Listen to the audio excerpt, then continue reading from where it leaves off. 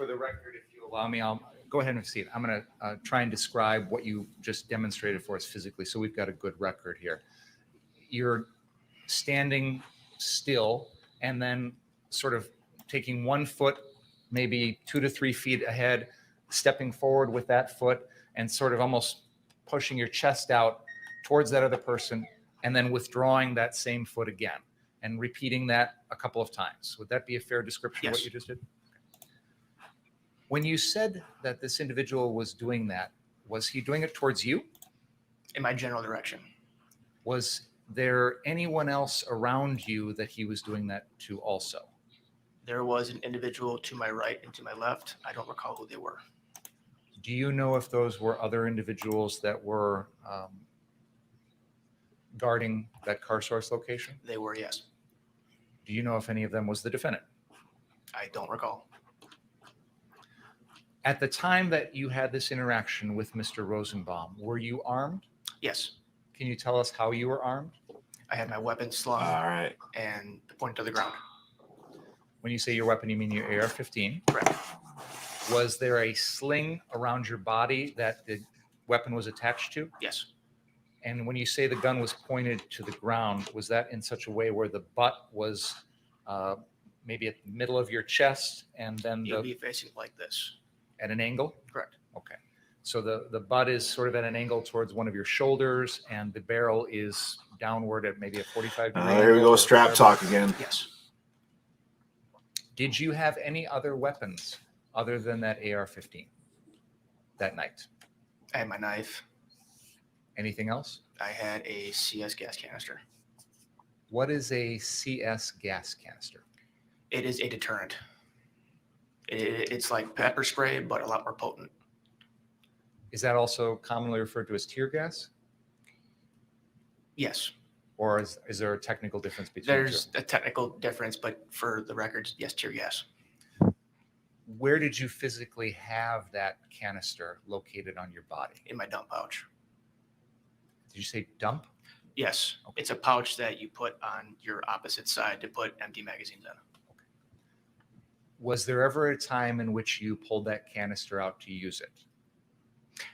When the protesters had started pushed my way and started causing a ruckus, I had put it on a car in front of me because I needed to use it. You put it in a place where you could get at it if you needed it. After you put it on that car, did you ever grab a hold of it with the intent of getting it ready to be used? I'm pretty sure it fell off the car. Where did that CS gas canister come from? An individual.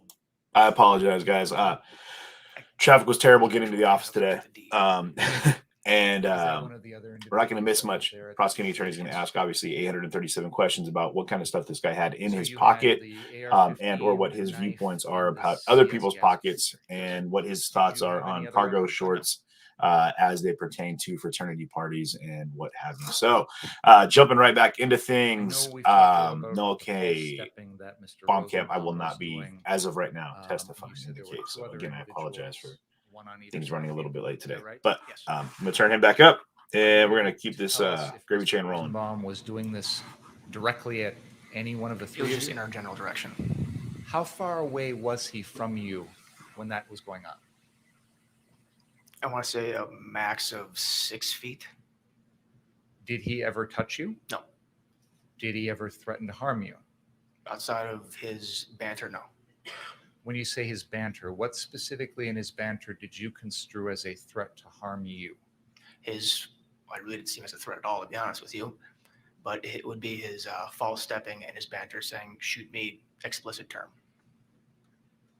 Did you interpret him saying, shoot me, as a threat to you? No. Did you interpret it as a threat to anyone else? No. How long did Mr. Rosenbaum continue this behavior before you turned your back on him and walked away? I'm not sure, but it wasn't very long. He had done it maybe 1 or 2 times, and I just ignored it.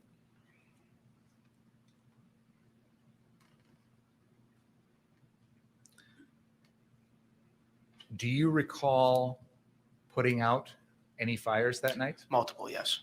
Can you tell us about that? The first one I put out, it was just north of the car lot. Somebody had set up a deliberate barrier and set what you'd call like a campfire behind it, and set it We'll on get fire. into that a to little later, deliberately Cody Rage. Set fire to the barrier. I want to make sure I understand that. You said they set up a small barrier. It was a rather large barrier. It was taller than I was. It was a wooden structure. Do you know what type of wooden structure it was? It was just a rickety structure. I don't recall. Do you know where it came from? No. Did you see any of the individuals who started the fire? No. Do you recall where that was located in relation to the 59th Street car source lot? That was just in front of the church, or the demolished church. There's actually a little laser pointer in front of you. There's a button on the side, and when you point that, could you use that and point on the map where that fire was? Right there. And I just want to narrate for the record, that appears to be a location, was that on Sheridan Road? Yes.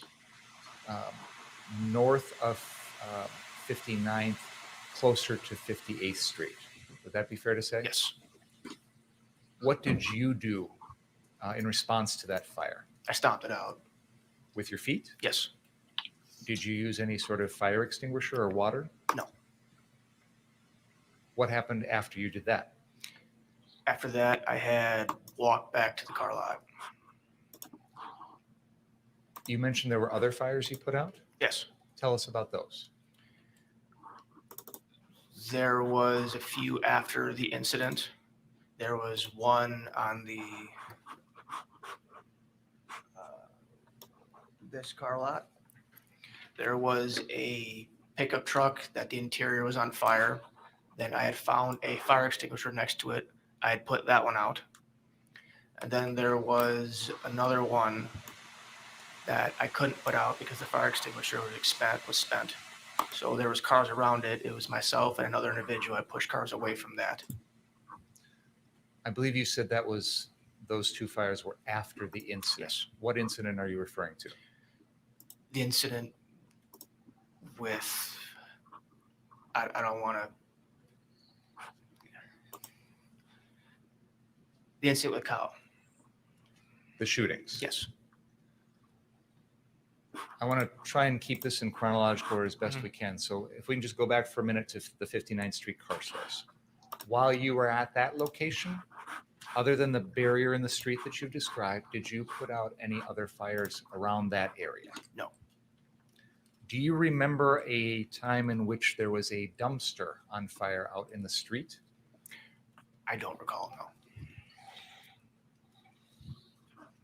And I believe you said other than the one interaction with the false stepping, you didn't have any observations or contact with Mr. Rosenbaum at any other time that night. Correct.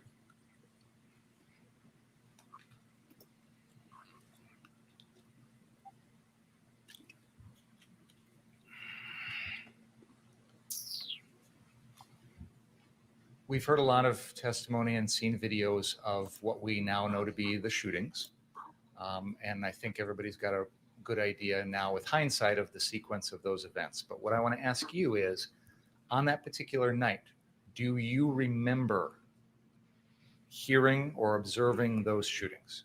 I remember hearing gunfire, yes. Where were you located when you heard that? At the car lot on 59th to Sheridan. The original one that we've been talking Yes. about. From what direction did you hear those shots coming From from? the south. What did you do, if anything? Ran toward them. That would be running, and I'm going to use the pointer here, that would be running in a direction from the car source at 59th and Sheridan, south on Sheridan Road. Correct. Do you remember encountering a line of armored police vehicles? I don't recall. Tell us what you remember. When you heard those gunshots and started running, tell us what you remember about that. There was myself and another individual. I believe his name is Dustin. I don't remember his actual name. Him and I ran down there. Once I got down there, I was by myself. I don't know where he went. And then I got to the corner of the lot, which there's an alleyway there, and then the lot, there's a fence line. And then from there, Mr. Rittenhouse came up to me. He had said, I don't remember exactly what he had said, but he had said something to me.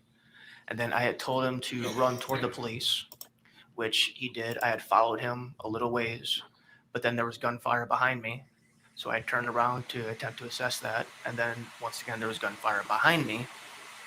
And at that point, that is when, pretty sure I blacked out. I don't remember that anything after that. You said you're pretty sure you blacked out. Yes, because I don't remember anything. The next thing I remember is helping out with Gage. I don't think. Which is when he and I were engaged that in a down conversation if we can. when I You told him the indicated gun was that loaded. At some point, as you were running south on Sheridan, you encountered the defendant. Are you able to show us on that map where that encounter occurred? About right there. And you've pointed to a location which is on the west side of Sheridan Road. It appears to be right at the boundary between that 63rd Street car source and the property that is located just to the north of that on the west. Yes. Is that fair to say? Yes. Okay. How did the defendant appear to you? Frazzled. In shock. Did he have his weapon? Yes. Where do you know where he came from? He ran from the car lot. Were you still running at that point? At that point, when I linked up with him, I stopped. When you stopped, did you come in close proximity with the defendant? Yes. Did you say anything to him, if you recall? I don't recall. And I think you indicated earlier you don't remember what he said to you. I do not. Now, do you remember after this night speaking with the FBI? Yes. And that Sorry, conversation occurred we had a little bit of a about lag. a week I later? apologize. Let me. And do you remember telling them what the defendant had said to you? I remember telling them yes. If I showed you a copy of that statement, would that refresh your recollection? Yes. May I approach, Your Honor? Mr. Okowski, I'm going to hand you the statement, and there's a portion here that is, Sorry. So and I would like you to take a look at that. Take as much time as you need, and when you're done looking at it, please look up. you said when you're done looking at it, please look up. I just want to do a sound check and make sure everyone can hear me okay. Yeah, this is law and crime. As to what you told the FBI. Yes. And does it refresh your memory as to what the defendant said to you when you encountered him? He had indicated that he had shot somebody. And we're going to do this real fast just because it gives us a chance to I apologize. Just got want a to little bit of a clear. lag. Not I shoot apologize. anybody. When the defendant spoke to you, he said he didn't shoot anyone, Correct. but he said he needed help. Yes. Which is what he said to me. When he ran past you me, he tell said, him? I didn't shoot anybody. I told him to run to the police that were down the road. What did you do then? At that point, he started running. I followed him. Let me pause for a second, and I just want to make sure we get our directions correct. What direction did the defendant run from there? From here that way. So north. North on Sheridan.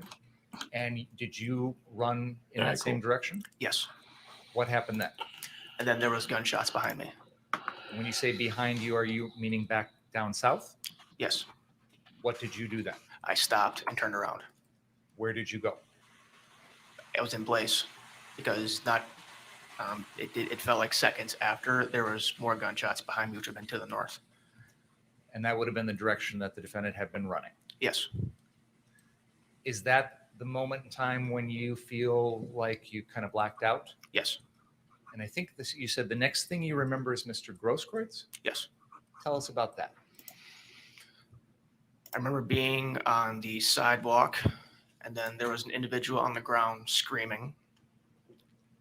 I had walked up to them with a group of individuals. Somebody was screaming for a tourniquet, I believe. So I had given an individual, I believe his name is CJ. I don't actually know if that's his name. I had given that to him. He had applied the tourniquet. He had done it wrong. So I had pushed him out of the way, applied it correctly for the most part, and I stayed with Gage until police showed up. What Wow, happened then? that was a shot. And then the police showed up, told me to back off. I backed off. Once he was in the vehicle, I had noticed an individual saying that there was a gun on the ground. He had pointed to it and started walking toward it. I pushed him out of the way. I had picked up said firearm. I dropped the magazine and emptied the chamber. This guy's recollection is pretty I want to interesting. make sure the record is clear.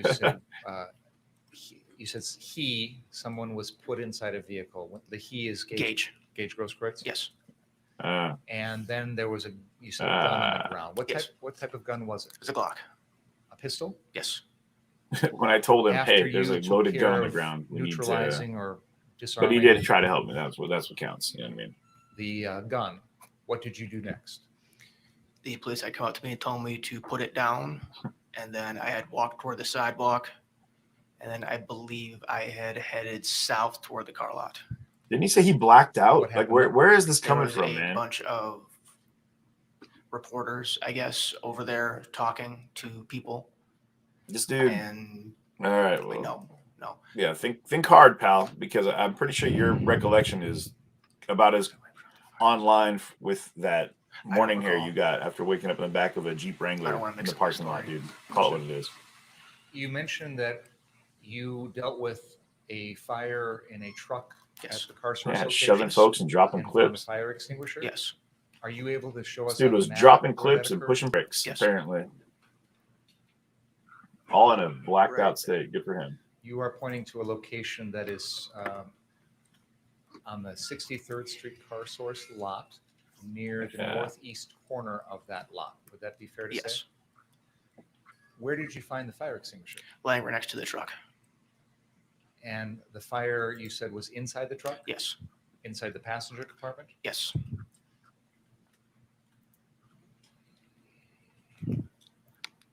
What did you What's do interesting after is when I put the that tourniquet fire? on Gage, You were-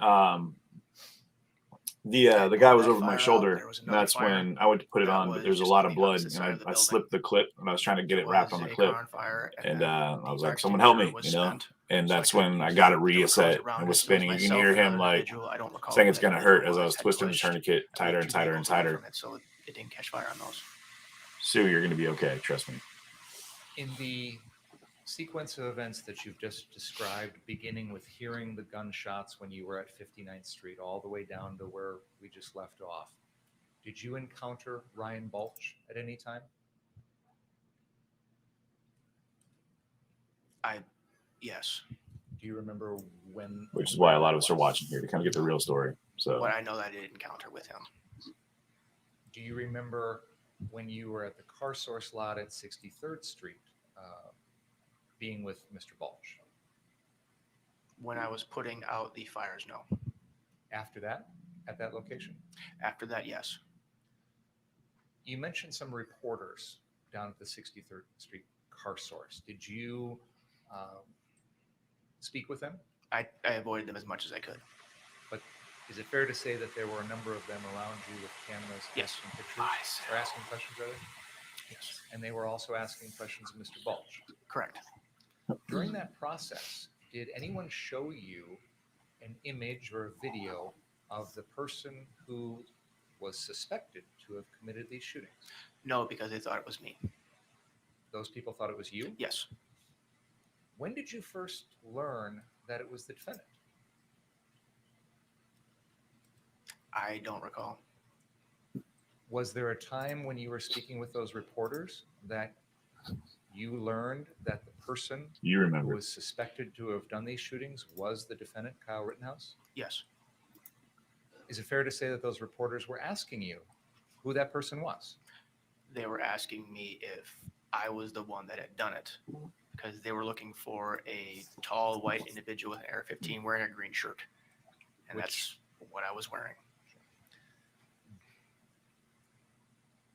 There were also people that were saying that the shooter was with your group.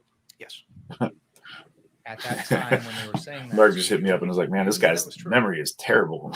Like we both are like, dude, what are you talking about, man? This guy's really coming from left field. You didn't volunteer that information at that time. I did not. Were there police cars nearby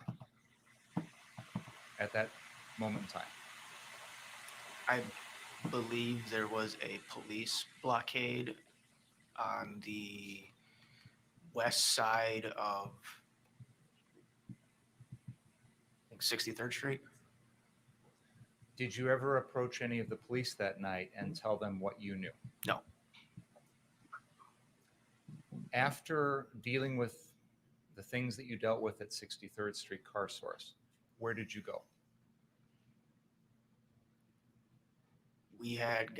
Brian and myself had gotten into my truck, and we drove toward the other car lot to pick up a firearm and I believe his cell phone that was inside the building. Whose property was that?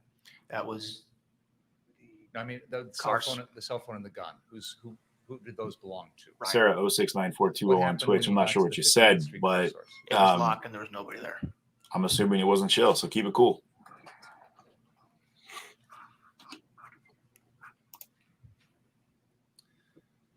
Mr. Lukowski, I want to go back to the beginning of your night. You indicated that you arrived at that location Yeah, me too. around 10:45 p.m. And we talked a little bit about your interactions with the defendant. Did you bring along any medical supplies with you that night? I did, Why did you do that? just in case it was needed. All right, well, Sarah. Yeah, okay. Just in case it was needed. Did you interact with the defendant with regard to those medical supplies? Yes. Tell us about that. He had said he was an EMT. I said that if he needed anything to let me know. And then he had asked, I don't remember exactly what he said. He had said something. And then I remember giving him my flashlight, turning around and him digging through my med bag. I'm not sure I heard that word. You said digging through your Digging through my med bag, yeah. Was that the defendant doing that? Yes. Did he take any medical supplies from you? I don't recall what he actually took. But yes, he did take some medical supplies from my bag. Do you remember speaking to the FBI about those medical supplies? Yes. If I showed you a copy of your statement, would it refresh your memory as to what the supplies were? Yes. May I approach on it? Mr. Lukowski, I'm going to show you your statement. At the bottom of the first page, there's some items marked. Please look those over, and when you're done, look up. It may continue on to the next page.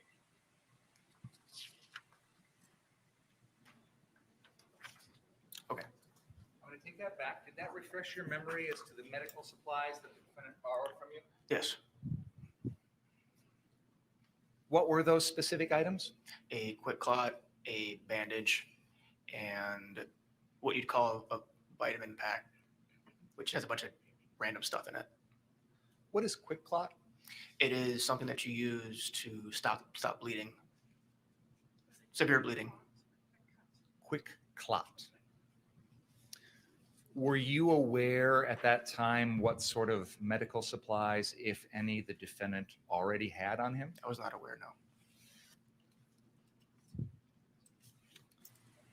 One second, please.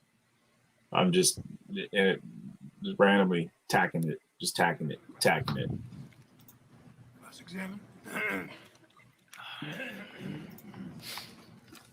Yeah, Sarah.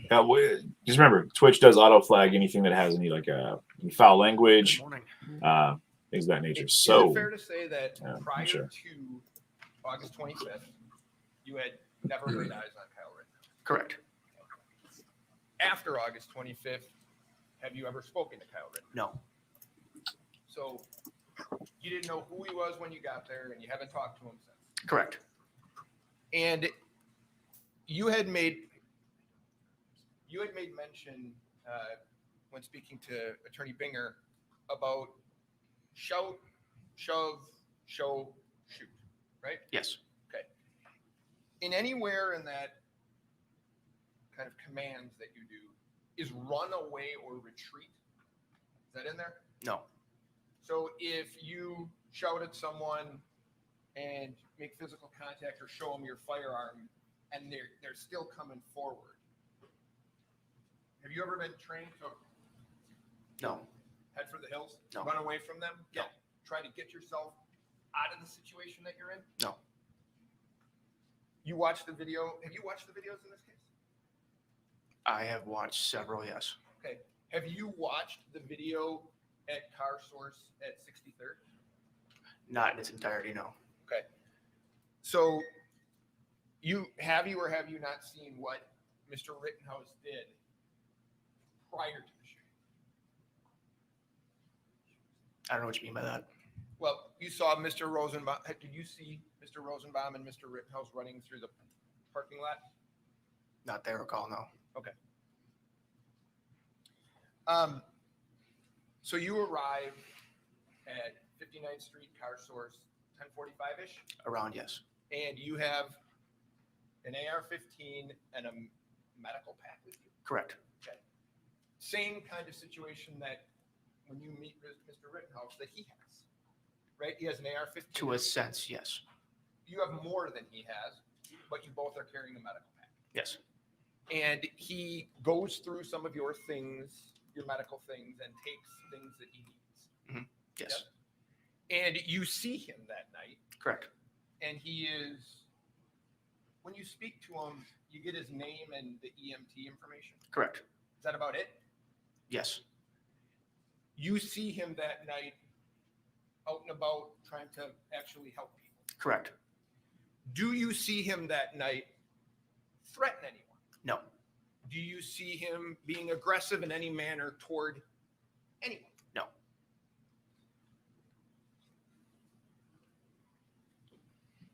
You, I'm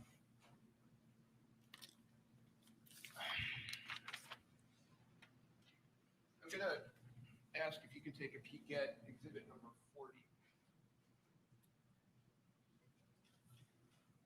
Can you tell me, do you know who that is a picture of? Joseph Rosenbaum. Now, do you remember seeing him that evening? The 25th? Yes. Okay. You didn't know his name, No. but was his behavior such that made you remember him? Yes. All right. So can you?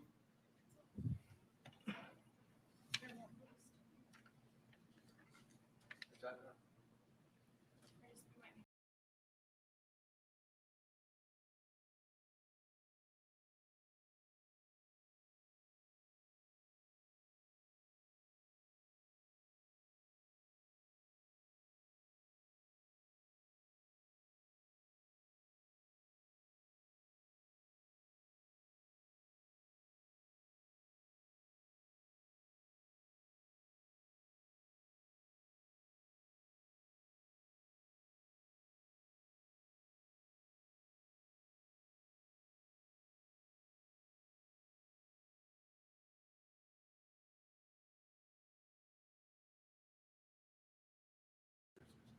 Do you recognize or do you remember seeing the person behind Mr. Rosenbaum? No.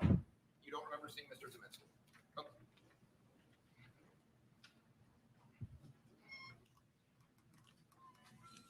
Now, you had said that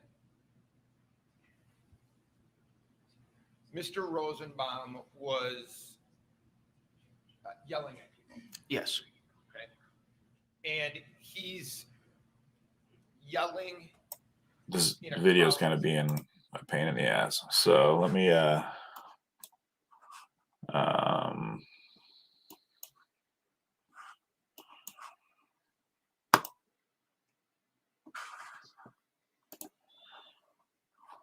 we're gonna get this sorted. It's just kind of acting up, and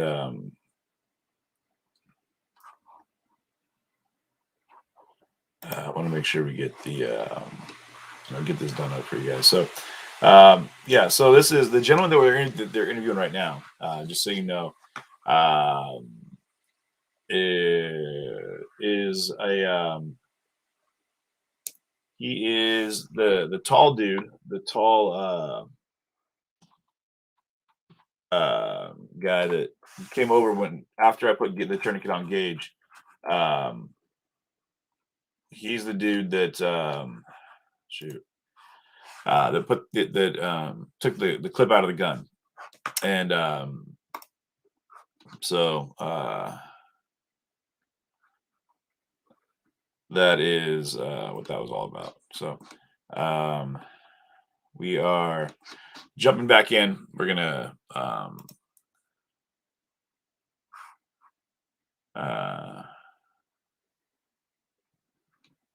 and continue things going. So yeah, bear with me for one moment. And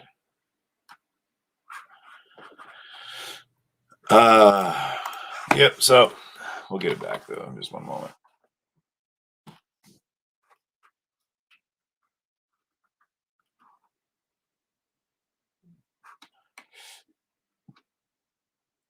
We were on court TV yesterday, but they're doing the Ahmaud Arbery case right now. So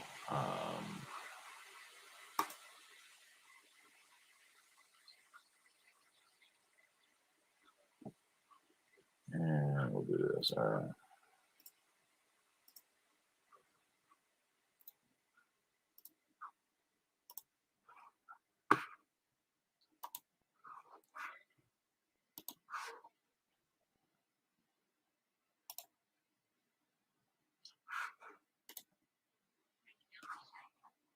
If I get you a loan, you're dead.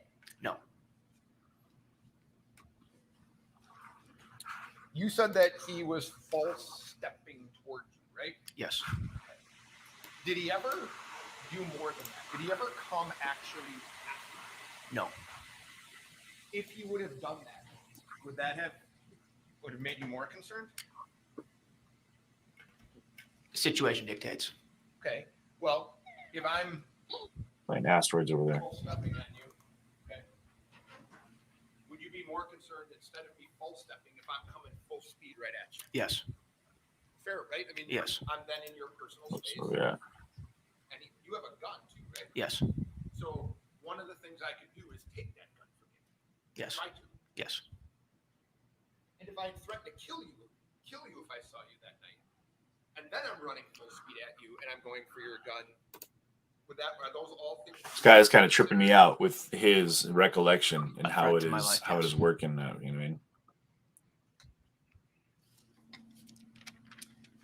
Now you had mentioned Right. that people were throwing chlorine. Where'd Littlefinger go? There he is. I don't know if we've ever actually established what one of those is. It's a homemade Where is this? device. Yes. That's clever, And Devin.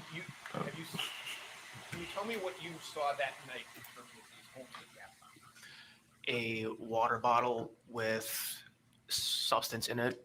You shake it up, throw it, and then it gets to a point where it explodes because of the chemical reaction. Okay, and then does it release Right. some form I of don't know what that was all about. Yeah. Yes. And were you guys on 59th Street getting hit with those? Yes. And you were also getting hit with, now you say rocks. There's been testimony that people were taking chunks of concrete or cement, breaking them on the ground and throwing those. Yes. Is that fair? Yes. Okay, so I know rocks come in different shapes and sizes, but we're talking about chunks of concrete. Yes? Yes, sir. Yeah, here we go on with the rock talk And again. This guy's gonna keep it cool I though. think you had mentioned in your statement to the FBI. Share the stream if you would, everybody, Mr. please. Just go ahead and put that out there. Rosenbaum was one of the most aggressive people that you had encountered that night. Yes. And is that true? Are you Yes. that has stood the test of time in terms Yes. of your recollections? Yes. Yes. Okay.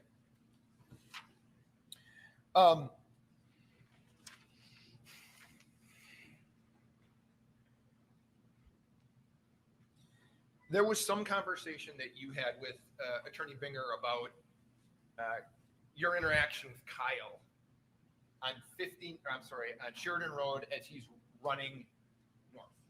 Yes. He never stops running, correct? He stopped running to talk to me. For how long? I couldn't tell you the time span. Okay, well, I want to see if we can do this. Is it minutes? It seemed like seconds. Okay. If you know, are there people behind him running after him? I don't recall. Okay. Did you hear anything of people yelling? At one point, somebody did shout, "Get him." All right. So I'm going to show you if I can, and it only works on this video. So, Judge, do you mind if he steps? Go ahead. If you can, well, if we can do it. All right, perfect.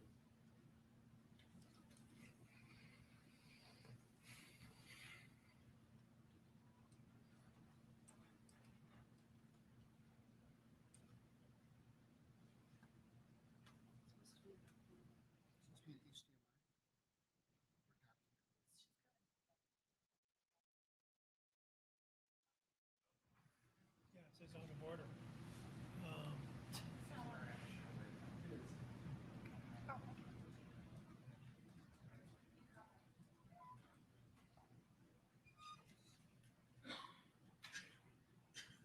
So, Tom, yeah, thank you. This is the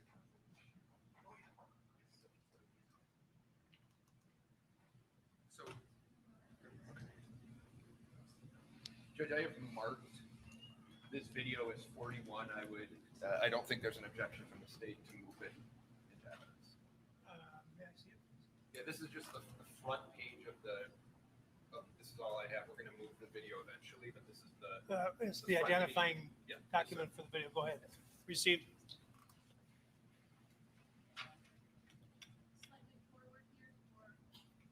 No, you can. No. Well, okay, it's the defendant cannot currently see the screen. Oh, it's up now. I'm sorry. Yeah. I'll stay out of it. There's a screen there too. I'll stay out of it. Okay. Oh, and he's got one there. Judge, we're all good. All right. Okay. All right, we got.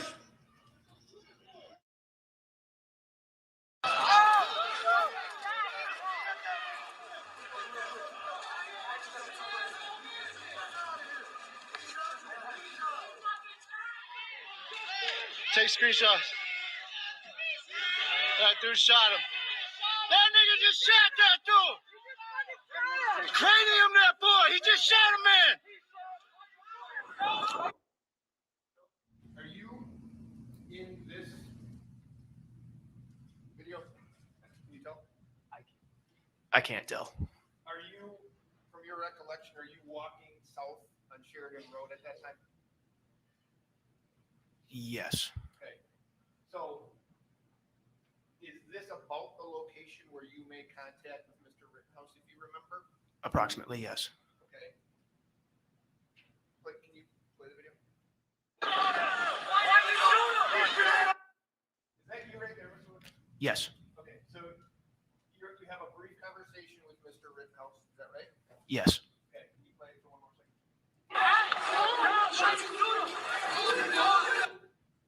Okay, and I'm not being critical. You keep walking then north on Sheridan? Yes. Okay. And you heard on the tape things like people saying cranium that boy, right? Cranium, like your head. Cranium that boy. On the tape, yes. Do you recall hearing that evening? No. Okay. Now, you had told the FBI that Mr. Rittenhouse said to you, I didn't shoot anybody, but I need help. Yes. Now, you'd agree, well, tell me if you'd agree. The statement that makes more sense is, I did shoot somebody and I need help. Right? Why would he need help if he didn't shoot someone? Right? Yes. Okay. So, again, I'm not being critical. How certain are you that in fact he didn't say, I did shoot someone and I need help versus I didn't shoot someone, but I need help? I don't honestly recall. Okay.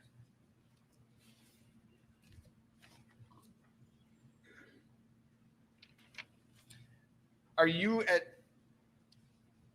after Mr. Rittenhouse leaves you and is running north on Sheridan Road, Do you hear or see, if you recall, any of the people that are yelling at him and running toward him? Do you remember seeing and hearing that? Yes, there was some individuals running toward him. At least they were running to the north.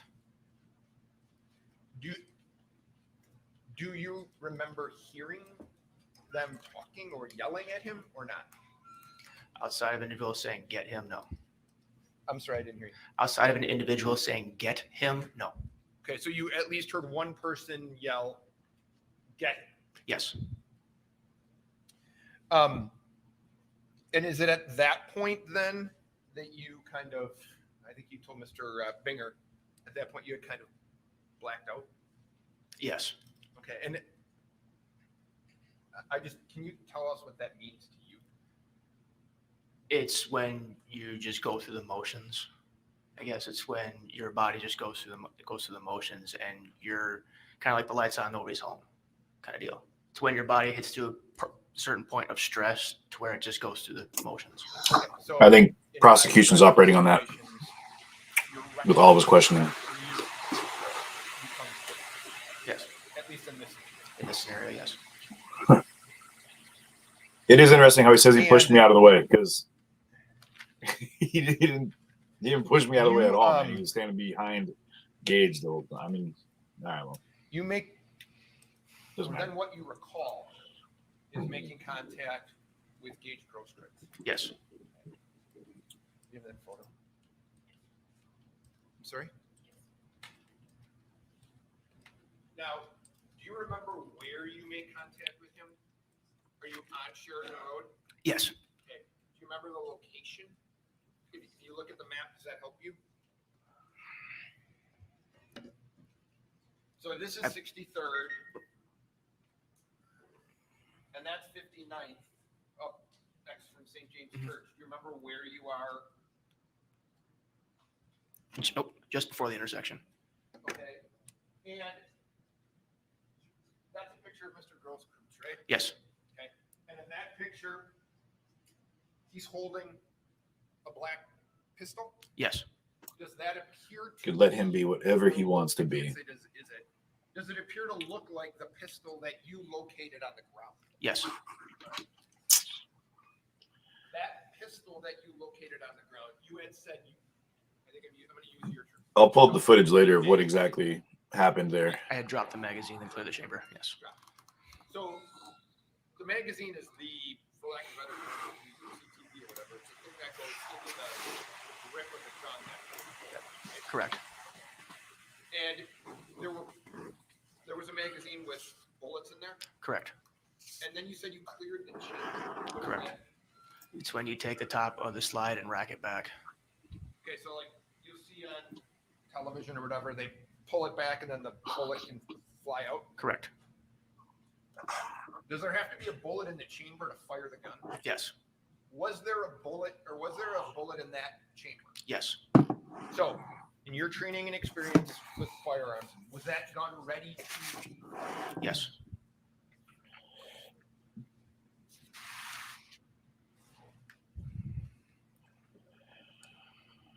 So, in the past with some witnesses, Mr. Binger has asked them if they had shot it. Did they? And what I want Not to that I recall, no. No one actually. Jesus. Did they? fair Not to that I say, recall. no one verbally threatened to kill you, did they? Not that I recall, no. No one actually chased you, did they? Not that I recall, no. Did anybody ever say to you, forgive me, you won't do shit, motherfucker? No. No one ever said that No. to you? Did anybody ever, well, were you alone at various times that evening? Yes. Okay. And you have military training. Yes. Did you ever feel there was a situation where somebody had kind of snuck up on you or ambushed you that night? No. Is it fair to say the reason that you didn't use your firearm that night is nobody had attacked you that night, There right? was no need for it.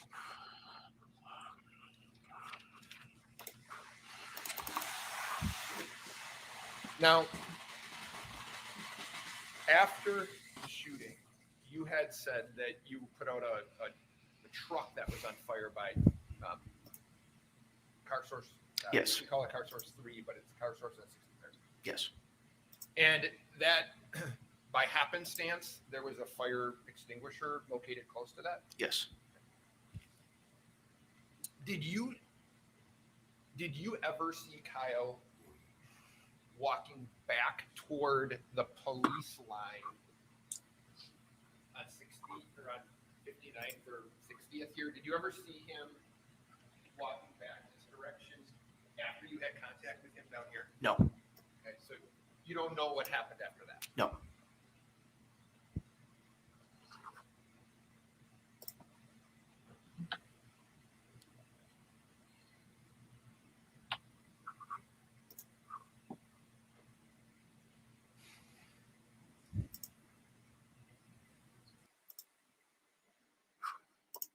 All right, we're gonna go ahead and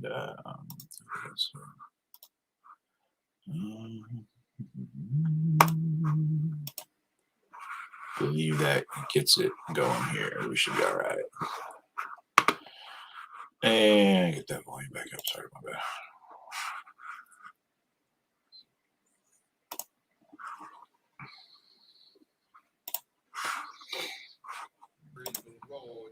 There we go.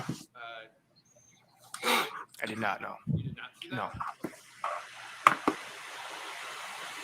This is that tall militia guy that was there when I said, hey, there's a loaded gun in the road. We need to get that gun off the road right now. And I said it was a loaded gun because I was told it was loaded by the owner of the gun. So, he picked up the gun and discharged the clip and then unchambered around I walked past and then it, set it back down on the talked to some ground in the blood. individuals there, and then just kept on my merry way. Okay, so the contact, when you heard Mr. Rittenhouse screaming, I'm sorry, Mr. Rosenbaum screaming the racial Matthew epithets, Brown, yes, at all it wasn't times. at this location, No. it was DM at me, bro. another- Correct.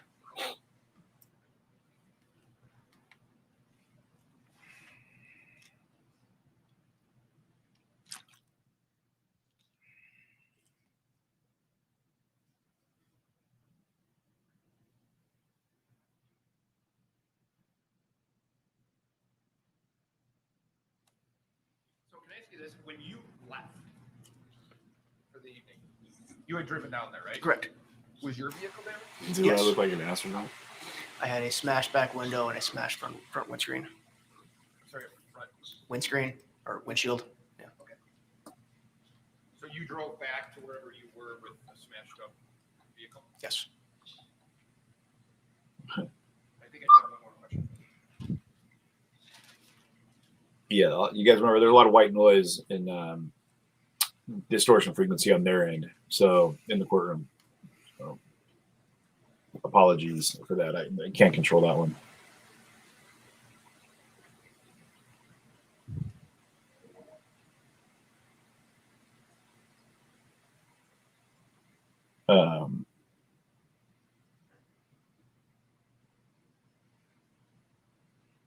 But at this point, I would appreciate everyone to share the stream if you would. Just pick a group, whatever you want to do, and put it out there, and just have it go.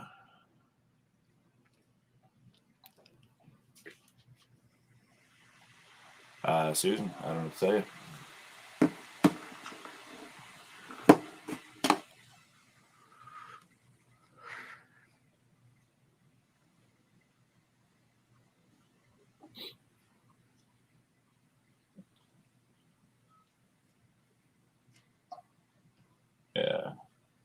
Yeah, I can't,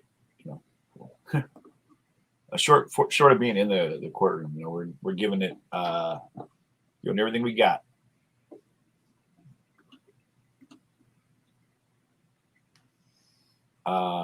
Matt Brown, here, you can just email me right here.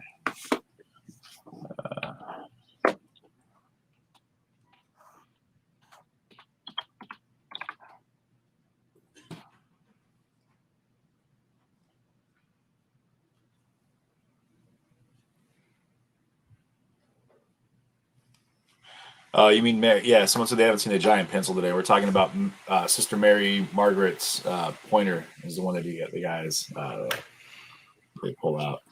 So he said he has one last questions. Devin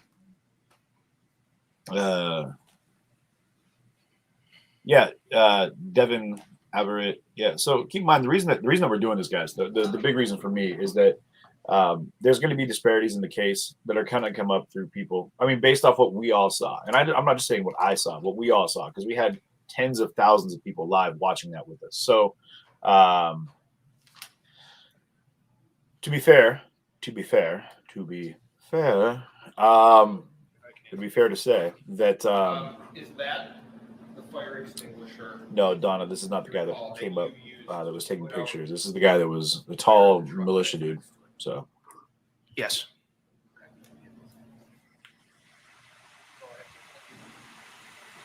How much That's all. redirect do you have? how much redirect? I mean, it's our first witness of the day. All right, let's take a break. 7 hours. Did you catch that look? Please He don't said, talk about the case. how during the much break. redirect do you have? Read, watch, or listen to any And old boy was conference. like, yeah, I mean, you know how I get down.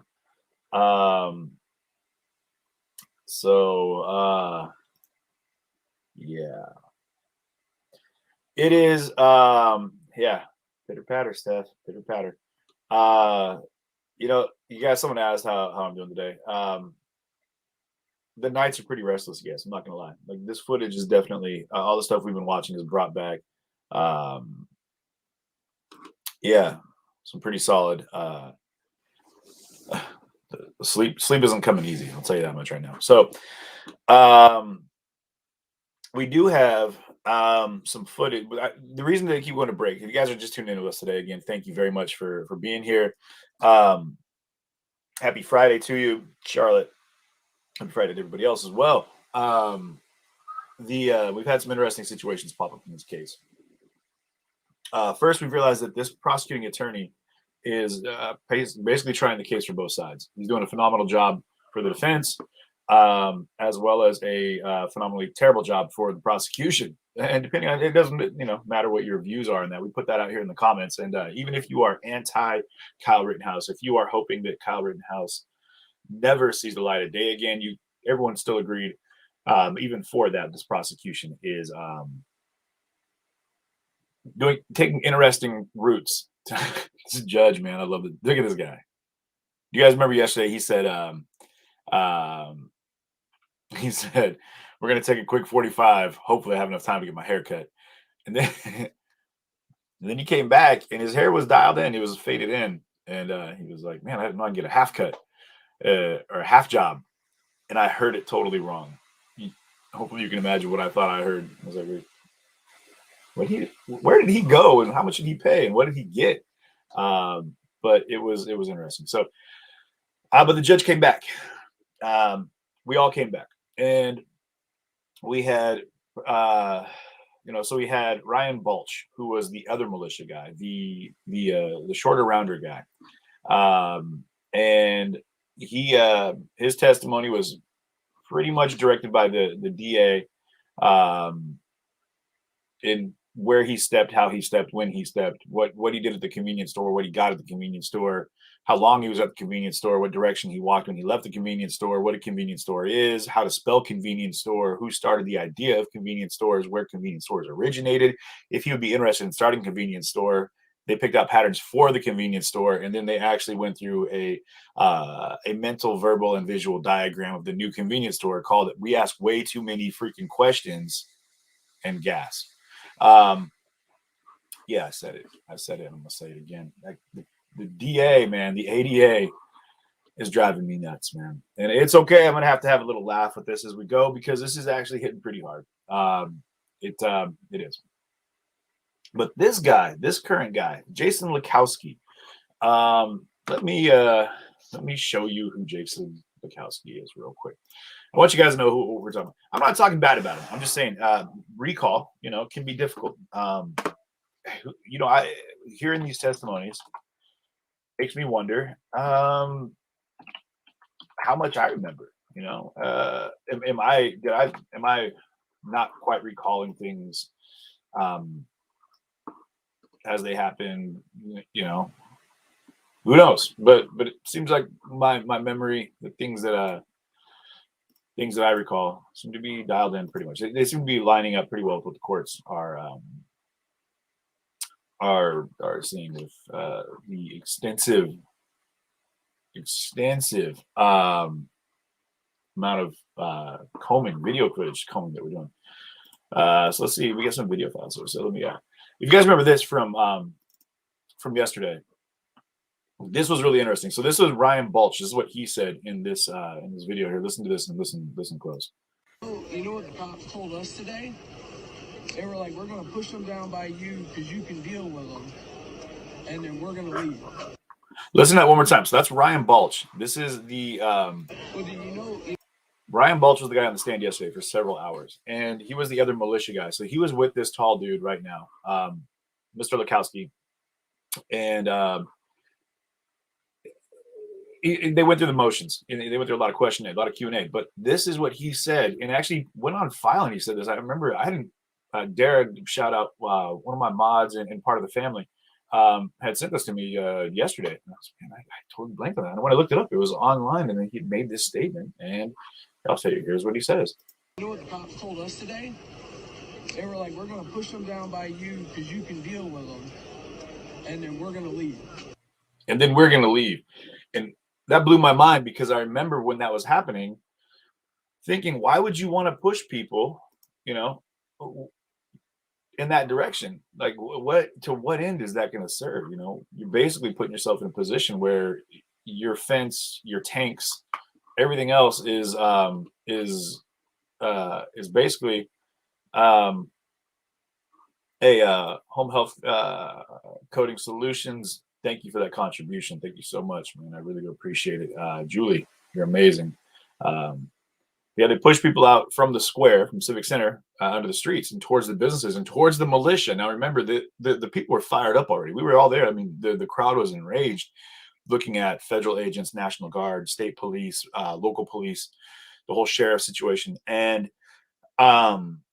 they got pushed from there out into the streets and then up the street to, as Ryan Balch says, You know what the cops told us today?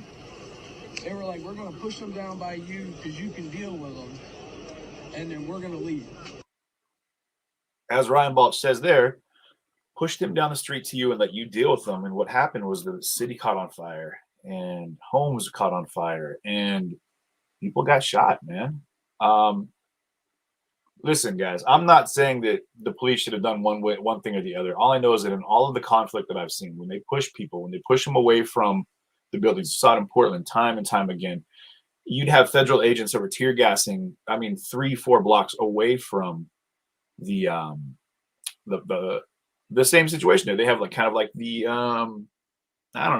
city and state park area. It's a park center with a fence, just like you see here in Kenosha Civic Center. And they push people, blocks away, but they were lobbing tear gas out of their launchers, like 2-3 blocks. Hitting buildings, condominium buildings. People were having things break their windows. It was going into their porches. They were pushing in that direction and kept gassing them to go that way. And I was like, man, you'd think they'd go the other way and push them towards a flashpoint where it's kind of contained. Cindy. Cindy Miller says, I remember CJ saying that, dude, the crowd getting pushed towards the street with the fires in the street that night stuck with you. Yeah, it did. It stuck with me too. And it was scary because you just watch the crowd come. And if you remember what I was saying in the stream, was that there was a crowd up front, right? You had a large group of people that were there, but behind them, behind that crowd, there was a different element altogether, a totally different element. And you could Corey Elijah pointed it out too. And I was like, man, there's something happening with these people back here. We got to avoid them. Because those are the folks that were like throwing bricks and rocks and bottles. And I got hit by everything you could possibly imagine. And it came down to trying to avoid running into them, but also getting away from the law enforcement pushing us the same way. So it was kind of like this weird middle ground we had to exist in.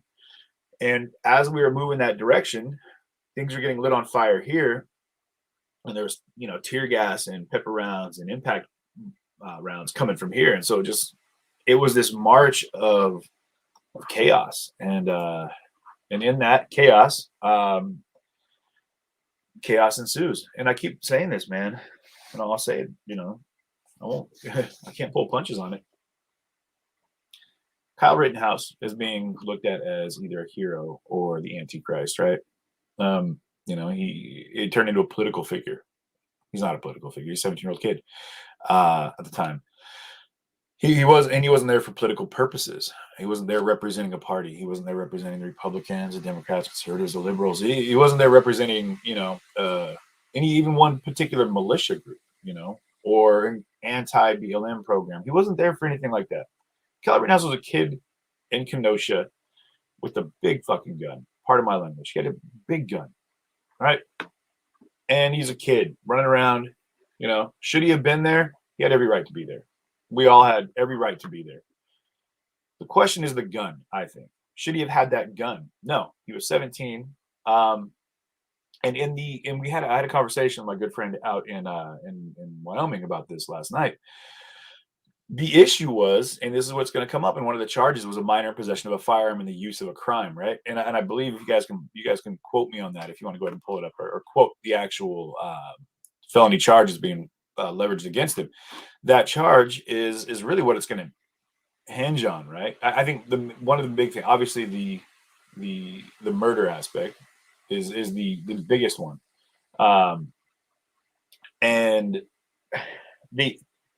but really, when people kept saying, what right did he have to be there? What right did anybody have to be there, right? We had hundreds of people, thousands of people, really, throughout the course of the week that were in from all over the states. I mean, all over the nation. There's buses of people that came in from Seattle and Portland. People that I personally knew and recognized from the protest community in the Northwest.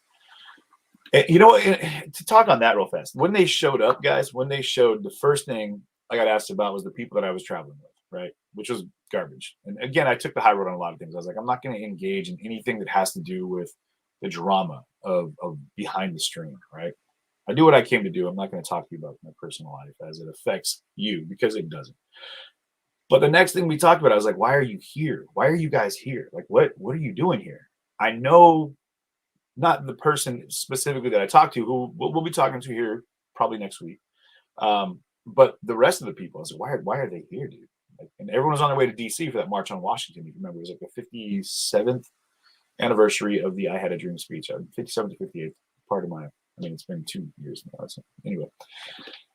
And he ended up, they just happened, just like me, just like Mercado, we happened to be in the area when Jacob Blake got shot, almost like we were called to that area. And that's when things cracked off. But I know immediately, I was like, man, I already know what's going on here. I know how this, we watch it time and time again in the Seattle, Portland area. And I was like, please, man, Kenosha doesn't need this right now, man. Not because I'm the spokesman of Kenosha, but being in Kenosha, it was immediate. Like, dude, this place is not equipped to handle that kind of chaos, that madness. And we saw what happened, man. The city caught on fire from downtown to uptown, and everywhere in between. There was chaos, and people ended up dying. Kyle Rittenhouse now is where it's at. Was he scared? We'll have to ask him. Did he do it maliciously? Have to ask him. Did he plan on going there to kill people? Have to ask him. And again, all of this testimony, all of this footage can really just be watched simply, and then questions thrown at Kyle. That's how I feel about it, because I really think that it's going to come down to him saying what he thought, what he felt, how he was, what happened in that moment. Now, we heard from Richie McGinnis, who was talking about Rosenbaum lunging, as he said, for the gun. That's a big deal. And they lean on this strap. The strap conversations are starting to file in on this one. Like, oh, did he really feel like his gun was in jeopardy of being removed, pulled away from him, or taken from him because he had that, the AR-15 strap? I mean, he had a gun. Scary, man. I would be freaked out reaching for someone's gun. You know what I mean? I've had guns pulled on me. Whether or not I thought the person was willing to actually pull the trigger, immediately I err in the direction of safety. And so many times I've been like, listen, I'm walking away. I'm good. I've been shot at before, and that's scary as hell. But it's going to come down to what happened in this case between the people that were in the case: Kyle Rittenhouse, Rosenbaum, Huber, Gage.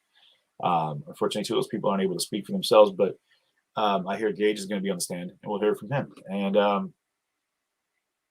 And you know, like I said, the charges, there's many of them because not any one I think is they're confident is going to stick.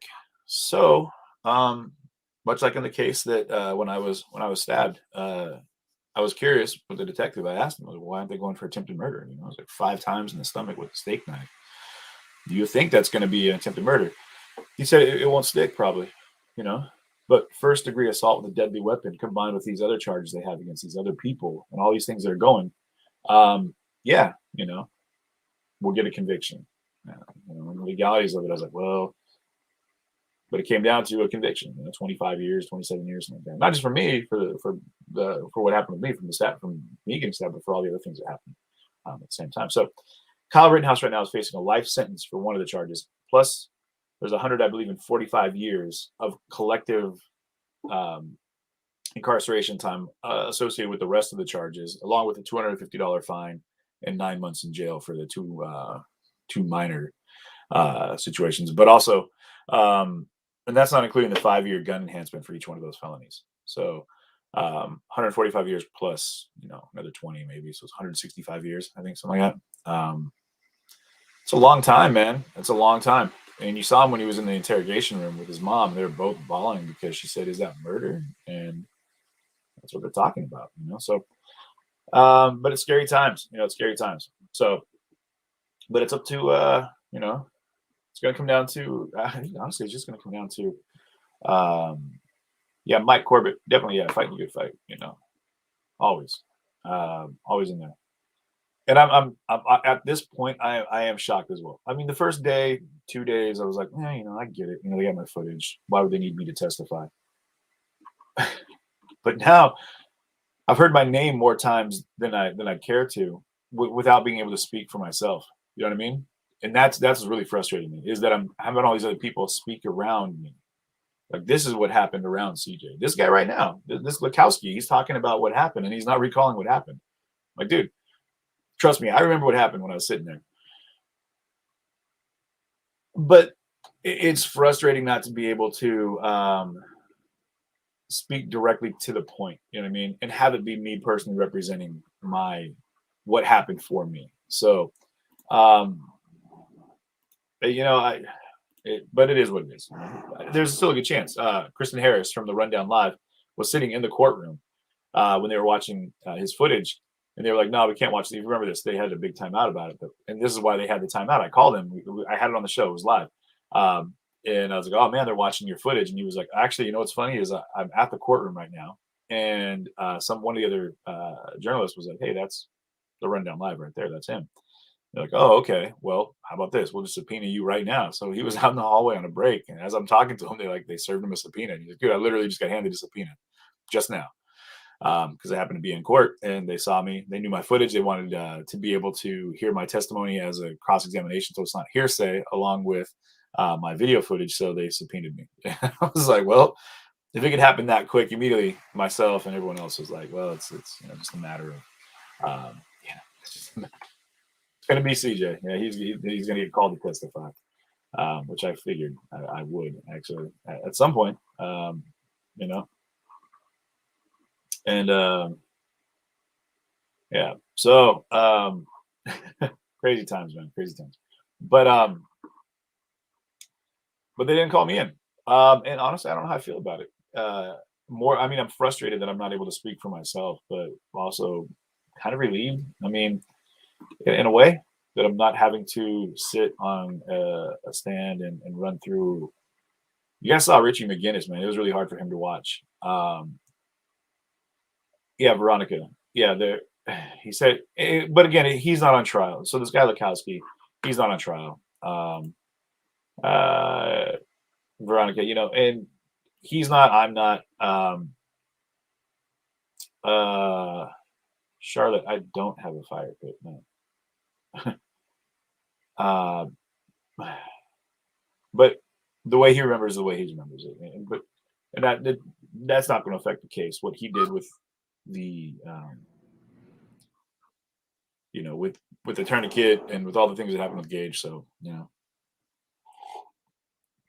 I'll tell you guys what though, man. So the fence, I'm going to pull something up here real quick. And this is interesting because, like I said, if the focus was on the fence, hold on a second. Would you come down, please? Okay, they're going to get back in session now. So, but I have a video queued up over here, and I'll show you why keeping the people in the park, or keeping everybody in a central location.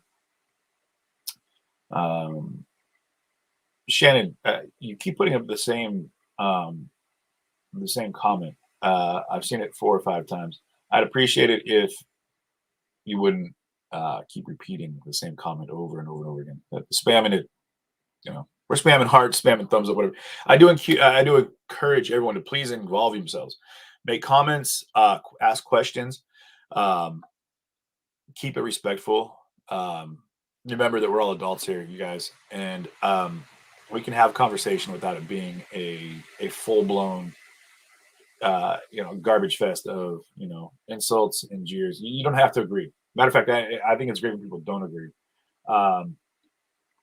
But I hope that you guys can have some discourse, some discord. I'm saying one of the 2 words properly, in a respectful, healthy way. And if you're not, and you're doing it on the stream here, remember, I hold our stream to a high standard, as well do all of my mods. So we're gonna, if we have to kick you out, we will. And I don't want to do that because I really encourage PT. Hey, Prime Time, what's happening, man? Welcome to the program.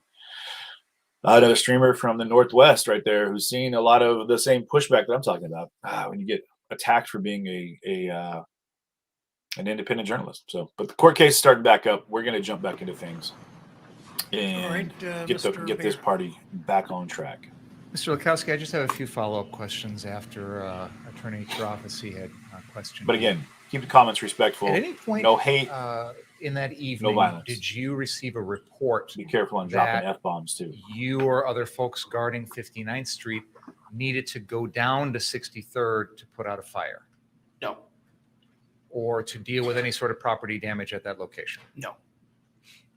So when you decided to go down there in the end, it was simply because you heard gunshots? Yes. You were asked about your FBI statement regarding what you heard the defendant say. Yes.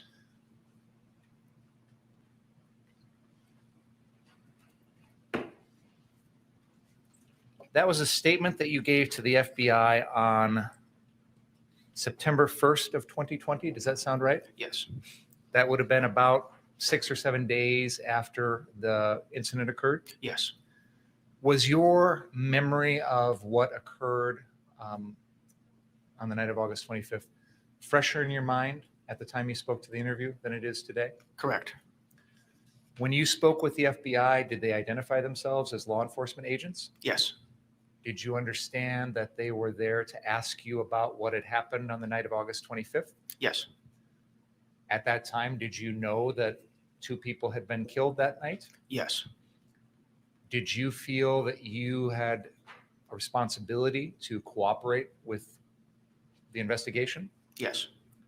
Did you feel like you wanted to be as open and honest with the FBI agents as possible? Yes. Did you feel like you wanted to give them as much information as you could about the events of that night? Yes. When you spoke to them, did you tell them the truth? Yes.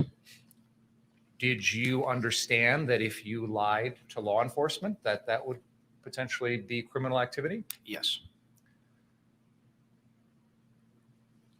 And when you spoke to the FBI, you were clear with them about what the defendant had said to you when you met him on the street. Is that right? At that point, what I recollected, yes. Brandon Hicks, you need to park that The reason I ask conversation, that is or I'm because- going to have to kick you out. You need to explain. Sure. When Attorney Chirafisi was asking you, I think you said you weren't sure, as you sit here today, what the defendant said. Is that fair to say? Yes. Is that because over the last 14 months, some of the details are no longer as clear to you as they were when you spoke to the FBI on September 1st, 2020? Yes. Your statement to the FBI, where you told them Rittenhouse's face was pale white, and he stated that he didn't shoot anyone but needed help. That was accurate, correct? Yes. Was it accurate that he stated that, or that was accurate as the fact? Do It you was understand? accurate that I had stated that at that point in time, yes. And was that, in fact, what the defendant had said to you?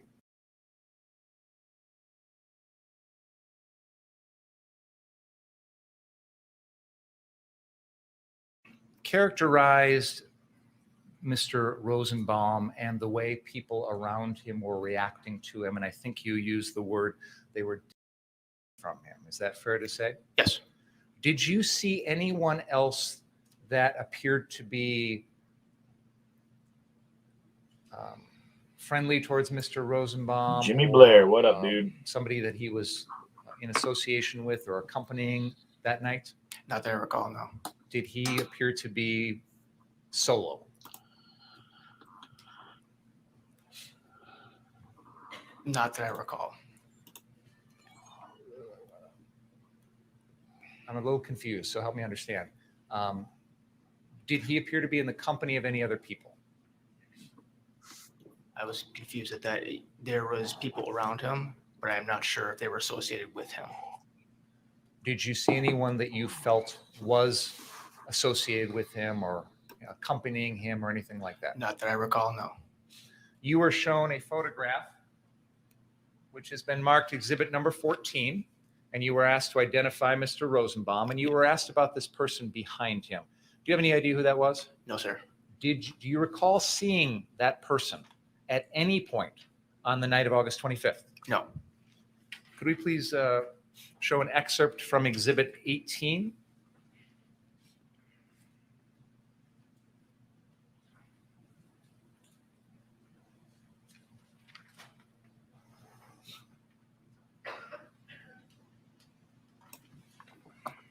I'm going to say this one more time. You guys need to chill out on the talk in the chat. If need be, I will. I mean, have sidebar conversations, but we Mr. need to talk Lukowski, about in graphic detail There is about a the charges female in against this, Rosenbaum almost or anybody center of else. the video, You a know little who I'm talking center to. left, with a backpack on and Close. a You're getting dark very close. shirt and blue jeans. Do you see that person? Yes. Do you recall ever seeing that person on the night of August 25th? No. And I'll state for the record for the jury, there's no dispute. That is Kelly Zeminski, and standing next to her is Joshua Zeminski, whose face can be seen here in exhibit number 40, just for the record. With regard to those two people that I've drawn your attention to, were they around Mr. Rosenbaum when Mr. Rosenbaum was stepping at you and saying the things he was saying? Do you No. recall? Not that I recall. You characterize Mr. Rosenbaum as the most aggressive person out there that night. Is that fair to say? From my recollection, yes. Did you ever see him physically harm anyone? No. Did you ever hear him threaten to physically harm anyone? No. At any point on the evening of August 25th, did you personally witness anyone physically harm anyone else? No.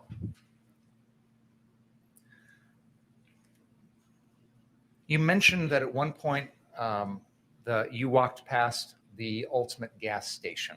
And just so we're clear, the Ultimate gas station is right here on the southeast corner of 60th and Sheridan. Do you see where I'm pointing at? Yes. And you know, you're from, as you sit here today, you're familiar with that location? Is that a yes? Yes. Sorry. Is that the location that you're talking about that you passed by at one point? Yes. What I want to ask is, where in the timeline did that occur? Right when I got there, I had parked my vehicle on the one street over, and then I walked up. I think this is 60th. Would you be able to use that pointer to show us what you just described? I parked somewhere back here, and then I walked up 60th. Okay. So you're pointing along what I think is 8th Avenue. Is that right? Guys? 8th Avenue there by Library Park, and then walked up to 60th and headed west on 60th. Yes, And that was the only time in the evening when you passed by the that you stopped at the Ultimate gas station? yes.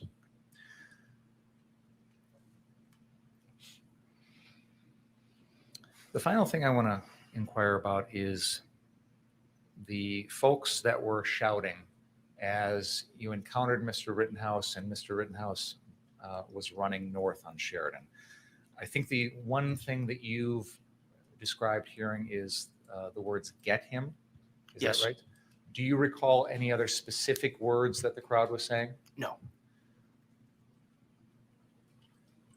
I'm going to try and ask you to put yourself back in the mindset of that night, at that moment when you heard that. Who did you think the him was?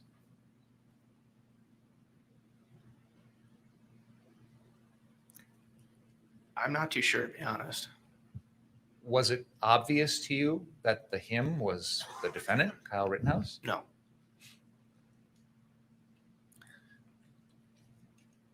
At that moment in time, did you have any reason to believe that the defendant had shot anyone? No. Did you have any reason to believe that when people are shouting or pointing or doing whatever, that they were meaning the defendant, Kyle Rittenhouse? No. I have no further questions. Any cross? I do briefly. When you heard "get him," you didn't know that Mr. Rittenhouse had shot Mr. Rosenbaum, right? Correct. Okay. Would it be fair to say, though, whoever they were yelling "get him" to, that person Drink. to be concerned about? Yes. And Mr. Binger asked you, did you see Mr. Rosenbaum yell at anyone or threaten anyone, right? Correct. Okay. Did you hear anybody else demanding to be shot that evening other than Mr. Rosenbaum? No. Did you hear any other white people using racial epithets in the way that Mr. Rosenbaum was using them that evening? Not that I can recall, no.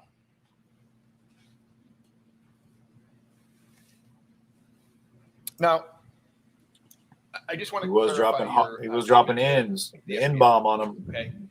When Kyle made contact with you, was that in the portion of your statement or your testimony where you don't have a good recollection of it? You said you had blacked out. Was that during After the meeting with that little meeting, I guess I had with Kyle, and then I had followed him down, and I heard gunshots behind me, and then I had heard gunshots behind me once again. At that point, next thing I remember is seeing Gage. Okay. So I'm not being critical about this, but you hear what you believe to be a rifle shots fired near 63rd and Sheridan. Yes. You see Kyle Rittenhouse running in your direction. Yes. You hear people yelling, "Get him." Yes. He tells you, whether he says, "I just shot somebody" or "I didn't shoot somebody, but I need help." At that point, you don't suspect that he may have been the person who shot someone. It didn't cross my mind, no. Is that in part because he wasn't aggressive during the night? I'm going to object. Correct. This is beyond the scope.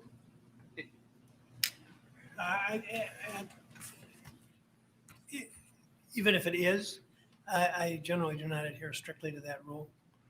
So, Is that part of, you wouldn't have a reason to believe he shot someone because he wasn't acting aggressive when I say he, meaning Mr. Rittenhouse? Correct.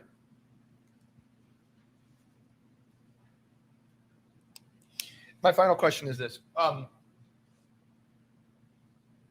As you sit here now and think about that statement, does it make more logical sense to you that he would have said that he shot somebody and he needs help versus he didn't shoot somebody but needs help? I'm going to object, Your Honor. This is beyond the scope. It's been asked and answered, and the record is clear that this witness has testified to what the defendant has said. Why don't you rephrase your question? I the first part, they asked and answered, as I said, that we're here to develop the facts for the jury. And we all have seen abuses where people lie back and hold their questions until they're into a redirect or a recross. But I haven't seen that from either side in this case, so I'm not going to swerve from my usual indulgence with these kinds of things. But on the second point, I think the question should be restructured. Drop some Bible verse on him, Judge. Tell him what happens in the So book I of know that Deuteronomy. You've testified about what you believe you heard that night, right? Yes. Okay. Now, what I'm asking that you do is, have you looked at your statement since you gave it? Have you ever read your statement? A few days ago, and then in the court Who had you read your statement? myself. Who gave it to you? Sorry. I did. Okay. So you met with Mr. Binger? Yes. I want to be clear. Is this his statement or a statement, a summary made by Yeah. Oh, the FBI? yeah. Fair enough. Okay. So the statement that Mr. Binger provided to you was a statement written by the FBI saying what you told them. Yes. Okay.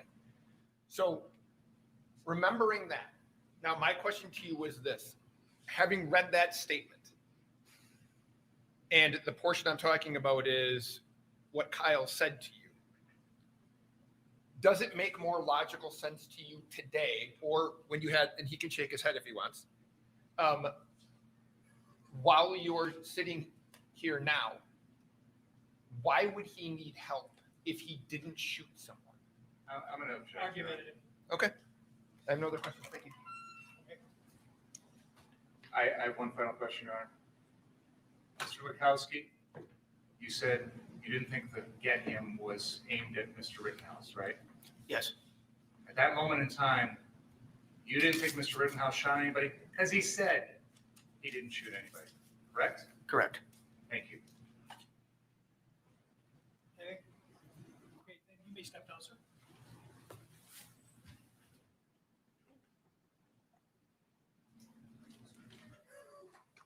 I mean, they don't just fax those. The judge is saying, you don't just fax those? My guy, man. He's like, what, they can't just send that over to me on my VHS player? I don't know what that's all about. I love this judge is, at first I was like, man, I don't know about this guy, but now I'm with it. This judge is keeping it entertaining, man. Yeah. Brandon, you'll be back in 15, about 10 minutes. You're just on a 15-minute timeout, just so you know. Mike Corbett says, objection speculation calls for the witness to assume, which it seems like prosecution's doing a lot of those questions. Call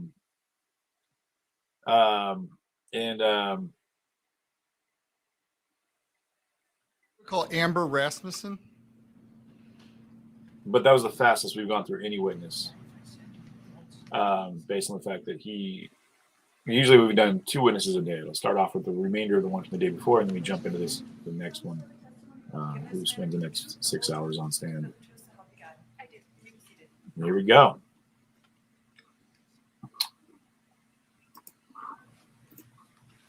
Can you please state your name and spell it for the benefit of the court reporter? Amber Rasmussen, AmberRasmussen. And where are you employed?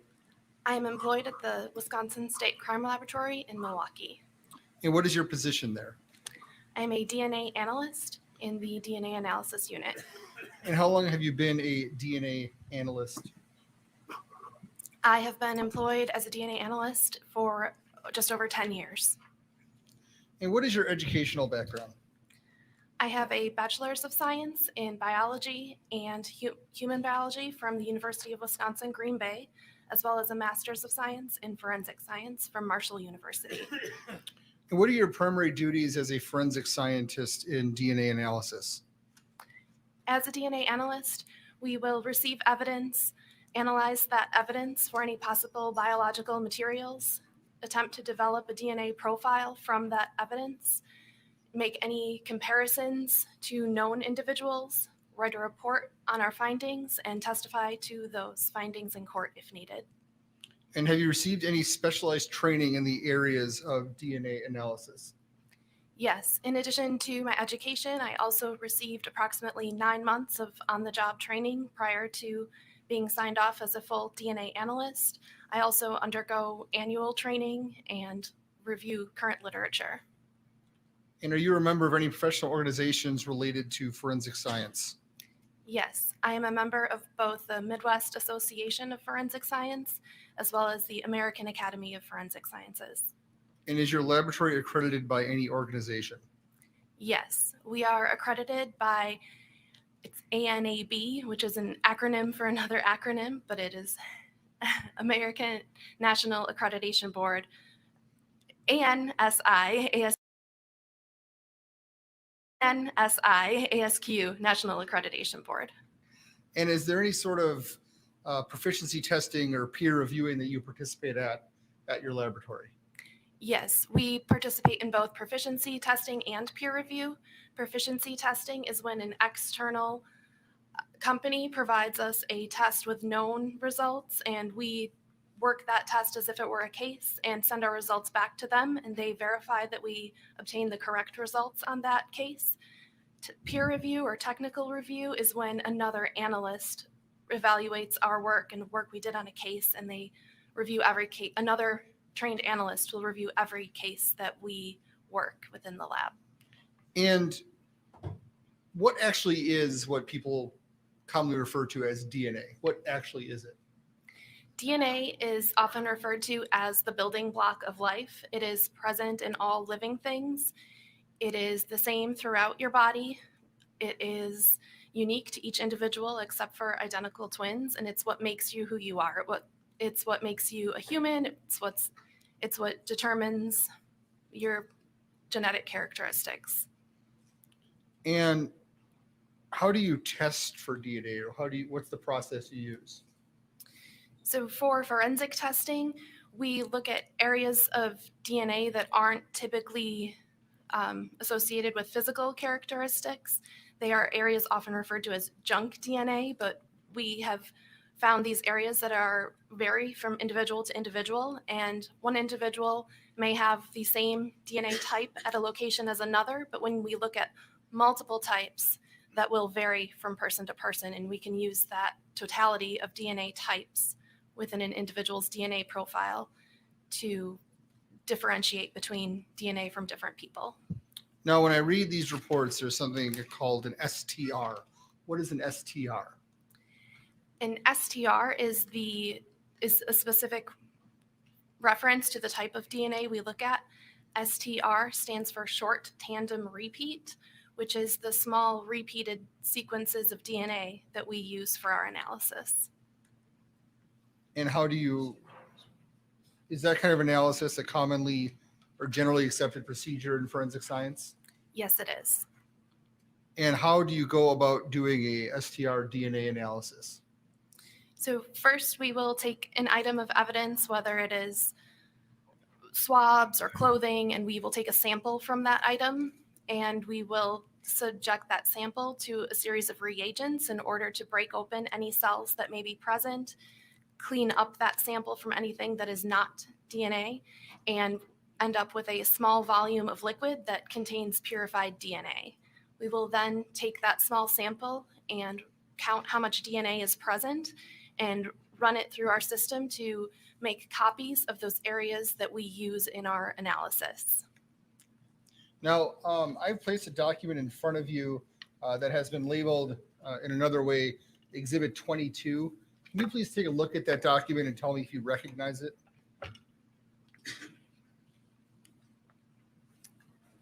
Is this the document? Yes. Okay. Yes, this is a copy of my confidential report of laboratory findings for laboratory case R20-2992, dated June 25th, 2021. And I can tell that it is my report because there is my signature on the first page and my initials on each subsequent page. So did you review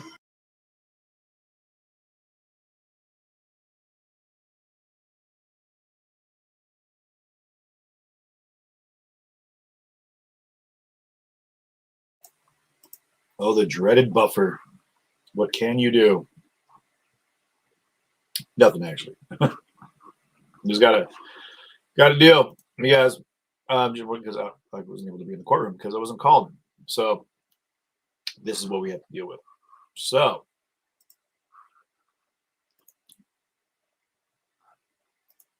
sets of swabs from an ammunition magazine and 3 standard or reference samples from known individuals. What is a standard or reference sample?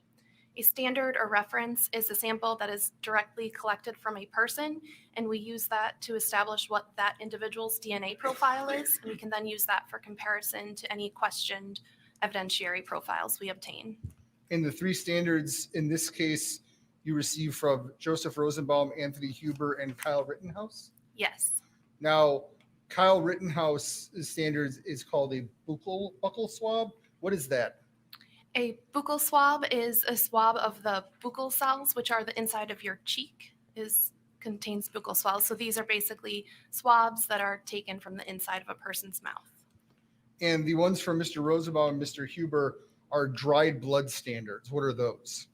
Dried blood standards are when blood is applied to usually a card, and then we can take a sample of that blood to develop a profile. So you get the DNA from the dried blood. Yes. And you talked about swabs from a firearm and from some ammunition magazines. Can you describe how that process is done? Which part of the process? I'm sorry. What do you mean by swabs? Like, what do you actually receive? So in this case, what was received were envelopes containing swab boxes, which are small boxes that contain basically a wooden stick with cotton on the end, a long-handled Q-tip. And each of those boxes was marked as having been collected from a different area of either the firearm or from a magazine.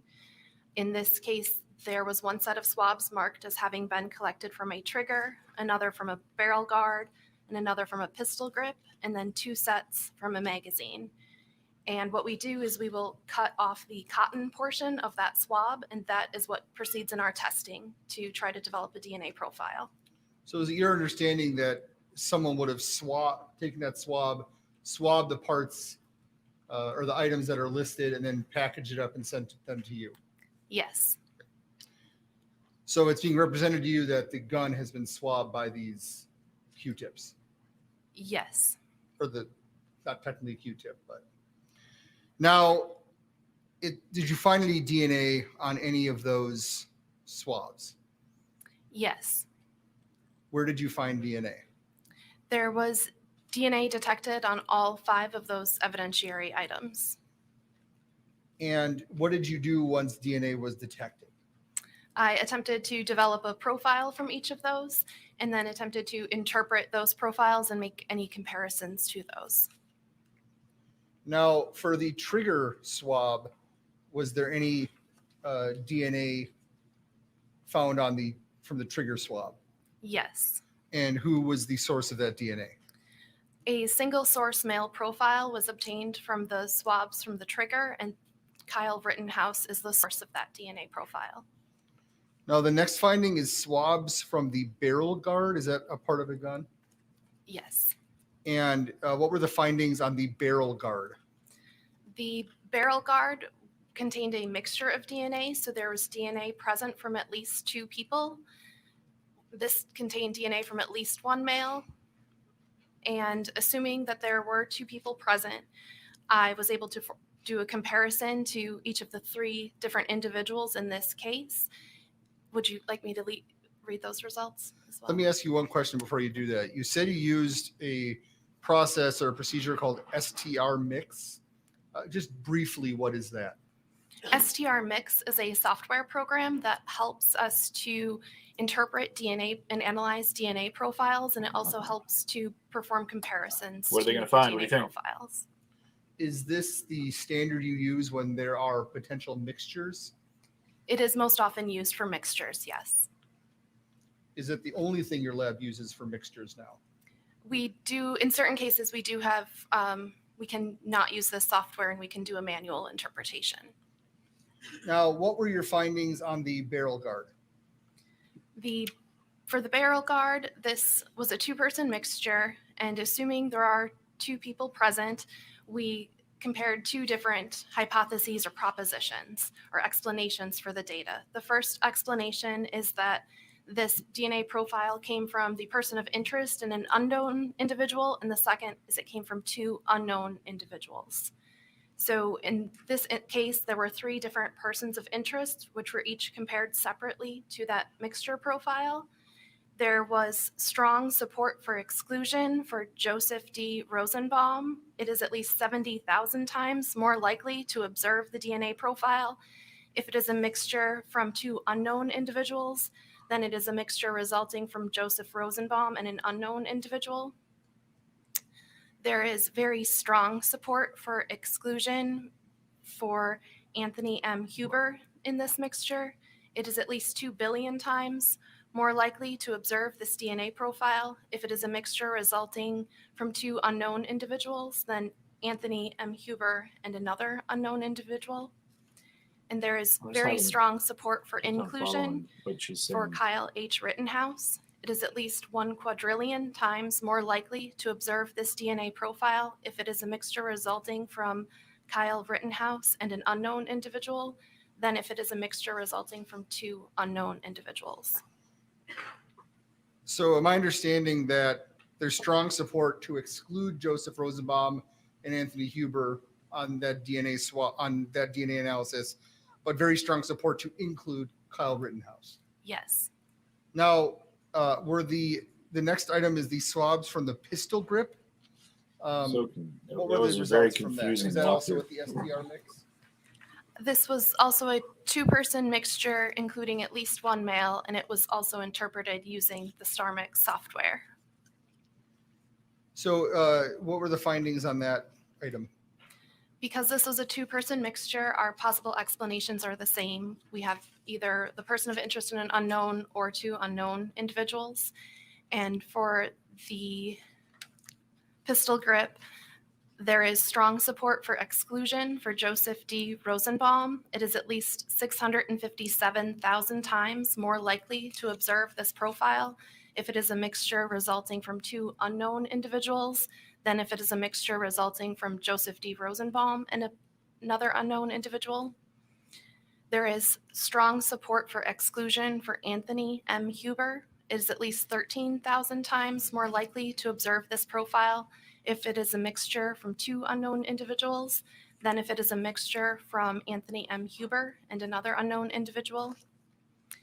And there is very strong support for inclusion for Kyle H. Rittenhouse. It is at least 1 quadrillion times more likely to observe this DNA profile if it is a mixture resulting from Kyle Rittenhouse and an unknown than if it is a mixture from two unknown individuals. Is it fair to say that's essentially the same findings as the swabs from the barrel guard, but the numbers and the likelihoods are different? They are similar conclusions, yes. Now, the next item is the magazine. Wouldn't that have been swabs. easier What if were your we just say, findings, what are the from chances magazine of swabs? another person's There were two DNA sets of having magazine on swabs the gun? submitted in this case. The first 70,000, set a was billion, a a low-level quadrillion, two-person mixture but that this contained DNA from at least one male.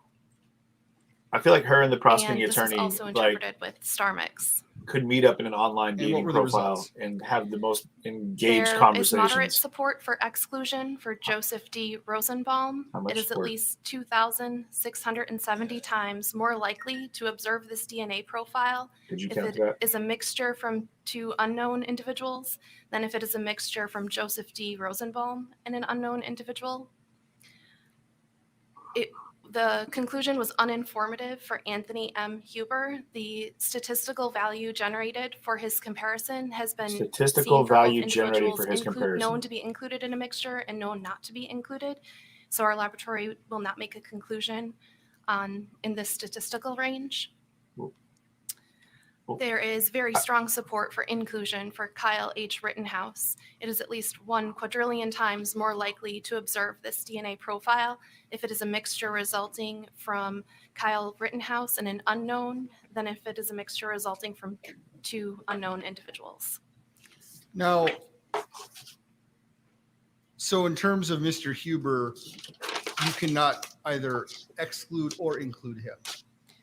Correct. The amount of DNA present from the second contributor, and this is a low-level mixture, there was less information present, so we are less able to make a definitive answer one way or another. What is a low-level mixture? Low level just means that there isn't much DNA present, or not our ideal amount of DNA for performing an interpretation. So there is less DNA than a full profile from all of the contributors to the mixture. Does there have to be a certain amount or a certain quality of DNA present in order for your laboratory to continue with testing?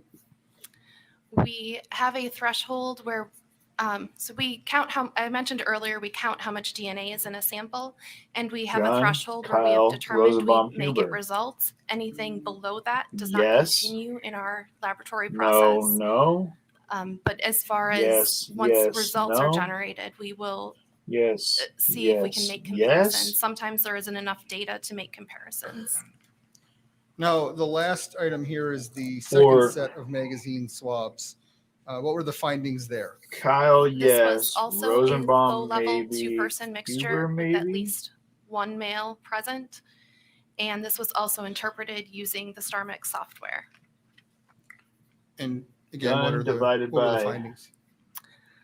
The people presence of Josen D. Rosenbaum's DNA within this equals mixture was uninformative. Statistical values in this range have been observed for both individuals known to be included in a mixture and known to not be included in a mixture.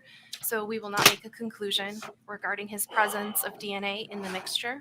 We don't want to confuse Anthony people. M. Huber was also uninformative. Statistical values such as those obtained for his profile are inconclusive, and we will not make a conclusion. And Kyle H. Rittenhouse, there was strong support for inclusion of his profile within the mixture. It is at least 874,000 times more likely to observe the DNA profile if it is a mixture resulting from Kyle Rittenhouse and an unknown individual than if it is a mixture resulting from two unknown individuals. And that was my scientific What is touch DNA? lack of expertise. Touch DNA is the term that is often used to refer to the DNA that is transferred to an item when a person touches or handles it. It's a good chance. Good And chance. is it more or less likely to transfer DNA in a touch DNA situation than, say, if bleeding onto an item? Body fluids are a definite source of and good source of DNA. Touch DNA will vary greatly in the amount of DNA contained in the resulting sample.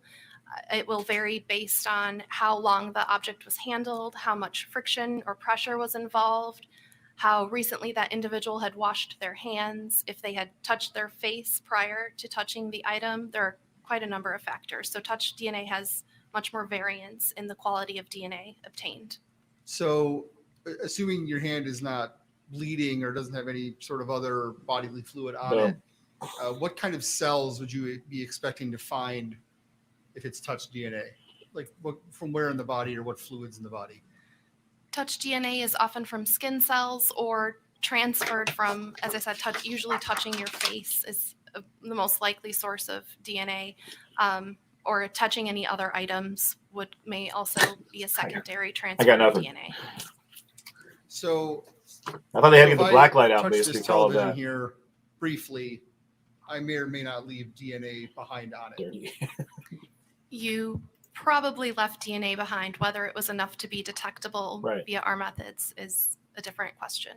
But if I sat here and touched it for a longer period of time, or if my hands are particularly sweaty, would it be fair to say that it'd be more likely there'd be enough DNA to test? Yes. Now, we in the courtroom have seen a video that shows Mr. Huber making contact with the firearm that was in question here. How could it be that Mr. Huber makes contact with the firearm and does not leave DNA behind? As far as leaving DNA behind or being detected on the samples we received, touch DNA, again, can vary. There may have been very little DNA on his hands when he handled that object. It may have been wiped away later. He the sample may have been exposed to heat or moisture or undergone a duration of time before it was collected, and all of those things will limit the amount of DNA that can be detected. Is it true? Let me ask it this way. Does your lab have restrictions on what they will accept in terms of items for simply touch DNA analysis? Yes. And why is that, to the best of your knowledge? We have submission guidelines for touch DNA items. They are less likely to result in usable DNA profiles, and we will not accept touch DNA items on nonviolent cases. I have no further questions. Thank you. Cross-examine.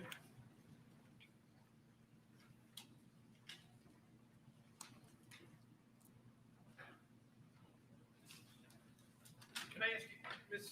Rasmussen, when you get a sample to be tested, who tells you what area, in this case, so there's a firearm, right?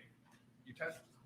The DNA unit did not receive the firearm itself in this case. What did you receive? We received swabs that were collected from a firearm. Okay. And so when law enforcement sends those to you, they tell you this swab was taken from this area of the firearm or this area of the firearm, and we'd like you to test it. Is that right? Yes. Okay. Would you agree that you never got a swab from the barrel of that gun?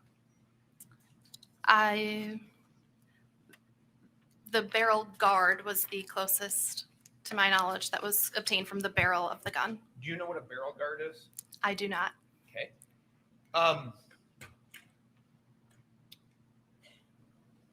You'd agree, however, it's listed barrel guard. There's nothing on here listing barrel of gun.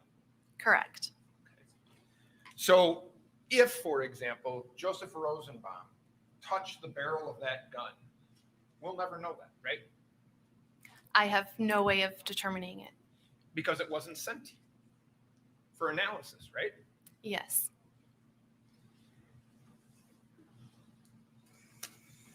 Now, Sorry, I'm pulling up a they're having, never mind. They're not having anything. But I want to go ahead and make sure we've got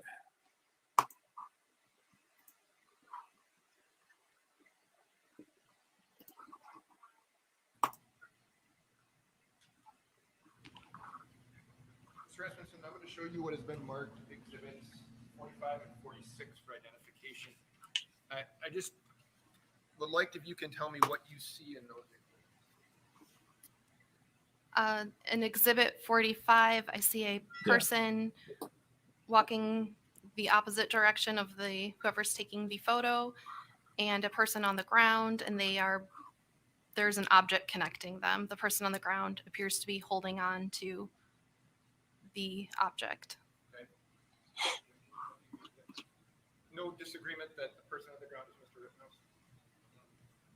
No disagreement that the person standing up is Mr. Huber? No disagreement that the object in between them is a firearm? No disagreement. Okay. So, Mr. Rasmussen, if I told you that person standing there is Anthony Huber, okay, that we agree on that, you agree that it appears Anthony Huber is touching that, and we agree that's a gun. We agree that Anthony Huber is touching that gun, right? Appears to be he's touching that gun? It appears to be. Okay. Now, in the areas, so the fact there's no DNA present in the areas you were asked to look at doesn't mean that the person didn't actually touch the firearm. We see it, right? Correct. Okay. The DNA, yeah, correct. Okay. Can you do the other one, please?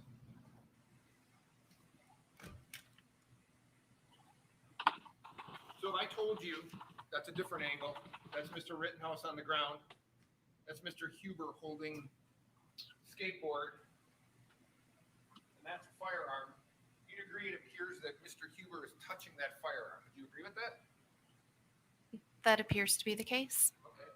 And so the fact that, I don't know where that is on the gun, but the fact that the DNA isn't there, and everybody thinks DNA is this thing that proves everything. You'd agree that we can see he's actually touching the firearm. What is your question? Well, the fact that it's not present, and I don't know where on the gun that is, but the fact that DNA is not present in any of the areas of the firearm for Mr. Huber doesn't mean that he didn't actually touch it. Correct. Whether DNA was detected from an individual or not does not mean that they did not touch that item. And I think you said, and tell me if I have this right, the shorter amount of time someone touches something, the less likely there'll be DNA which you can compare or find. Yes, the less an item is handled, the less I would expect there to be an opportunity for DNA to transfer.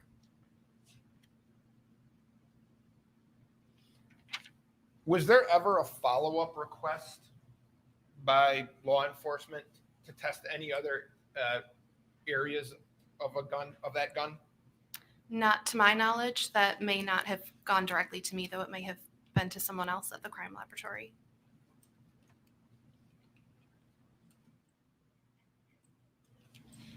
Your Honor, I'm sorry, I don't remember the numbers. I'd move 40 to 45 and 46. Right? Yes. I'd move 45 and 46 if there's no objection. No. And I have no other questions. Thank you for your time, ma'am. Any redirect? No. You step down, ma'am. I haven't heard anything about food, so we'll just. Mr. Mayor?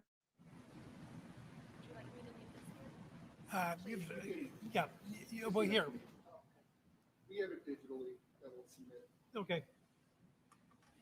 Although actually, unless you need it, well, go ahead, do it. No, you can have it. We have No. copies of it if you want it. Let's fight over it.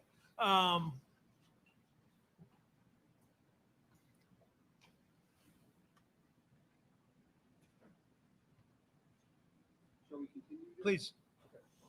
Is there called Susan Hughes this thing?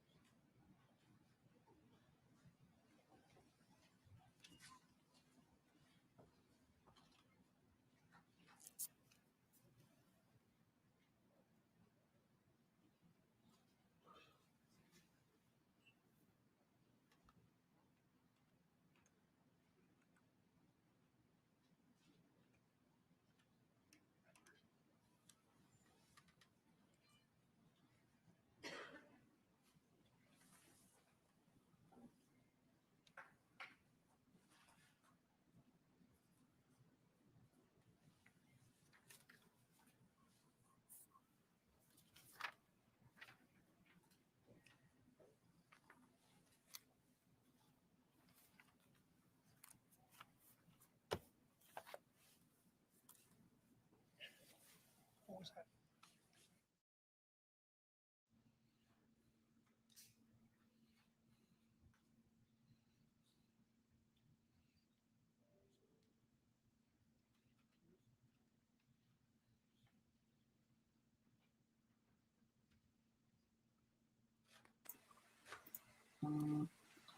I feel like music should be playing, or Dove should have come through that door when they opened the door.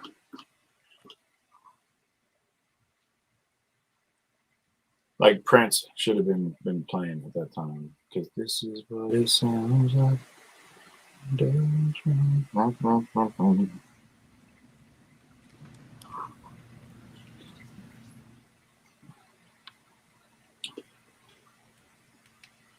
So sorry, I stepped away for a second. Had to let the dog in.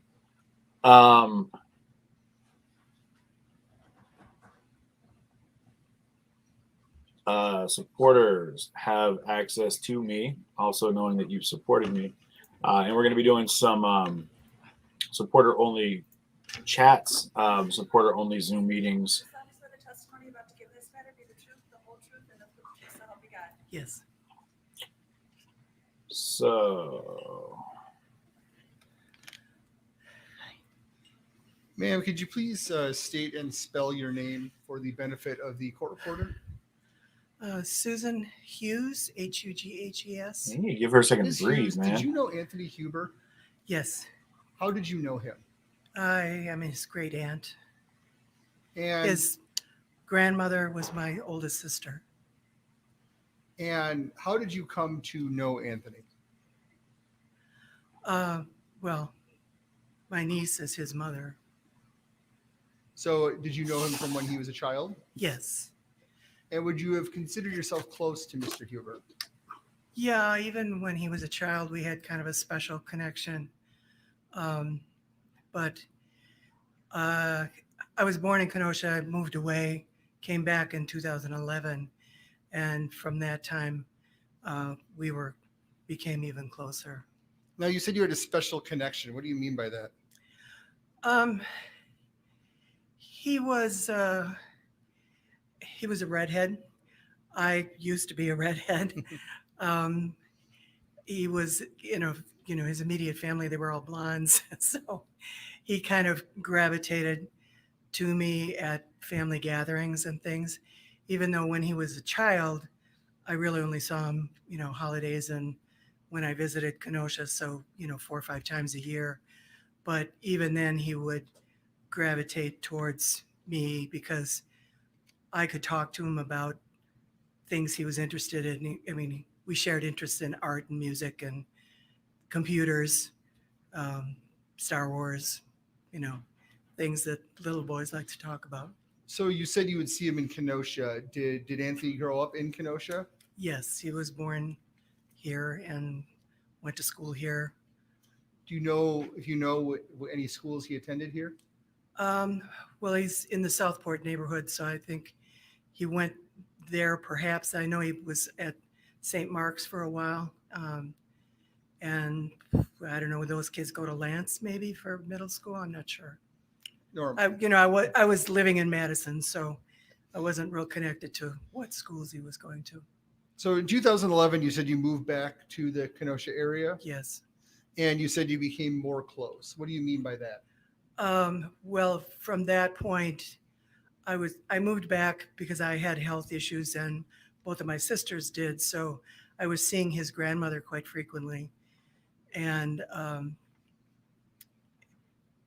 Anthony was very close to his grandmother. So, I would see him sometimes, once or twice a week. He would call her frequently. Yeah, she moved in with me actually in 2013.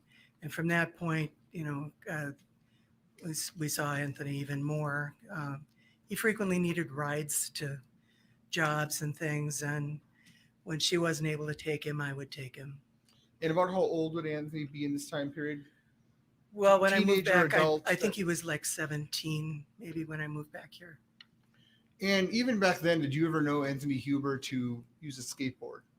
Always, always. The skateboard, I must confess, was kind of an annoyance to me because when I first moved back here in 2011, we had a family gathering. We had a dinner in the winter, and I lived close to Penoyer Park. And Anthony arrived in a car. There was a foot of snow on the ground. He walked into my house with a skateboard and was gonna, skate on my laminated floors.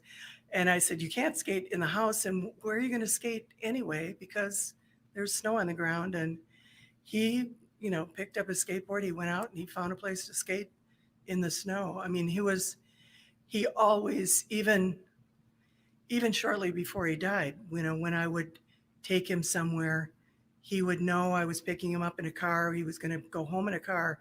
He would still have the skateboard in case there was a chance, there was an interesting parking lot somewhere and he could go out and skate. To the best of your knowledge, was that his main mode of transportation if he wasn't getting rides from Yes. you or someone else? Yes, he skated sometimes to jobs if I wasn't available to take him there or one of his friends. He would, skate home frequently, quite long distances. Some of the temp jobs that he had were out by Jelly Belly and, out by I-94, if people don't know where that is. Anton's, I mean, that's like Cooper Road or something. And so miles, he would go on a skateboard. And was this a hobby of his? Would he compete in skateboarding events to the extent you know? That I don't know. I was a sometimes supporter of his habit. Okay. So he would talk to me a lot about it. He would send me videos and things, but I really didn't follow whether he was competing.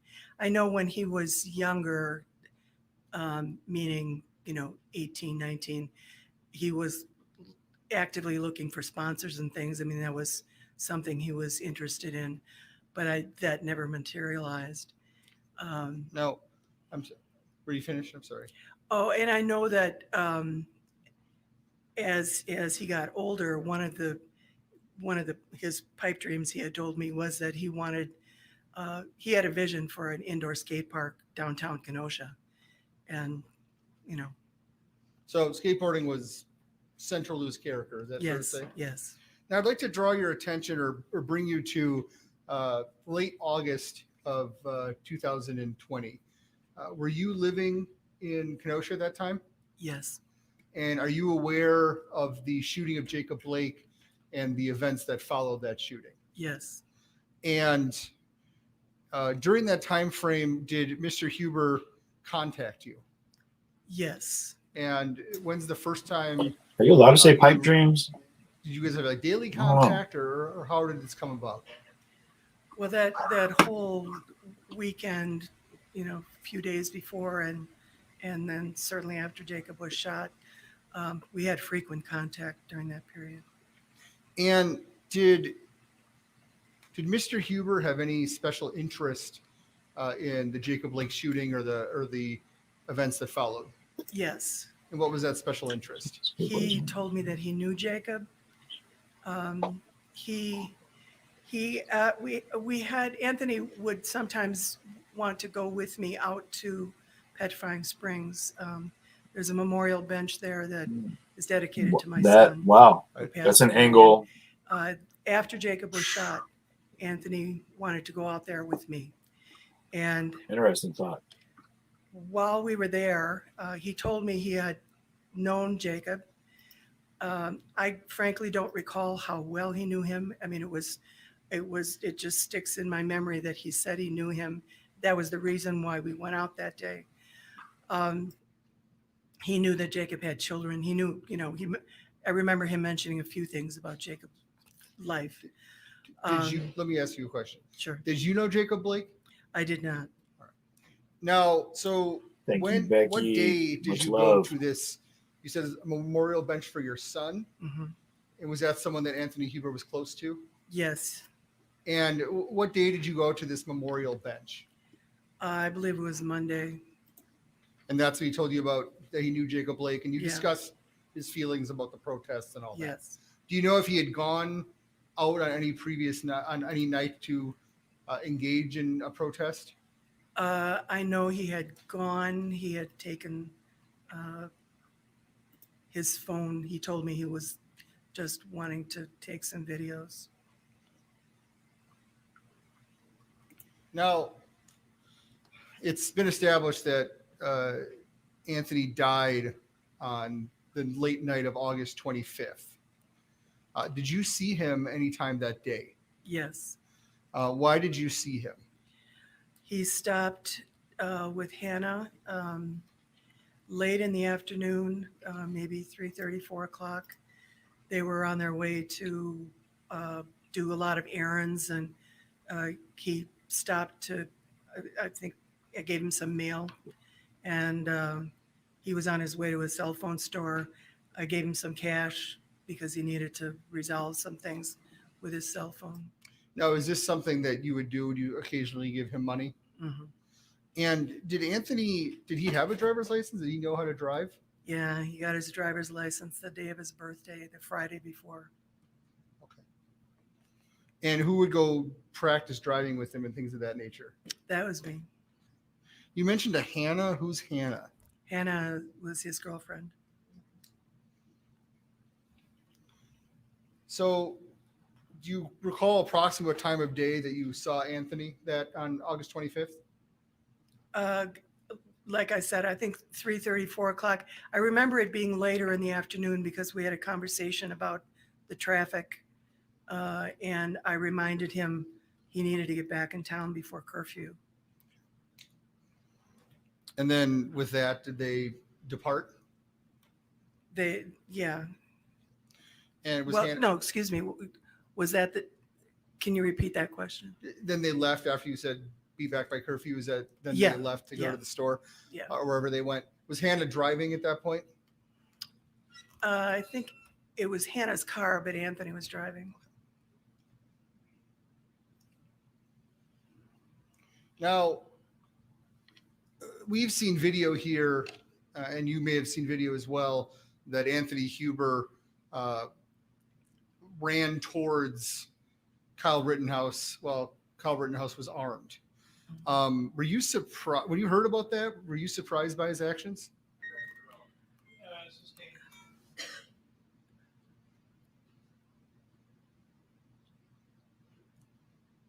Had you ever seen Anthony Huber run towards danger? Yes. As to which ground? Both.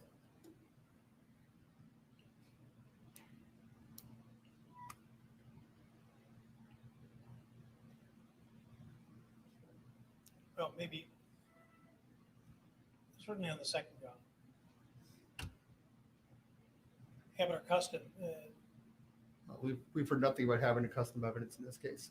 Pardon me? We've heard nothing but having a custom evidence. I think I can rehabilitate. Well, first off, you don't need to comment on the ruling. Secondly, they're different rules. And we've been talking about this all along. There are different rules. Let's take a break. Please don't talk about the case. Lunch is here. And read, watch, or listen to any account of the trial. And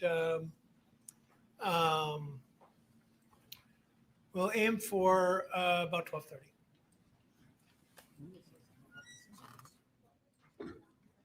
Pardon me?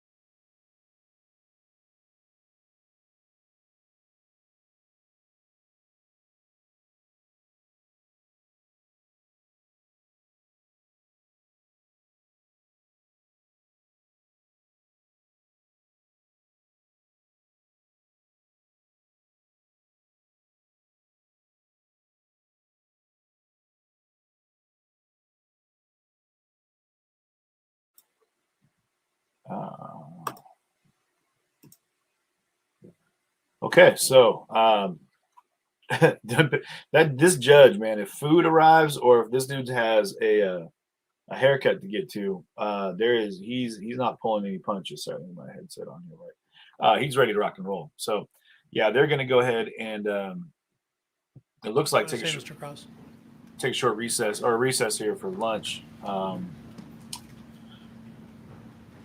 can't believe we already made it to 3 hours into it almost. 2:15 because, like I said, I was late getting to the office here. Direct your attention to 90404 sub B.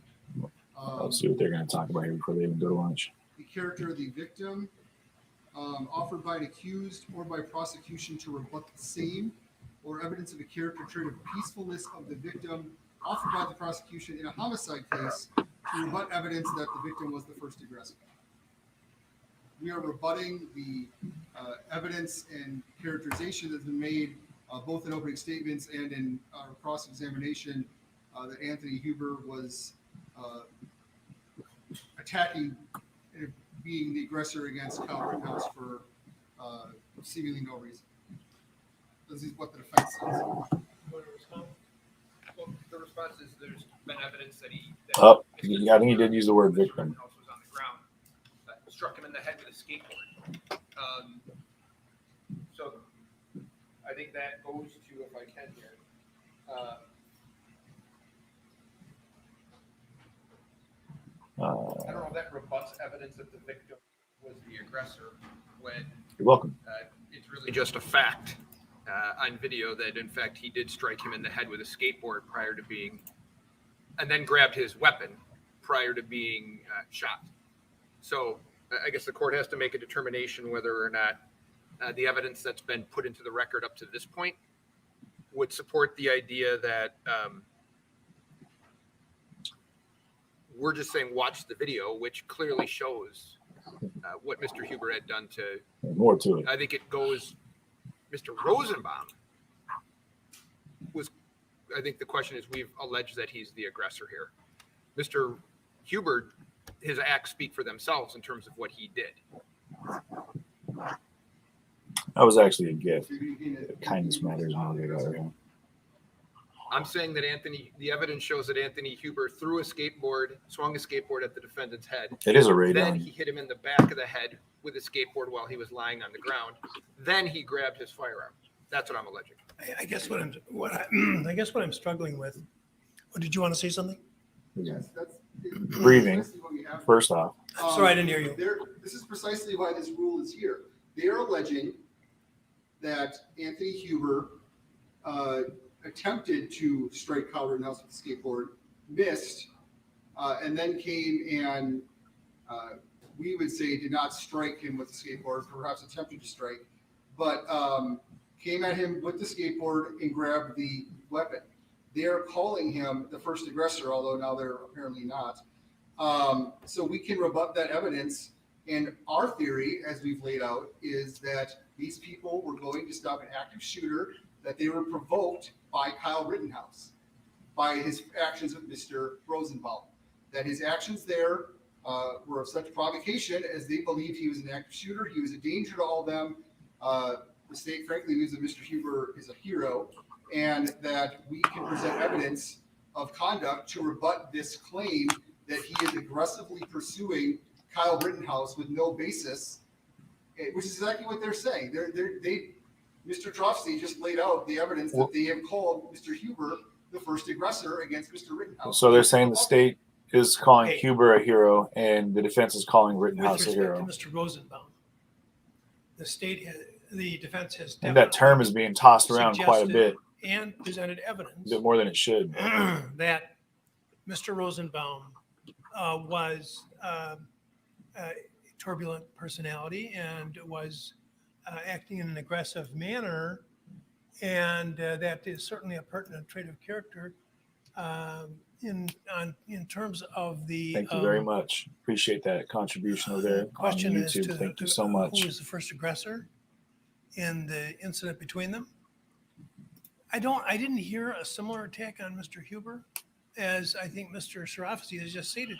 What the defense has offered with respect to Mr. Sharafi is direct evidence that Mr. Huber did actions that the jury actually has the unique benefit in this case that we wouldn't see in 1 in 100 cases, or even that, where they can actually see the action. So the evidence that you're offering now is character type evidence, which is really not directly rebutting the physical acts which the jury has been able to observe, as opposed to the case of the Rosenbaum evidence, where they've not seen the act and there was evidence introduced as to turbulent character. So it's rebuttive. Is that a word? Rebuttive? I don't believe so. Well, let's call it rebuttalistic. Rebuttalistic. As to the, He said, I don't think so. I mean, he doubled down on but you it know not what I'm being a going to word. do? I'm going to think about it during the break and read what Judge Weinstein and other commentators have to say. And then it's an interesting point. But my initial suspicion is thank you very that much, this Gino. doesn't rebut Amazing. Appreciate that so much. with the acts which the jury is able to see, because the statute makes reference to and offered by the prosecution. Where is it here? offered by the prosecution in a homicide case to rebut evidence that the victim was the first aggressor. That's precisely what they presented. If they want to stipulate that Mr. Huber This judge is not great, the man. first aggressor in terms of his interaction with Mr. Rittenhouse, I think we'll gladly accept that stipulation. What did they show? What has the defense offered? In the opening, In argument or in in either an argument here during the case or an opening or in the evidence, what did they offer on the subject of aggression Yeah, I'm by surprised they Mr. didn't. Huber other than the act with respect to the skateboard and any effort he may have made to de-weaponize the accused? in terms, all we know, and I can be corrected if I'm wrong, the only interaction that I'm aware of between Mr. Huber and Mr. Rittenhouse that night, there may be some pictures where they're sort of seen in close proximity, but the only interaction that I'm aware of between the two is you see Mr. Huber, I believe this was an opening, sort of focuses attention on Mr. Rittenhouse, begin running that way. He either swings and loses his grip on the skateboard or throws the skateboard at Mr. Rittenhouse. It goes to the other side of the road. He then goes and retrieves the skateboard and then goes back towards Mr. Rittenhouse. So I don't see how that is not the defense calling him the first aggressor. It doesn't have to go back all through the night like they've been allowed to do with Mr. Rosenbaum. They are saying, unless they are agreeing that Mr. Rittenhouse was the first aggressor, they are saying he was the first aggressor by throwing a skateboard at him and trying to hit him with a skateboard. Okay. So we can rebut that. Probably something like that. It's plain language in the statute. Well,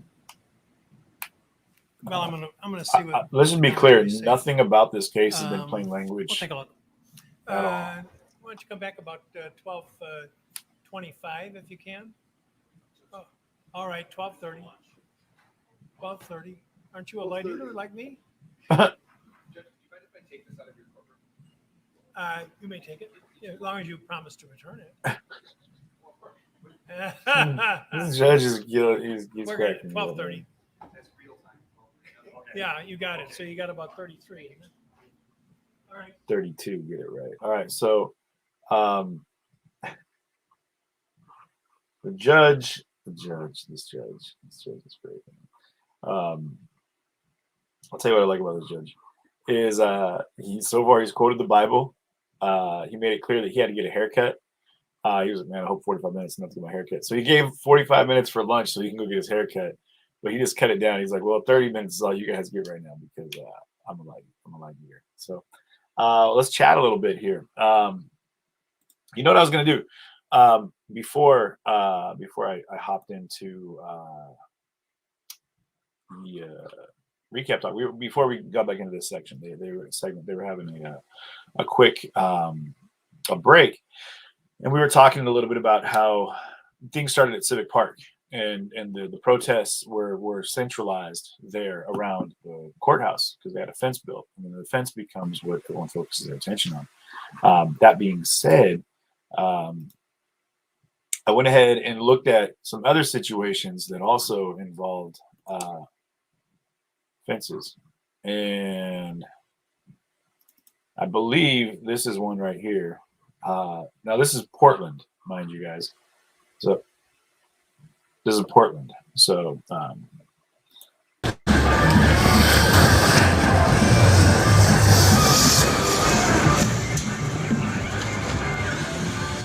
let's turn the volume down on this a little bit. It's pretty loud on my end. Actually, I don't have to mute it. But, so yeah, this is in Portland last summer. There's a leaf blowers. You got your shield wall. This is what it looked like. There's a small example. This is Portland days, yeah. You guys remember? So this is how it all looked, man. You had people rock the Seahawks gear. It's crazy. You can hear me say it? I don't know what it sounds like in your ears. Bombs being thrown from either side of the fence. You got tear gas coming but we'll turn back around. So what I had at the time, I had my microphone, I had a GoPro mounted to the front of my mic. We had Ian right there recording me. Like volleyball, just smacking them back over. It's crazy. But And on both sides is I'll turn back on the fence here in just a second. Just so you know.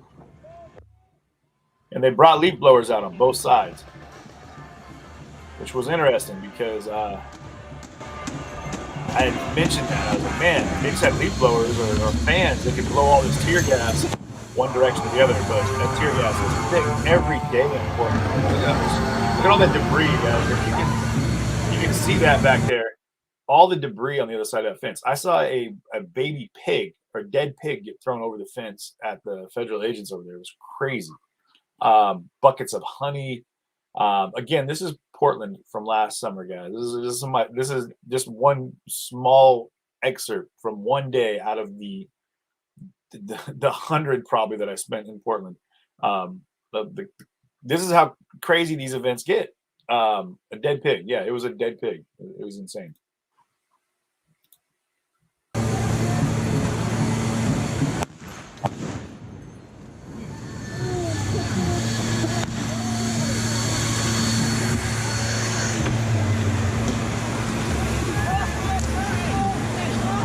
You can see all the tear gas canisters being thrown back over. So they put that barricade to keep the fence from flipping, but also, so the Jersey barrier on the other side of the fence, they could put tear gas between the fence and the Jersey barrier so you couldn't get to it. So then it would just tear gas the entire fence.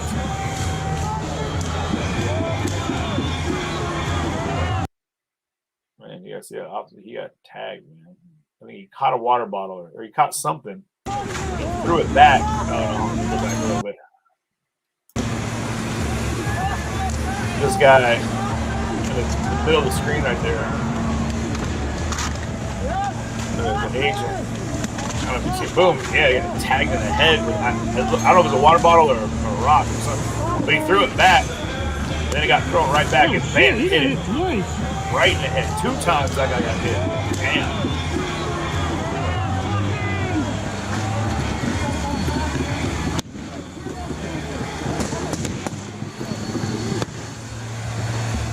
Take it. No, leave it out there. What are you doing?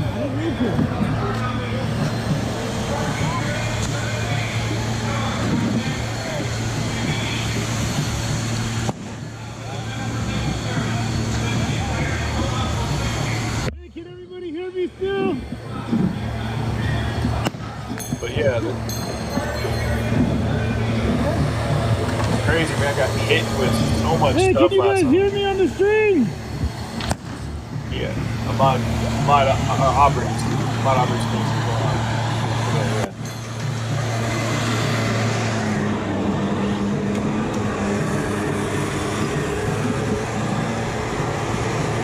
Alright, thank you guys. Hey, so for real, this is like a straight, legit war zone right now. I mean, I say that. I got grief from people that actually had been to war. 2x4s, umbrellas, and leaf blowers. Oh shit, something's hurt. But I personally, like I said, I've been deployed, so I wasn't trying to offend anybody by saying this is an act that felt like an actual war zone. Because, yeah, whatever. But that's what it felt like. Yeah, this is Portland, man. This is what Portland looked like. Like every day in Portland down there.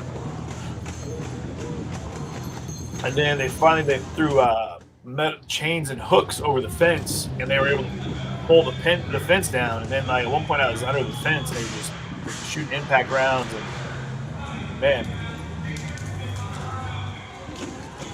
just casually some of these folks are just standing around like whatever. Funny, a lot of people were just like that until they got hit in the neck by an impact round, or they got like, you know, they're like, oh wait, this sucks. This doesn't feel good.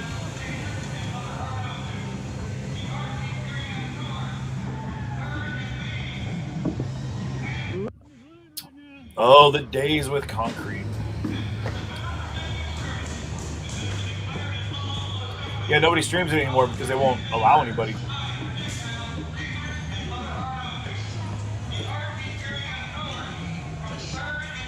Yeah, so they're saying that it's still happening in Portland, but no one's covering it. But they push people out. So here's the thing: they could be doing it every day. It could happen every day. But this is what happens when violence gets involved, and not just violence, but when things take a turn on the journalists, people that aren't covering it. Now nobody sees it, nobody knows about it. So really, the message that's out there that people are protesting is lost. You know what I mean? And that's sad, because if you could get it out there in a way where people can see what's happening and know what's going on, your message will be heard. It makes it all valid. But if you can't, then But Portland is far from peaceful. Things didn't like I said in the one clip I showed yesterday. Like, this is safe to say it's not a peaceful protest anymore. Amanda Brick says, how is it they can push streamers out through violence? Large groups and violence. That's what happens. Like, so this press vest over here it's mostly just meant to identify myself so the police don't shoot me, and also to carry accoutrement for self-defense from people in the protest. So, but again, this is the guy was pointing at his helmet and then holding up his press badge. Mad that he got hit, but I was like, bro, you stand that close to the fence, there's a good chance you're gonna get hit with something. So, but yeah, that's how they push out streamers. You know what I mean? Shields! I need shields up here! Shields! Shields! My front neighbor's got really trouble. Get out of my fucking town now! We're not gonna ask you again! Get out of my town! Damn, that's heavy. Mech Angel on Twitch, that's heavy. Shield! Hold tight! Hold the fucking line! Shield to the front! You can hear the tactical movement they've got going here, right? Like, shields to the front. They had grinders. They put the shields up, and they had what they had done is they welded the fence together from the top there to keep it from being flipped. And people had brought in angle grinders, and they would make a shield barricade, and then they'd get the angle grinder and they'd start cutting those welds off. Like, the entire focus was on this fence for days and days and days.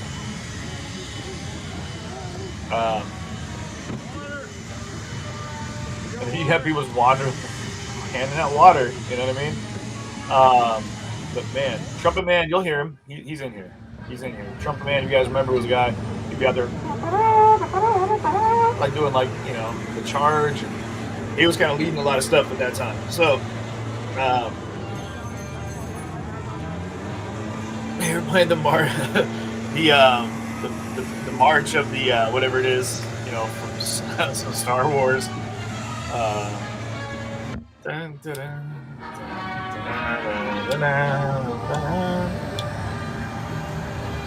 Oh man, there's Dead Cat. That dude was out in Kenosha. This guy to the right with the Dead Cat. It was like that big furry microphone cover. Yeah, so it's wild. There's a lot of these streamers that I'm seeing out here. There are people that I saw all over the country. I mean, from Seattle, Portland. I think that dude right there, actually, the one standing on the fence, looking all confused, to the very right. I might be mistaken, but I think that's actually the photographer that took the picture of me putting the tourniquet on Gage's arm. The guy on the far right there. We ran into each other multiple times around the country, and actually after that, I was super mad at that guy. I was really mad that it went the way it went, because when Gage was screaming for a medic and just pumping blood in the street, regardless of what happened leading up to that point, the guy was bleeding out. That dude was taking pictures. He was just kind of like crouched down, snapping shots, and I was like, "Dude, get the fuck out of my way!" And I shoved him, gave him my stream, and then I did the tourniquet, which apparently, old boy tried to say he pushed me out of the way, and he did, but whatever. Michelle, thank you for that super sticker. You're amazing. But I realized that in those situations, a lot of people just respond with what they have and what they know about. And what that guy, I assume that person knew and understood, was a camera. So maybe the tool that he or they, whatever, found was to just stay behind the camera and let that do the work. But yeah, but you can see this is just bedlam. It's chaos. So you get in the middle of that, and you know, the bad stuff's might happen. You know? So, but you accept it when you're out there as a, you know, press, journalist, media. If you're going to get an exemption to walk through there without with kind of impunity, if I'm using the term properly, you know you're going to get some collateral damage too. So which sucks, but it happens. With their bare hands and thrown back over the fence. When you see those tear gas canisters being thrown back over the fence. But what was crazy is those things were being launched, you guys, out of tear gas launchers, like the 45 or 44 millimeter, whatever they are, and they would lob them. I mean, a block down the street. They would hit like, I mean, condominiums. There were people that had to go through their windows into their apartments. I mean, just crazy stuff, man. Crazy. Talking to the neighbors in Portland, they were just. I mean, anybody in Portland right now? In the chat, anybody living in Portland right now? Just got a shield wall to the right there. The fence is leaning hard to the left because they pushed up on it so hard. But right here, the section that we're walking by is where they threw chains over the fence and ripped it down. This is that rapid deployment team, RDT, which was interesting. What's interesting about that rapid deployment team is the local government, you know, so in Portland, down in Oregon, you had Ted Wheeler as the mayor of Portland, and then you had Kate Brown as the governor. Both said they didn't want anything to do with this rapid deployment team, the federal team to come in. Donald Trump at the time was like, no, you know, we're doing this. Sending them in. I'm gonna. If you can't control your people, I will. What was crazy is up to this point there was, you know, hundreds of protesters. But once that federal deployment team showed up, even out here they say the press thousands of people were there. Man, it was. When the tear gas starts So popping, Trisha, pepper bullets start what's it flying, like right now? Is it still like this every night? sandbags and the rubber bullets. These shields right here are legit an incredible buffer between what would otherwise be. So one night in Portland, man, like so many others. Yeah, are these protests still taking place? You know, someone said, yeah, they're still happening, but no one's streaming it, no one's filming it, no one's recording, which I understand. It is like this at least every few days. Not like that though. I know they go down to the ICE building, the Immigration Customs Enforcement. I believe that's what the acronym stands for. They go down there and then they, you know, they stand off there, you know, which is terrible because I think there's like an elementary school or a daycare next door to that. But there's garbage fires, tear gas, you know, pepper spray discharged out there every time that those little standoffs take place. So I would imagine that can't be good for the kids. I mean, they've yet to do long-term exposure studies about tear gas because it's not used in international warfare. What's crazy is I've sucked more tear gas in the last 2 years than a lot of people that I've talked to that have served a career in the military, which is wild because you can't use it in war. It's against the Geneva Convention to use any kind of like gases of that type, apparently, what we're being told.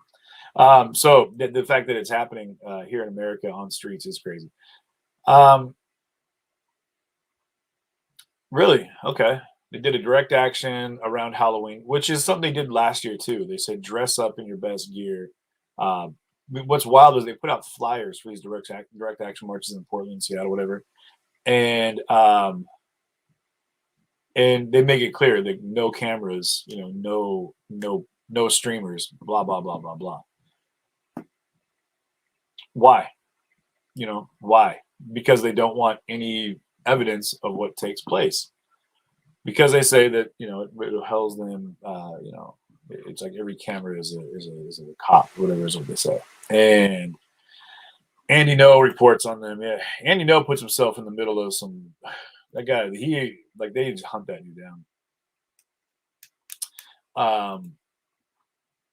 But what I was saying is, they say no. So here's the issue. But how I see it is, if you feel like what you're doing is a righteous act, there should be no issues with having the world see it, right? And if you look at situations where there's like a government takeover of, you know, let's talk about January 6th, right? Had that been in a third world country or any foreign country and they'd taken over, occupied the Capitol, one of the first things they would have done is a press release to tell the world why they did it and what's happening and what they want, and what they demand, and why they want it, why they're going to maintain and hold that space, right? And what happens in these situations is they shut down communications because they don't want anyone to see what's going on, and that drives me nuts. It scares me, honestly. It should scare everybody, because these movements that are happening in like the shadow of the night type thing, I don't appreciate, because it is scary and it undermines the fabric of our social involvement, is what I feel. I feel that we as the people have the right to be involved in things that are happening. And if something is illegitimately taking place that jeopardizes our safety or our rights, the pursuit of happiness, those things that are our inalienable God-given rights, then we should be able to, interact. But there's a fear factor that's been put into play where people are afraid to go out and speak up in these actions that have taken place in some neighborhoods. The issue that I have as well is that I understand, man, things need to change. You know what I mean? There's people that are out advocating for change. There's people that are out there and they're looking to showcase that things need to change. And so they get geared up and they go out to maintain their autonomy, and they make some ruckus. It'd be great if that ruckus could be made in a way that's healthy and sustainable, and they go through channels like independent media sources like myself that would be able to help broadcast a message that might be heard and rallied around. But when you shut it down, the message is lost, as Dana said right there, Dana Nutt over on Facebook. And where are they now? This is the question, the issue I have. Where are they now? The movements, where are the demands? Where's the urgency and the push and the persistence and the need, the desire, the hunger, the passion for this change? Where is it? And I'm sure that plenty of people can say where it's at. I personally am here and I don't see it. And it's sad to me. It's very, very sad. It's sad to me because being involved, intimately involved every day. I mean, literally covering things that were everyday marches and things that I was like, man, this feels powerful. At the time, like the marches were taking place and there was educational aspects. There was flyers being handed out. People were being talked to in the street. They're being encouraged to come out and get involved. People were on the side of the road, like, what's happening? Groups of people would go up to them like, hey, this is what's going on. This is why we're here. This is what we're trying to accomplish. And I watch people like, man, that's real cool. Okay, I want to get in on that. And they get their kids like, hey, let's go do this. Let's get involved in this. And it pivoted from that. Where I pivoted another direction, it was because of the notion that took over those movements, those protests, and it stopped being educational and started being intimidation. And instead of it being like, let me explain to you why we're doing this, they said, you better join us or else. And then different groups got involved, and different groups' ideology and fundamental belief systems and thought process and operational tactics took over and undermined the fabric of opportunity for change. And that fucking drove me nuts, man. It pissed me off because what I saw was a group of people who believed. They had belief in what they were doing and they wanted to see change. They were working for it. They were pushing in that direction. And then a stronger group, apparently, or a more aggressive group came in and took over and pushed these people out and said, no, this is what we're really doing here. And this is what we're going to accomplish, and undermined any movement of change. So, and then it turned into you're with us or against us. And I'm sorry, but if you tell me that, and I was told many times, if you're with us, then, at one point in Seattle, if you guys remember this part of my language, but I had followed a march, a direct action thing. They destroyed a bunch of stuff, starting with the Starbucks, and they faced a bunch of buildings and threatened people in their homes. And they said, don't film us. And they're screaming at a guy in his own living room with his kids, like filming out his front window. Like, you're literally marching. Now you're marching through my front yard and you're telling me not to film you. And then you spray paint my house and my window and make threats at me and my children for being in my own home, watching you walk through my yard and telling me to not watch you walk through my yard. I watched it all happen, and they told me right off the bat, hundreds of people there. You guys remember this? They told me right off the bat. Of all the people, I started going live, and they were like, CJ, turn off your camera, dude. We're not filming until the police show up. Well, there were other people they had approved to film, other streamers from Portland that had come up. They were like, these guys are approved to film. You can go back. My footage is live. I've filmed it all. You guys can go back in. It's on CJTV this night. And the group finally got to the point where they were chased by the police. We ended up back on Broadway, and we're standing in the middle of the street on Broadway and whatever the cross street is, right there in the main drag in Capitol Hill. And they said, they started questioning me, like, well, hey, we heard this and we heard that. And I was like, well, you're wrong. You know, whatever you heard, you're wrong about. You know, I'm the same dude I've been from the jump. Nothing's changed. And then it came down to this. Basically, physical threats started being made. Like, you better leave or else. And then one guy said, he's like, well, if you're with us, then say fuck the police. And I was like, I'm not going to say I love my mother because you told me to. I'm not your puppet. That's not happening.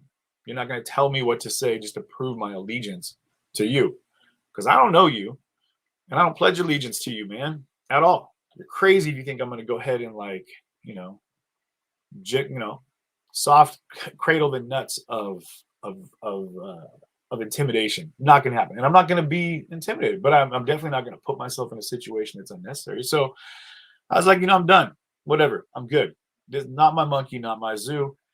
If this is what you want, it's all yours, man. You can have it. You can have this. I don't need this. I don't need it at all. I got what I came for, and you gave me even more, which is a firm understanding that I don't support any of the shit you're doing. I watched them in that same instance on Broadway. Mind you, the LGBTQ community that's like the epicenter in Seattle, in the Northwest. There was a couple at a restaurant right there, an open air restaurant, outdoor seating.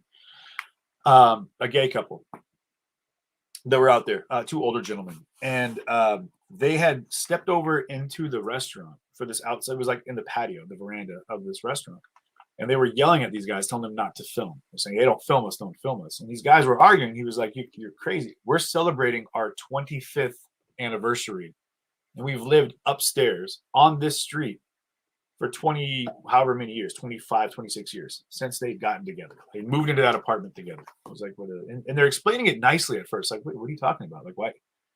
And they were filming each other, like taking pictures. And they're like, hey, man, put your phones away. And then it made me so furious that these guys are being told, no, you're not allowed to film us, by a 19, 18-year-old kid telling this 55, 60-year-old man what he can and can't do in his own neighborhood on his streets. Like, this kid isn't even old enough to, like, even to talk to this individual without, yes or no sir is how I see it. But they were still in a position where they thought they could demand that they put their phones away and not film them. And even some of the people in the protest, some of the people like Future and some of the other cats that I got a lot, that I have respect for, were like, yo, just take it easy, man. Like, walk away. These guys are good. No, and they tried to stick by us. So then they were like, oh, we'll go deal with CJ. We'll kick him out then. It's like, if you're looking for a fight each other, man, because you guys are your own worst enemy at that point. You guys are now your own worst enemy. And that's really what it came down to, is because of a lack of central leadership and infighting that everything fell apart, and that's just the way things go. And chaos ensues, and there's no order in chaos. And I think in the anarchy of it all, which a lot of people were the anarchists that were fighting for that protest. And who knows, maybe there's a movement in that makes sense. But that's what happens, is people can't maintain enough order to have any kind of continuity in their stories and in their motions in the direction they have. And it falls apart, and it falls on the people, man. It falls on the people, and the people that get intimidated and attacked and punished in the process are the ones that are just trying to figure it out, that are just asking questions. And they're like, well, if you're not allowed to ask unless you're asking, for the ring to kiss type thing. And I'm like, man, I'm not going to bend the knee. I'm not going to kiss the ring ever. And it just got to a point where I was like, you know what? No one needs to be involved in that. Nobody, nobody. You lost everything. You've lost your following. You've lost you've lost the message. Everything that could have gotten that anywhere. And we saw it time and time again over the course of the last 2 years gets lost. And you know where I saw a change though? I saw changes in places like North Carolina, Minneapolis actually at one point, Kenosha, where people were finally pushing back, and they were like, "Hey, we're not going to allow you to destroy our city. We're not going to allow you to destroy our neighborhoods. We're not going to allow you to deface our buildings, break our windows. We're not going to allow you to intimidate our people, because we want to be heard. We want our message to be received, and we want it to be accepted." So I saw people and became very close with people like the Blake family, the Floyd family. I got a chance to meet with the Taylor family. I got a chance to talk to these people in great detail, and was personally invited to events by the families because they needed to have the message heard. They wanted their message heard. And it wasn't being done by mainstream media. What was being put out there was being done by people like myself, like Mikado, like all these other cats that are out on the independent game, that are out on the grind. We're out doing this. We travel the country trying to give you guys real accountings. And if you don't think that it's real, if you're not sure what you think, look at this case we're watching right now. 99.9% of this case is being tried through the eyes and lenses of streamers like myself, Mikado, Reg, all these other guys that were out there. Lakota, Kev, all these other cats that were out there. We were the eyes of the nation, of the world, really, and the ears, and that's what's being used. So we push and we push and we push, and then we get pushed out, because I think a lot of people don't want their message to be heard. And I think it's because they're afraid of what they're having to say, or they don't know what the message is. They've lost it, man. They've lost their understanding of what they're trying to accomplish, and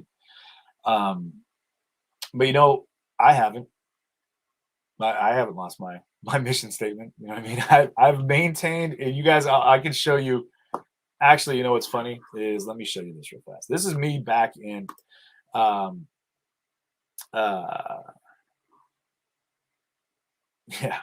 let's do this real quick.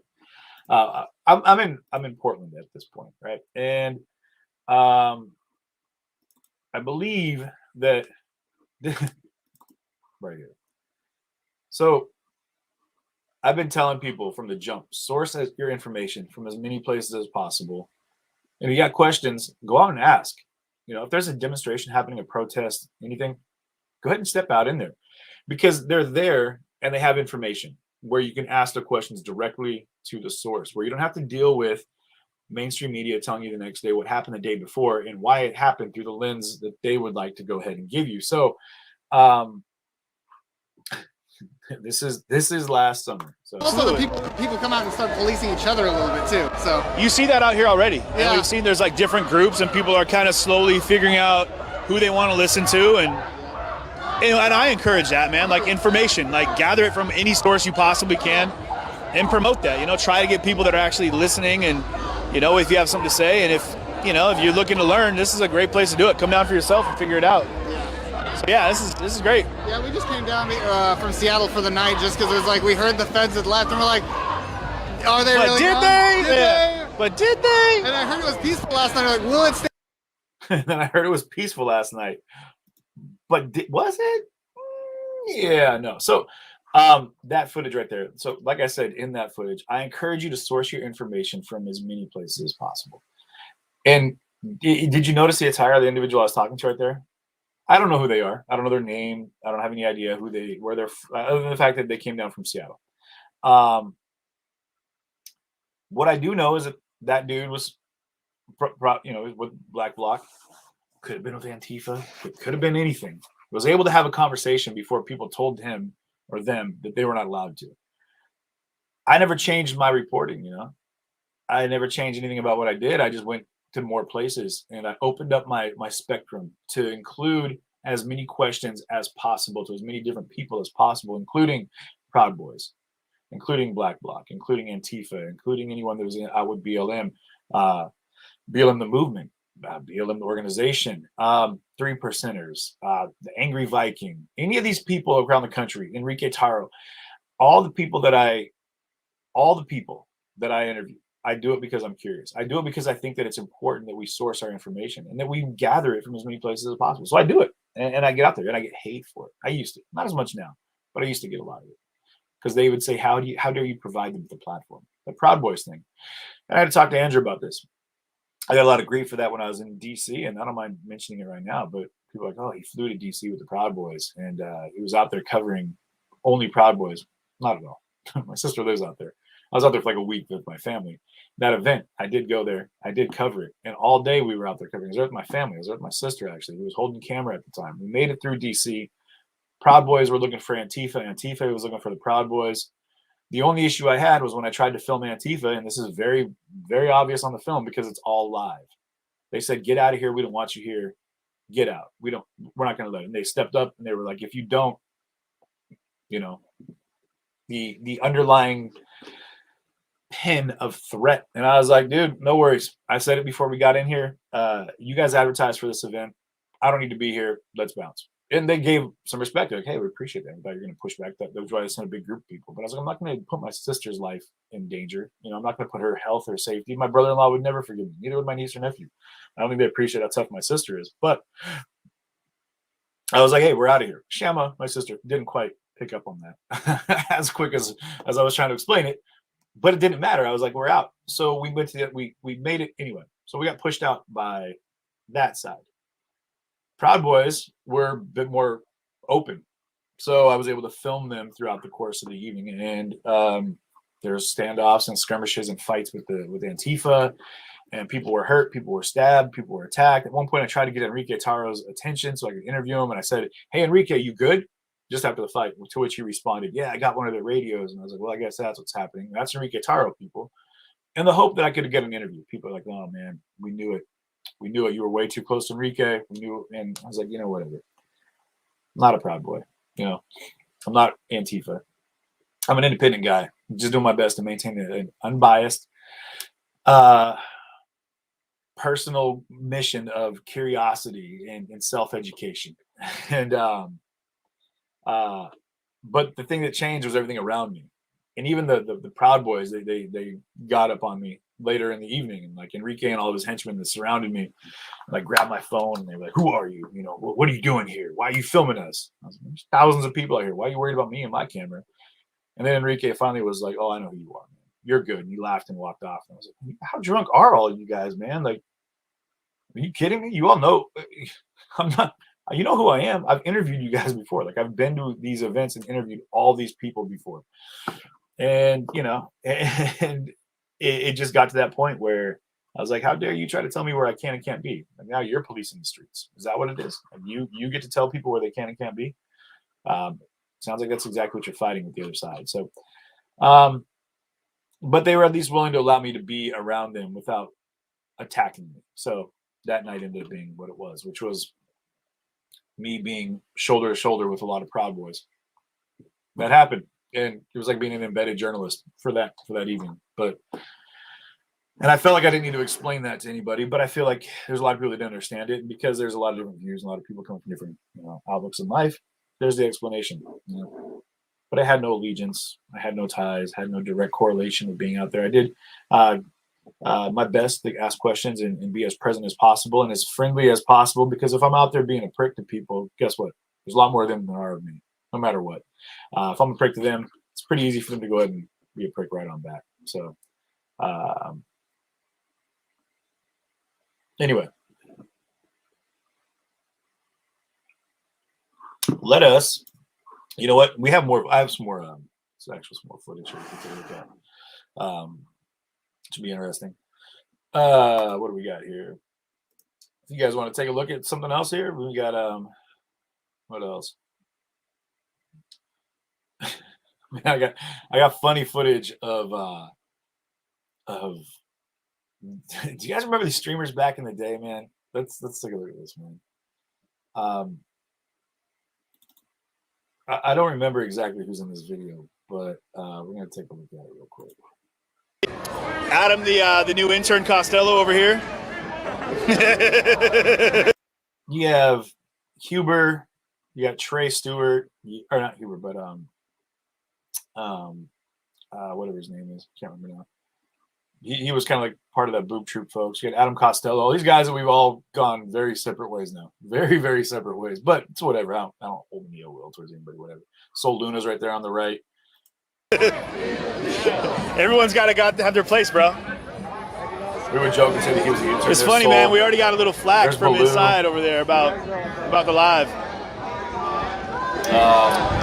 But this is all part of like the stream team here. This is like, you know, a platform that's been put together through these live streams that at have the like time we all had each other's backs, man. It's a stream team, man. Give everyone a viewpoint as to what's happening out here. Like we talk to people like we did, and it's good to hear a set group of demands as to why they're here and what they're hoping to accomplish. That's great. Hubbard. I mean, if Yeah, not that was now, Jared like, Hubbard. this is the time to really take that platform and make a move with it, which is awesome.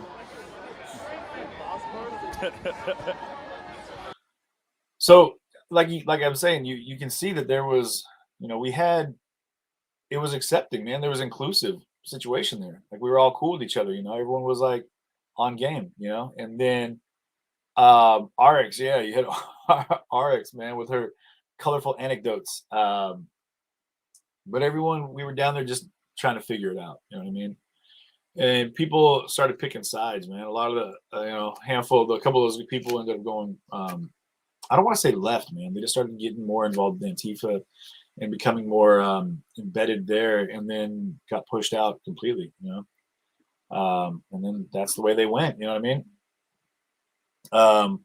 Man, I can't go that route, because once you become a sympathist for a side, now you're the spokesman almost. You know, people, they start expecting you to be. They start expecting you to be their person. You know what I mean? But you know, I didn't pick any sides, snowflakes over on YouTube. I don't need to pick.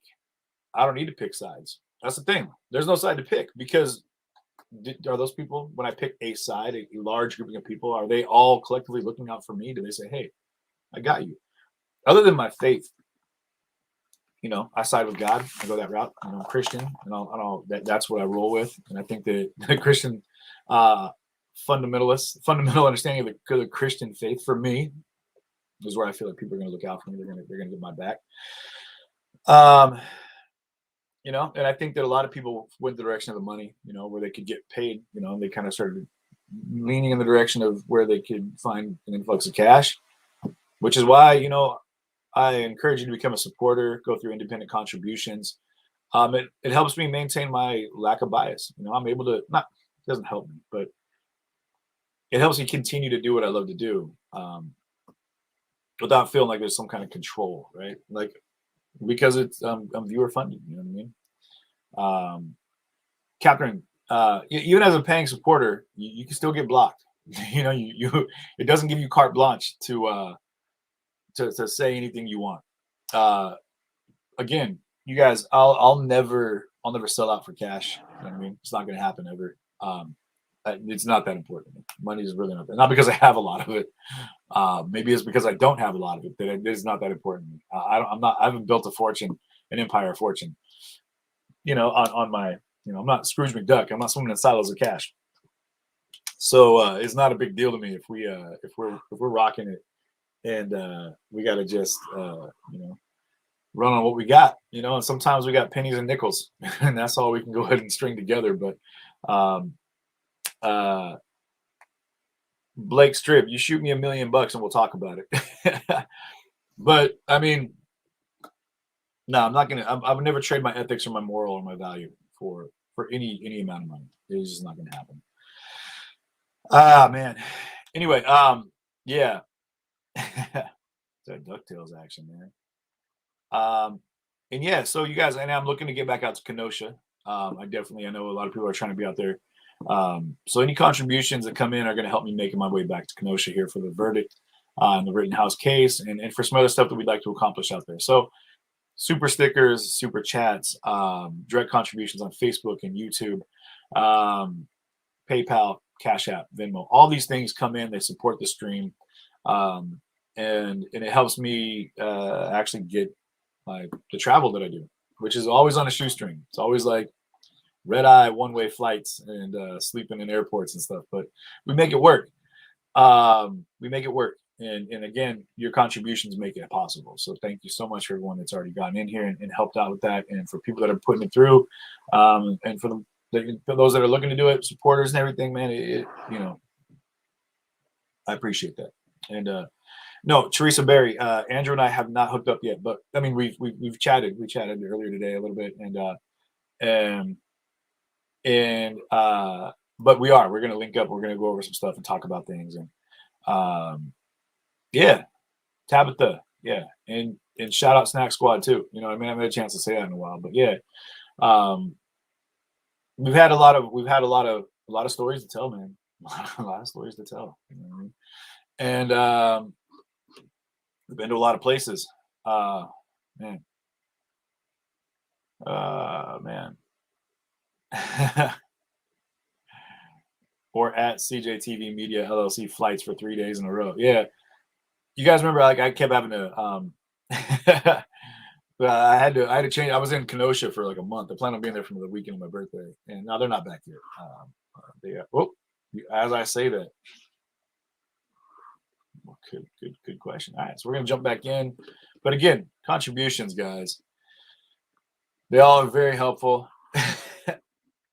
This judge, man, he's cracking me up, man. He's cracking me up. And he was just making faces at the camera. He was all mad, being all judgy. But hey, share the stream if you guys would, please. Chicago, yeah, man, the guy. Yeah, that was wild. Okay, we're back. We're gonna jump into things. I did. Well, let me. Does anybody Keep this want party to rolling, further on guys. I just wanted to let the court know what we're getting into. Mr. Mayor's not here. Do you want to wait or? No, So yeah, I'm looking to be out in out to So Kenosha. the, Contributions are appreciated just to so help the make court that knows where happen. we're going, and it may or may not impact the ruling. We're going to be talking about a specific incident when Mr. Huber was a child, in which he ran to try to help stop an explosion at a family gathering. That's what we're getting into.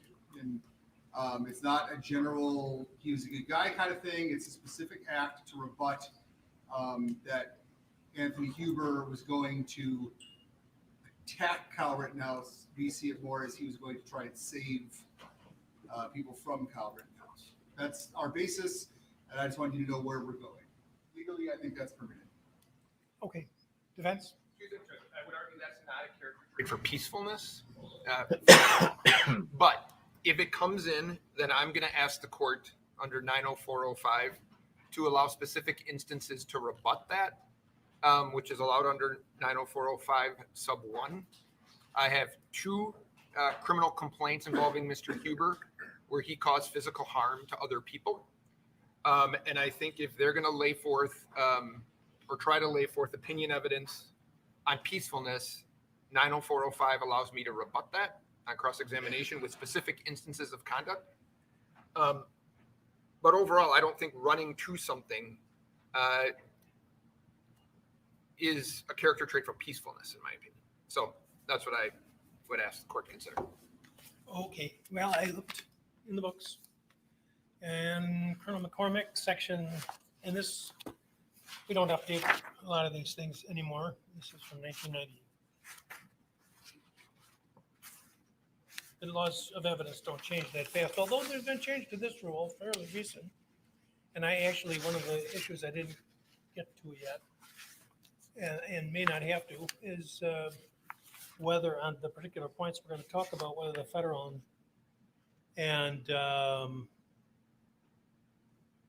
Wisconsin rules are alike, because there's been somewhat of a change. But this is from 1992, and Section 193, Colonel McCormick,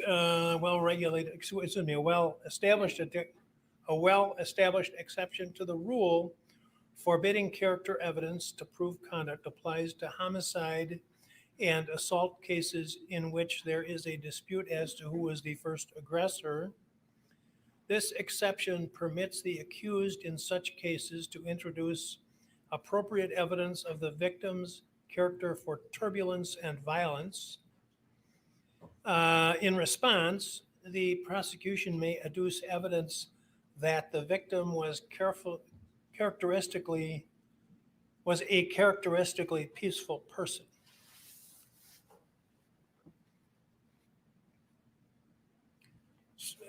so it says that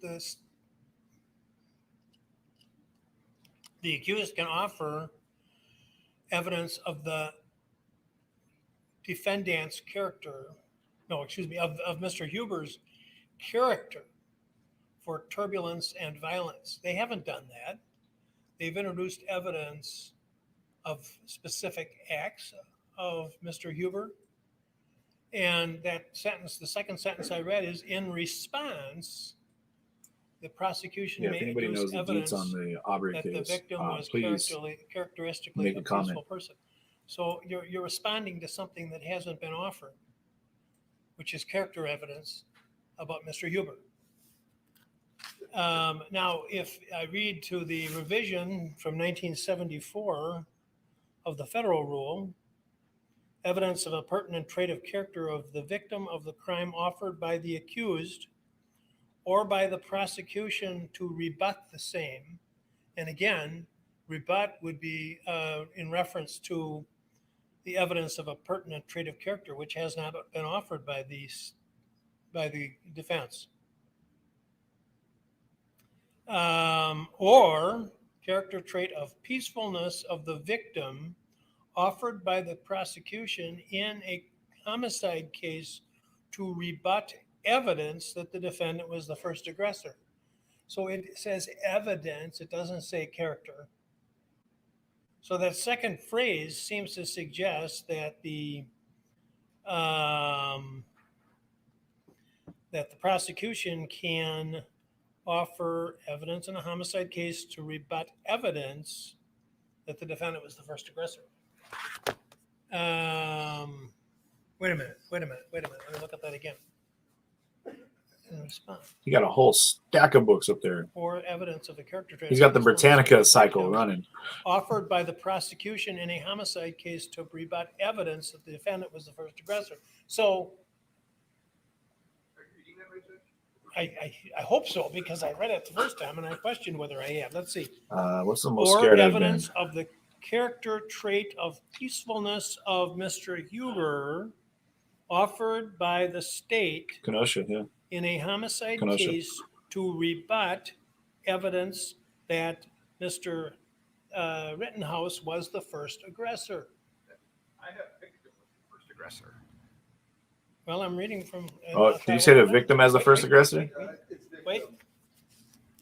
What? They've asked for the skateboard. They mentioned this earlier. They asked for the skateboard several times. But I believe Anthony Huber's girlfriend wasn't giving up the skateboard. So, so much for that book. Did he just throw the book? Will you? You can look at it yourself. It's there. The judge just tossed the book, man. He literally just threw the book of law at them. You could make a big mistake with that. Let's read from my favorite, which is Judge Weinstein. This judge is a character, man. It appears he did, Trista. It appears he did. Lana Young, this right? is at 701(3)(c) that we've talked about before. When the defendant offers evidence of the alleged victim's character, then the prosecution is entitled not only to offer rebutting evidence about the victim's character, but also introduce evidence that the defendant has the same character trait. And so it starts off when the defendant offers evidence of the alleged victim's character, which hasn't been done. Yeah, that's the first part of that statute, not the second. Well, the second part, if we're talking about this, What's your idea of the second part? You see in the middle there, that's Rittenhouse's mom and his sister, I believe. The girl in the glasses, 3 rows back. The woman in the checkered shirt. I believe that's his mom on the left. And his sister's on the right, if I remember correct. If I'm getting this right. 1B, but there's 2 provisions in there. I'm talking about these ones. Oh, you can't see We're that. talking about the second, which is the character trait of peacefulness of the victim offered by the prosecution in a homicide case to rebut evidence that the victim was the first aggressor. Right. And that is a more sweeping statement than the older material. Do we know what they're even arguing about at this point? Like why they brought up the law books on this one? And Jamie anyway, Derrick Hott. there was disagreement. And the other one I used was. I certainly hope not. The Graham Handbook of Federal Evidence. And there's disagreement. I don't know if the jury's back yet. I mean, they came from lunch. When I walked out here, I thought, well, I think not in front of the jury. Okay, yeah. So the tie in favor of the state. Yeah. Now you're forewarning them that you have got some other crimes. Did it matter? Yeah. Why? What was the deal with the great aunt? Like, I don't think her testimony did anything at all. I think they were trying to make rebutting evidence. Humanize. I think someone said Huber. Rather than have to accuse the jury again. Are you prepared for what the defense suggests they're going to offer? Yeah, I mean, yes, we have extensive footage and video of what happened when the guy, whatever that dude's name was, the militia dude said he ran up and shoved me out of the way. People brings in completely irrelevant criminal acts that have already been Huber's personality importance. Okay. It's character traits for peacefulness is what they're getting into. I have 2 criminal complaints, one of which the defendant held a knife to his brother's throat. He put a knife to his brother's ear. He called him. He said he would gut him like a. He said what? Mr. Huber told his brother that if he didn't start cleaning a room in their house, he was going to gut him like a pig. Mr. Huber's brother noticed a knife in Mr. Huber's right hand that looked like a butcher knife, 6 inches long with a green handle. Mr. Huber later on in the same incident threw a chair and some clothes across the room, threatening to kill his brother if he didn't clean. Mr. Huber then sat down with the knife in his hand and watched them while his brother and Mr. Huber made his grandmother pick things up as well. And Mr. Huber told his brother that if he stopped cleaning, he would kill him. Mr. Huber's brother then turned around and Mr. Huber put a knife to his brother's stomach, saying he was going to gut him like a pig. Mr. Huber's brother bent down to try to protect himself. Mr. Huber then grabbed his brother by the neck, dug his nails in, and choked him for approximately 10 seconds. He then put a knife to his brother's left ear. His brother felt the blade and believed his ear was cut. And then as he left, he told the people in the house, "I'm going to burn the house down with all you fuckers in it." That's what Mr. Huber had said in that instance. And that is charged in Kenosha County case 12 CF 1346. He has another criminal. What was the outcome? And when Can we just get a holy shit for that? 12 CF 1346. I believe he entered a plea to strangulation and suffocation in that case. Okay. Yikes. I have a 18 CM 509 case in which he kicked what I believe is his sister, Caitlin Hughes, in the right hip, causing her pain and causing her to fall into a nearby dog crate. So I would normally not move to admit those. However, if they're saying that this is a peaceful man, and if you say, Judge, running to this area to stop whatever was happening, it's not a fight or there's no violence, it doesn't sound like. But if you're saying that's peaceful, 90405 allows me to get into specific instances on cross. So I believe 90405. Just start over. Sure. I believe 90405 allows Mostly specific peaceful instances of choking. conduct All right. of the individual being cross-examined, which we obviously cannot do. This I don't know how they would get this in. I guess. Wait a minute. What do you mean? What do you can't? The individual being cross-examined will be the person who's giving the opinion. I tried this case, State against King, right here in this room when I was district attorney, 1974, 75. Mr. King Wow, shot his okay. wife in the eye and killed her. And 70 something. there was testimony.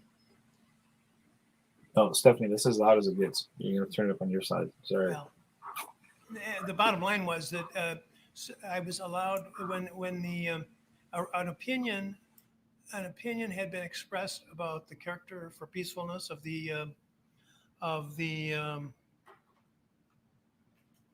accused,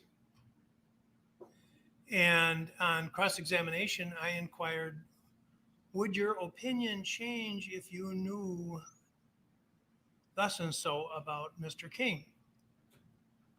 And there was objection because it was a specific instance, and the Supreme Court said that was permissible inquiry because the opinion had been rendered, and the wealth of knowledge of the opinion giver was therefore subject to scrutiny as to how much information this person actually knew, because the character you're trying to present isn't limited to just an incident involving a fire at some point in time, but is limited to the entire character of the decedent. So my initial inclination would be this is probably admissible. Probably admissible. Probably. And if you go ahead with the evidence, and you're welcome to do so, although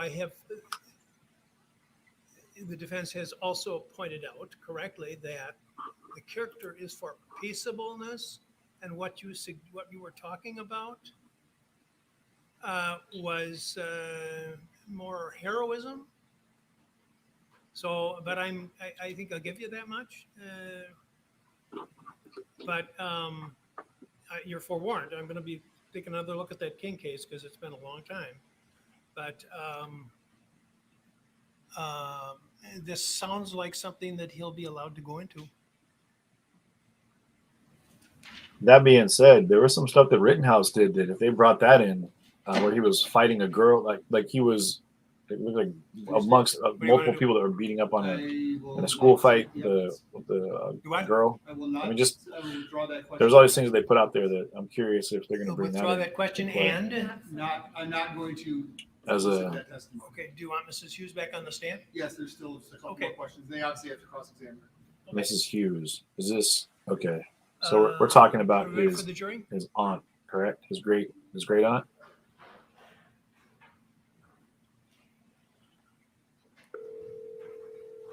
All right. Is this better for the sound? I just have me turned down, Mr. Schroff, do what? but the volume on the record all the way up. So yeah, so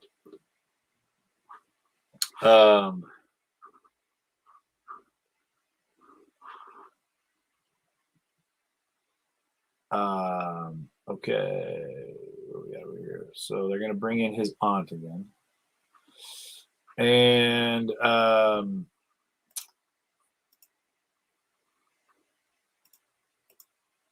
well, thank you.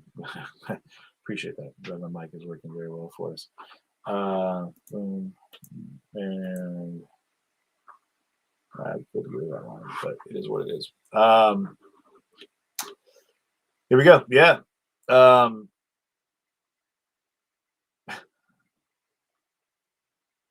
Yeah. So we'll see if they're gonna allow this the character testimonies for Huber, Rosenbaum, and Gage, Grosskreutz, then they're they're gonna have to do the same for Rittenhouse. So I mean, like I said, there's gonna get some juicy stuff coming up here. Catherine Grace Kelly, agreed. I can agree. Putting a blade to someone's stomach and saying you're gonna gut them like a pig, and then commit arson and kill everybody in the house with that arson. Yeah, it is on a different scale. But I'm just saying, it opens the door as for fairness to both sides to do just that. So Kyle's stuff is not as bad as Kyle's season. I see what you're saying. Good afternoon, everybody. We had some additional discussion on the issues that were pending, and it has been decided the state has decided to withdraw the question which was asked. I believe they're bringing Anthony Huber's great aunt back up. Anybody know her name? Did anybody catch her name by chance? Settled in? Okay. Ms. Hughes. Miss Hughes. The night of August 25th. Anybody? Or into the morning of August 26th. Anthony Huber's great aunt. When or how did you hear about what had happened to Anthony? I got a text around midnight, maybe a little after, from Anthony's girlfriend, Hannah, saying... Oh, we don't need to get into the context of it. That would be called hearsay.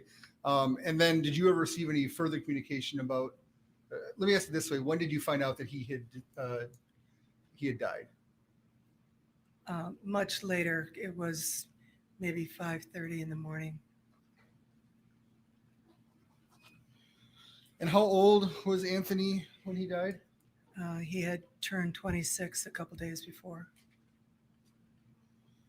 Ma'am, I'd like you to look at there's an item in front of you which I've turned over. I'd ask you to turn it over to look at it. It's marked as States Exhibit 44. Do you recognize that? Yes. What is that? This is a photo of Anthony as an adult and Anthony as a child with his skateboard. And are those pictures you provided to my office? Yes. Are those true and accurate copies of how Anthony looked at in childhood and as an adult? Mm-hmm. I'd ask that 44 be entered into evidence and published to the jury by being passed around. Is there an objection? There is not. Okay, go ahead. That's all the questions I have. I'll give it over. And he can do it. I'll do it. Yeah, thank you. Did you have questions? I have no questions for Ms. Hughes. Okay, thank you, ma'am. You may step down. Thank you. Carry on. Okay. So somebody said, Oh, Anthony Huber had a girlfriend. Yes, he did. She was out the night after the shooting. They did a little kind of like a vigil in the middle, right where the shooting took place with Huber and with Gage, and where Huber died. And his girlfriend was there and spoke. And again, we that's all, footage that, from, we have from Kenosha. So it's from the night after the shootings. So, Stannis Clout says, Miss Hughes, did Huber ever threaten your life?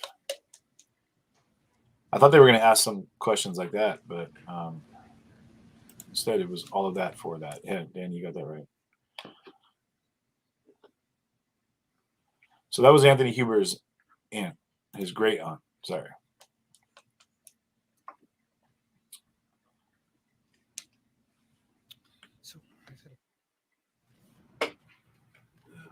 would you raise your hand, please? Now who? We're about to give in this matter will be the truth, the whole Who's truth, coming up now? truth, so help you God. Yes, I do. Please be seated.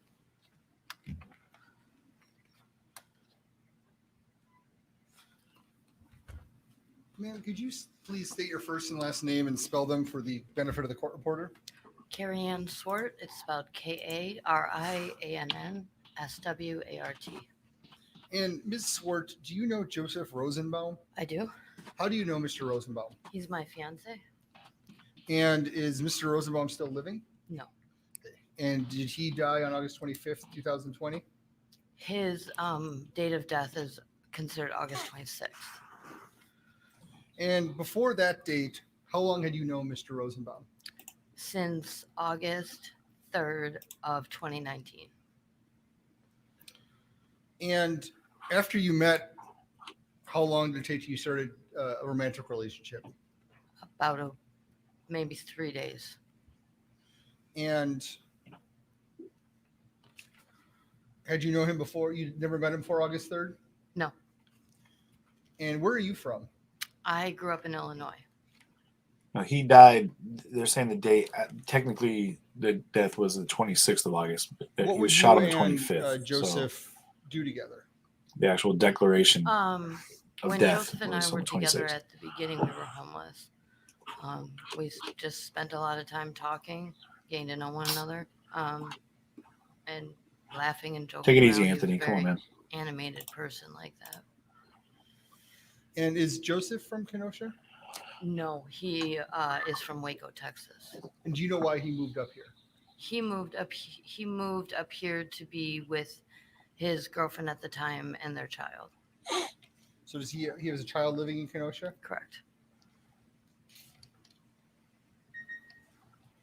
I would like to bring your attention to the day of August 25th, 2020.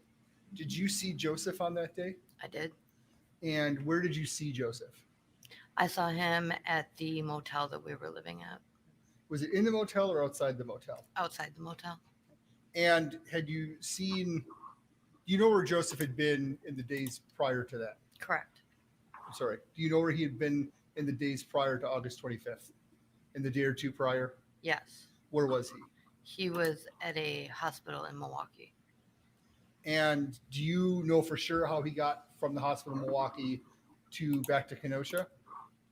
I am not 1,000% sure. As far as I gathered from him and from the hospital, they brought him down here.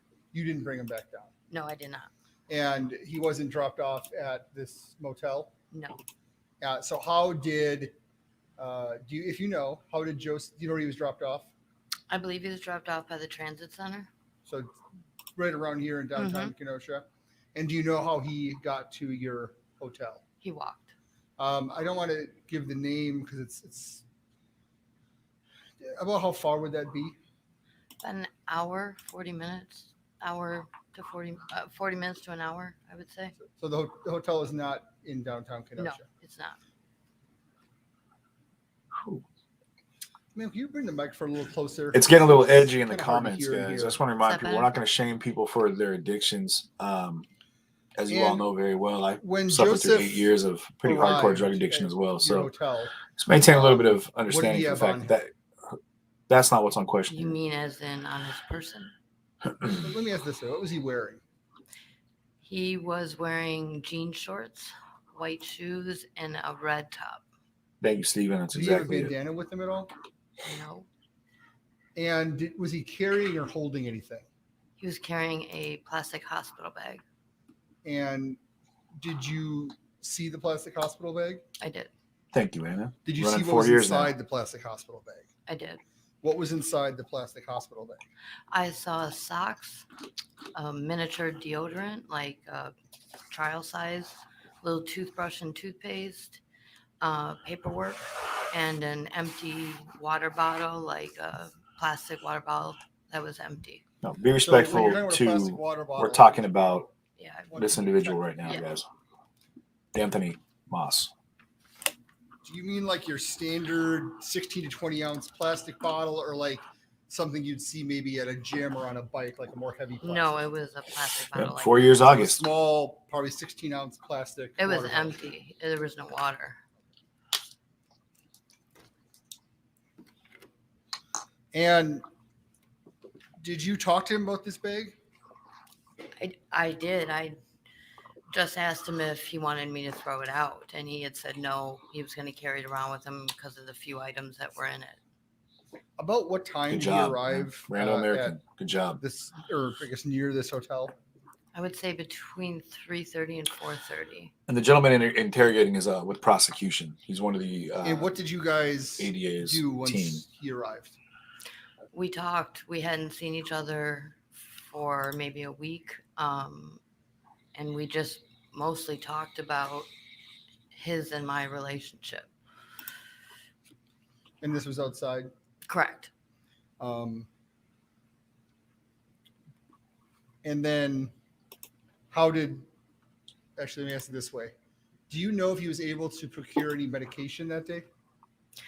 He was not able to fill the prescriptions he had because the Walgreens closest to us had been boarded up and closed down due to the chaos that was going on.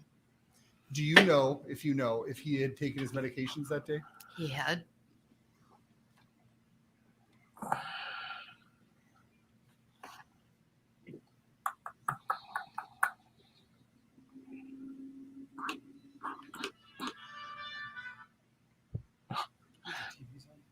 The judge just he just scored $1 million in Bubble Breaker.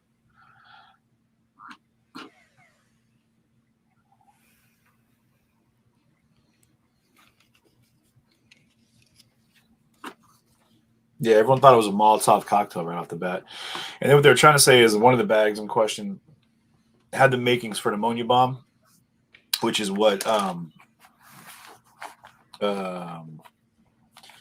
one of the militia folks, the guy from yesterday, said were the contents in the bag. I'd like to as show he you gave what is his marked as testimony to the Exhibit FBI. 26. Do you That's recognize definitely that? like a hospital bag, though. And what is that? That is the plastic bag from the hospital. And is it true that a few days ago I showed you a printout of this exact exhibit? Yes. And is that the plastic bag that you're referring to that he brought back from the hospital? Yeah, it's like one of those plastic bags that Bulge, you yeah. just put your clothes and belongings in. And in looking at the screen, does it seem like there's more items or fewer items or the same items, if you can tell, that he had when he was at your residence? It appears to be the same as when I saw it.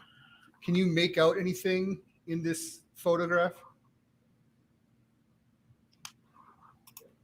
I can make out. Go ahead and DM me, Jenny. I got your I back. think he might have had an extra shirt. in Congratulations. there, that might be. And If you need to looks talk, like we the got a great water community bottle over on here the on side. CJTV. Good people. Sure. And we're all here for you. So, and congratulations on having the baby coming up. You should name the baby girl CJ. If Joseph Rosenbaum knew anyone named Kelly or Joshua Zeminski? He did not. Sustained. Expect the answer. The witness with that position didn't know. Yeah, didn't. All persons that the accused would have known. The Little baby CJ, go decedent for would it. have known. Thank you. Do you know if he knew any people in Kenosha? No, he did not. Same objection. Not sure I heard the question. The question was, do you know whether he knew many people in Kenosha? No, And she. answered- Okay, so pardon? Tina. Sorry, where's Okay.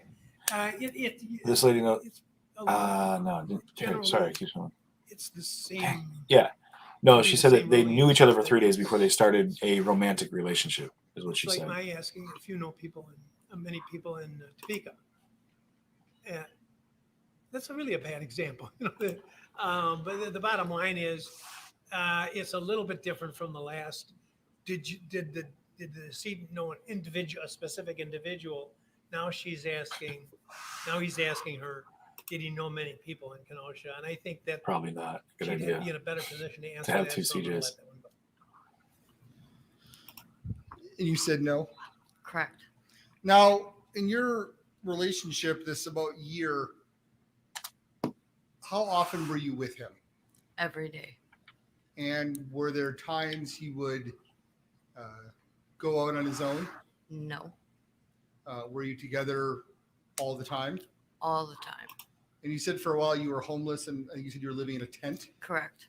and you were together that entire time. All the time. Did Mr. Rosenbaum ever introduce you to someone named Joshua Zeminski? Good call, No. Nicole. Did Mr. Rosenbaum ever introduce you to someone named Kelly Zeminski? No, Did he ever talk about knowing a Josh or a Kelly?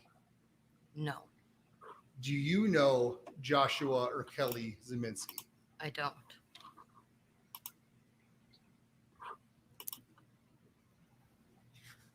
How tall was Joseph? 5'3". How tall are you? 5'3". And was Joseph a larger individual, build wise? Was he bigger frame, smaller frame, medium frame? He was medium, smaller frame.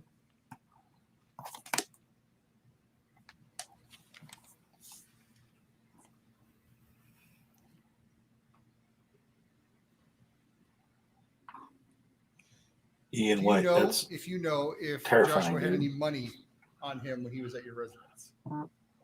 I'm sorry, Do you know if he had any money? Joseph? Did I say Joshua? I apologize. Did Joseph have any money? No.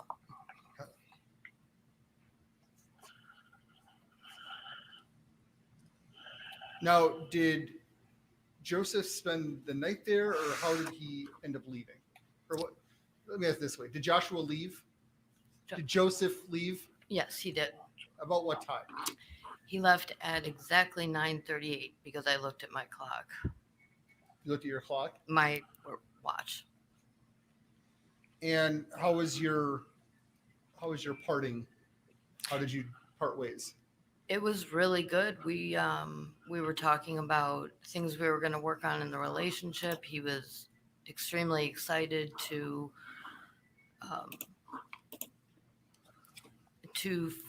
work on himself, work on some of the things he needed to work on, and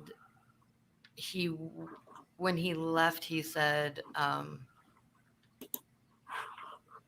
he said that he would see me in the morning, and he was all excited, and I love you. It was a pleasant visit. Was there any discussion of the potential for events downtown or the curfew or anything like that? I did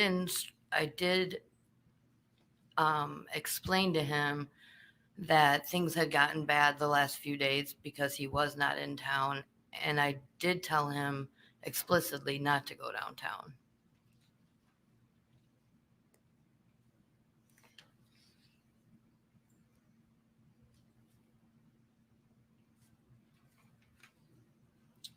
And what is the next thing that you remember happening that night in relation to Joseph?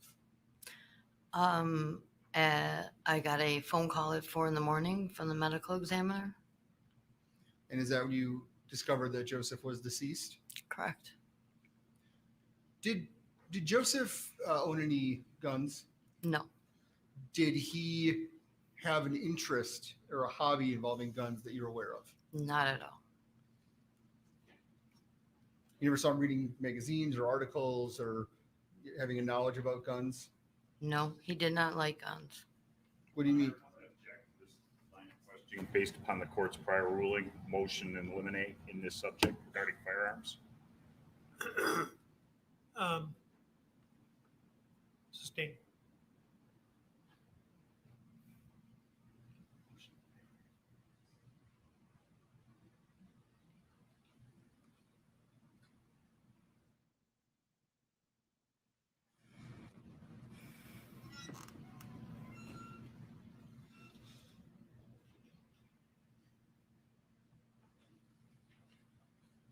So what did you do once you received this news? I fell to my knees and cried. And then what, if anything, did you do? I went on my phone and looked up on the Facebook Kenosha scanner page to see what the police call might have been about that night. And there was a video link, and I clicked that, and that's when I saw the video of Joe dying. So you watched one of the videos of the shooting? Correct.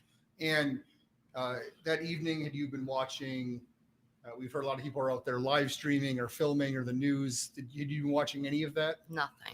All right. So you had no idea that anything, you didn't know what was happening in downtown Kenosha until 4 o'clock Till in the morning. 4 in the morning. Once you saw that video, what did you do? I broke down, and I mean, no matter what, get that image out of my head. So that's got to be terrible to tune into a social Did you go network down and to see your downtown fiance Kenosha? dying I did the following morning. on camera. My sister picked me up about 8 a.m. and we went over to Car Source, and there was the mark All where good. Joe had been laying. And I put my hand in it, and my hand was wet with his blood. And that's again when I collapsed on the ground.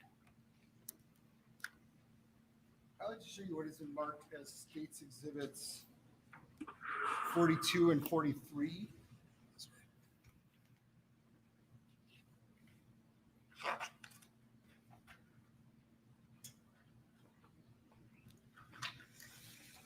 Here, we'll look at it in order, okay?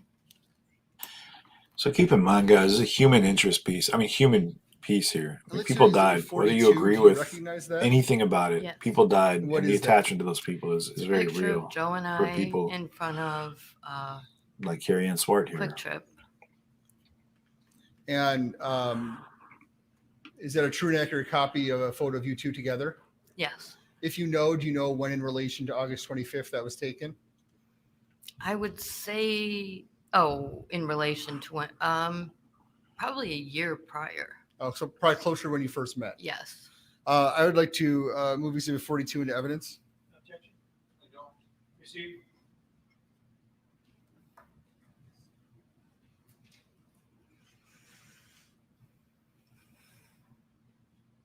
Let's take a look at exhibit number 43. Do you recognize that? Yes. And what is that? It's a picture of Joe and I in the bathroom. Okay. And is it a true and accurate copy of a picture of yourself and Mr. Rosenbaum? It is. Rosenbaum was the And, first person shot Is that in the car lot. I'd like to move exhibit 43 into evidence. Receive. And if you know, where in your relationship was that taken from time wise? Was it?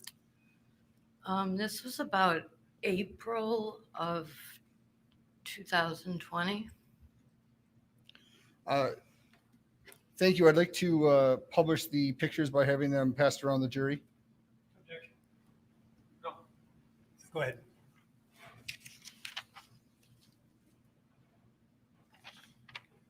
I believe that's all the questions I have.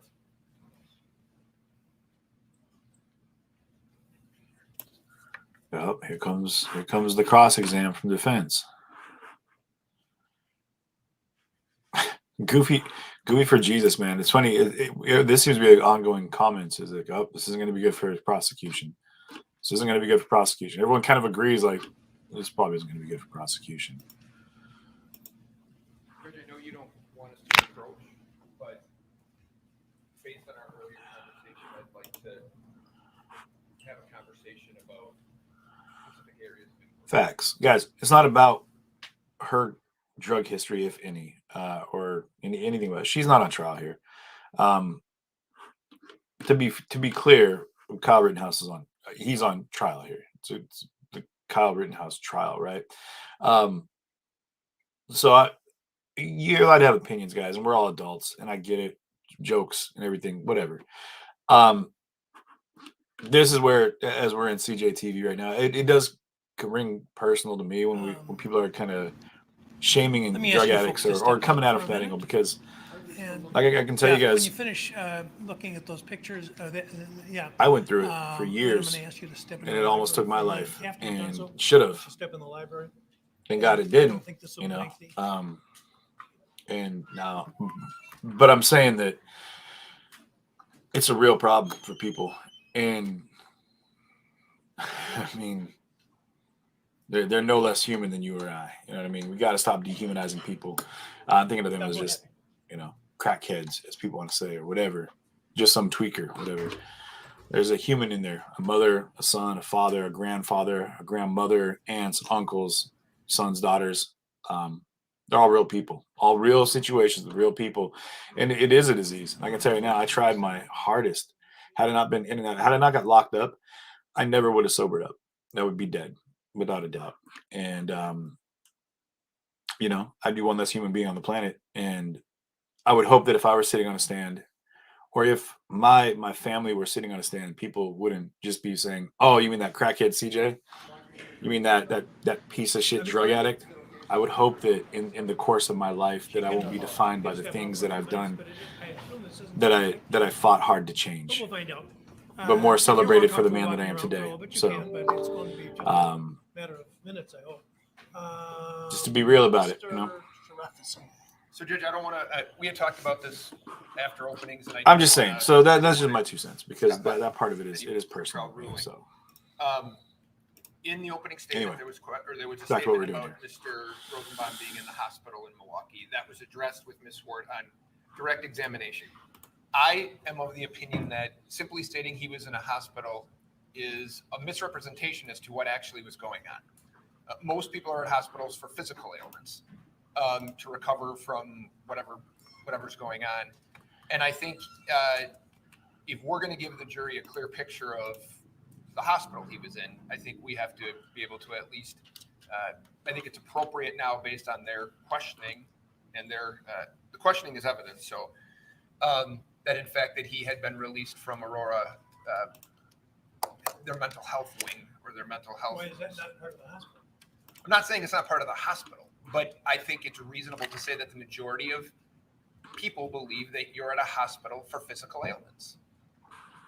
I don't know that of course we get a jaded view because we deal with a larger percentage of people who are hospitalized who are there for mental or emotional disorders. So, but and you're not selling this, sir.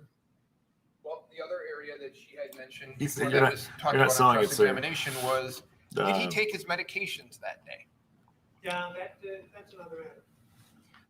So it's irrelevant, I suppose, if he takes blood pressure medication or medication like that. I'm assuming, and she can come in and do this outside the presence of the jury.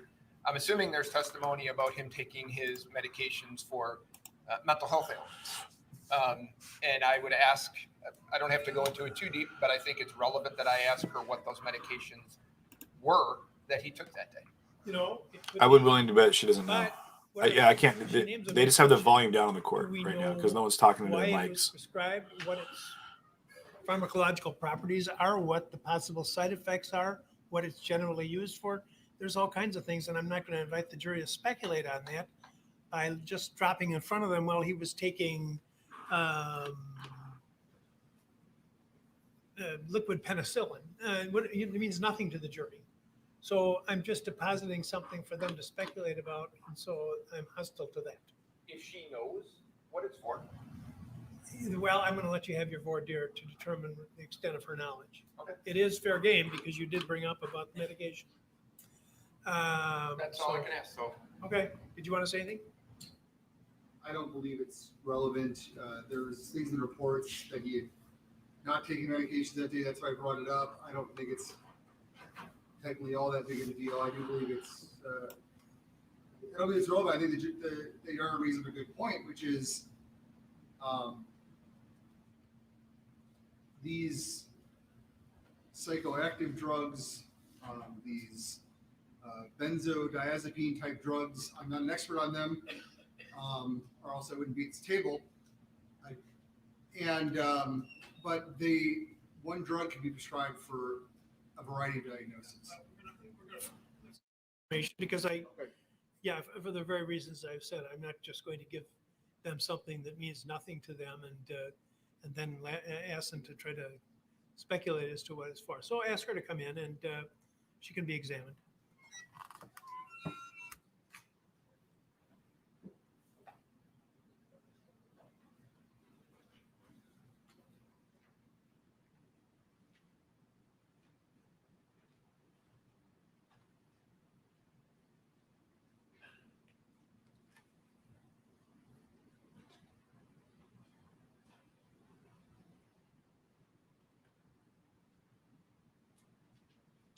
All right, go ahead, Mr. Sharofsky. Good afternoon, sir. You had answered some questions from Attorney Kraus regarding Joseph taking medications that day. Correct. Rosenbaum. Sorry. Thank you. That Mr. Rosenbaum had taken medications that day? Correct. Okay. Do you know what they were? No, I only know some of them. I don't remember all of them. Do you know, can you tell us the sum that you know he took? Gabapentin was one. I'm gonna stop you for 1 second. Do you know what he takes that? Did you know what he took that for? Bipolar disorder. Okay. Any other medications that you know that he took? I know he was on an antidepressant. At that time, I don't know which one they had him on. Okay. Those would, and then something for sleep. Okay, but so the only, to be fair to you, the only medication that you know by name was gabapentin. To be fair. And you are telling us that you know he took that for his bipolar disorder. Correct. Okay. Any question for the state? Do you know?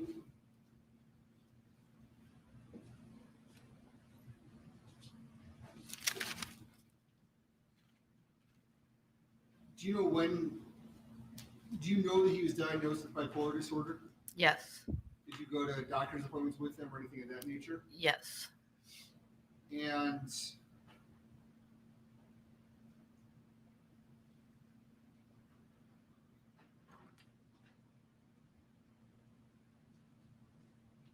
how do you know that gabapentin was prescribed for that reason?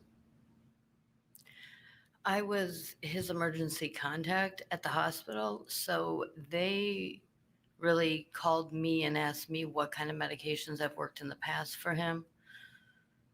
And I told them, and they were in contact with me, letting me know what medications he was on, just like they called me that morning to say they were going to be letting him go. But that he had had his medication. So the hospital told you that day or the night before that they were gonna. Did they say they were prescribing it, or did they just ask you what they should prescribe? At first, they were asking what they thought was best. And then I told them what had worked for him in the past. And he, the doctor or the nurse that I spoke with, then explained to me what medications they put him on. And that was that. How many medications total, if you know, was he taking? Or was he given, let me ask it this way, was he given at the hospital? I believe he was given Effexor, gabapentin, and Seroquel for sleep. Seroquel.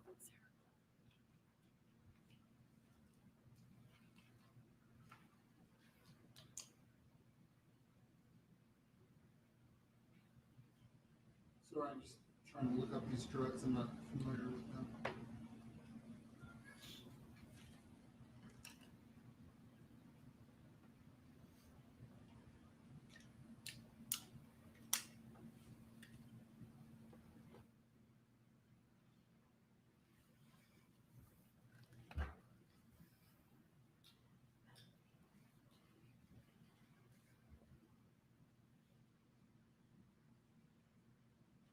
I have no further questions. All right. Yeah, I think there's enough information that it's admissible. So, and the state did open the door. So, ask the jury to come back in, please.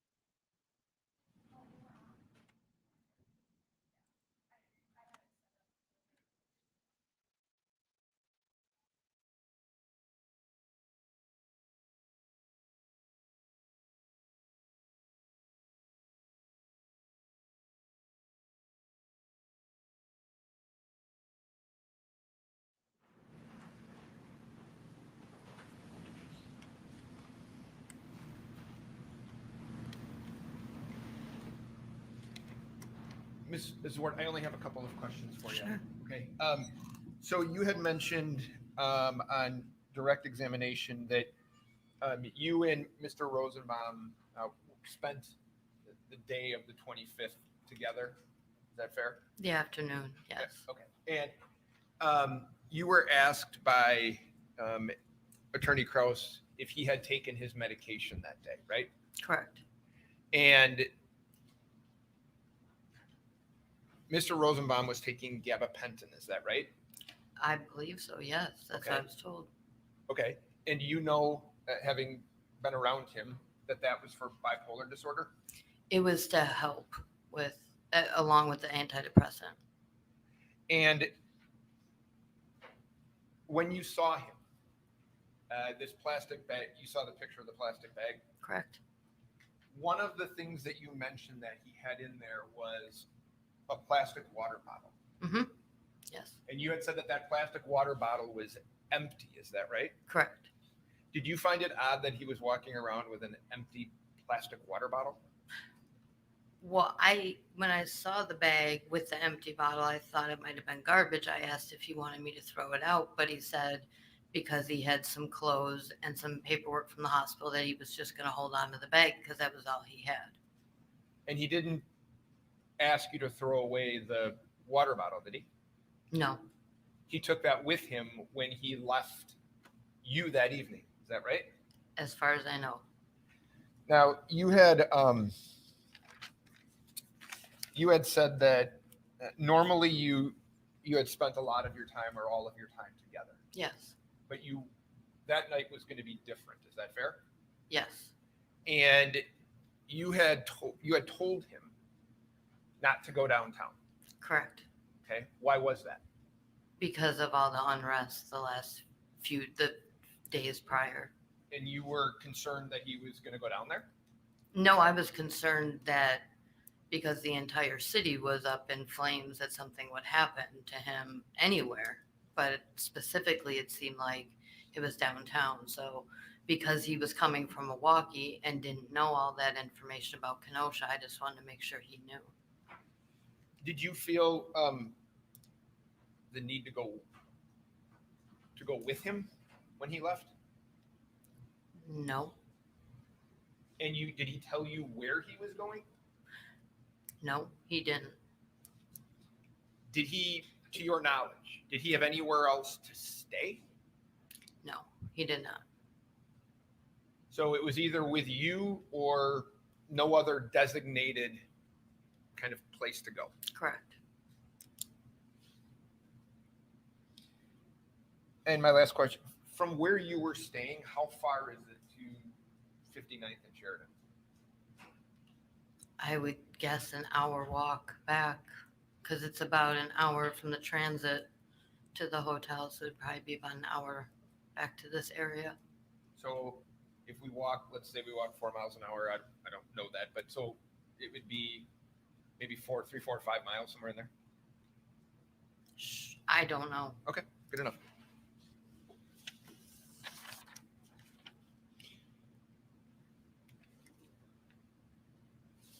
Ma'am, I don't have any other questions for you. Thank you for your time.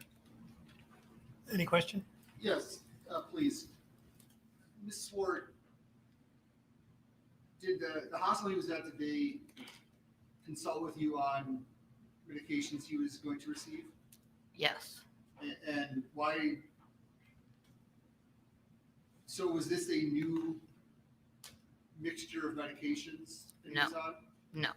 This was his regular medication that he had gone off of and had been back on for the last week or so, last week, 10 days before his death.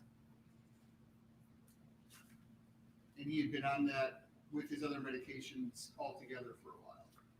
Yeah, for the whole time I was with him, a year, yeah.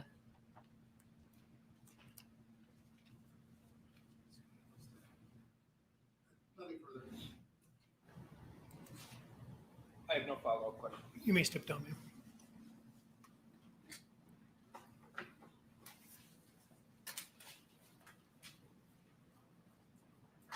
State.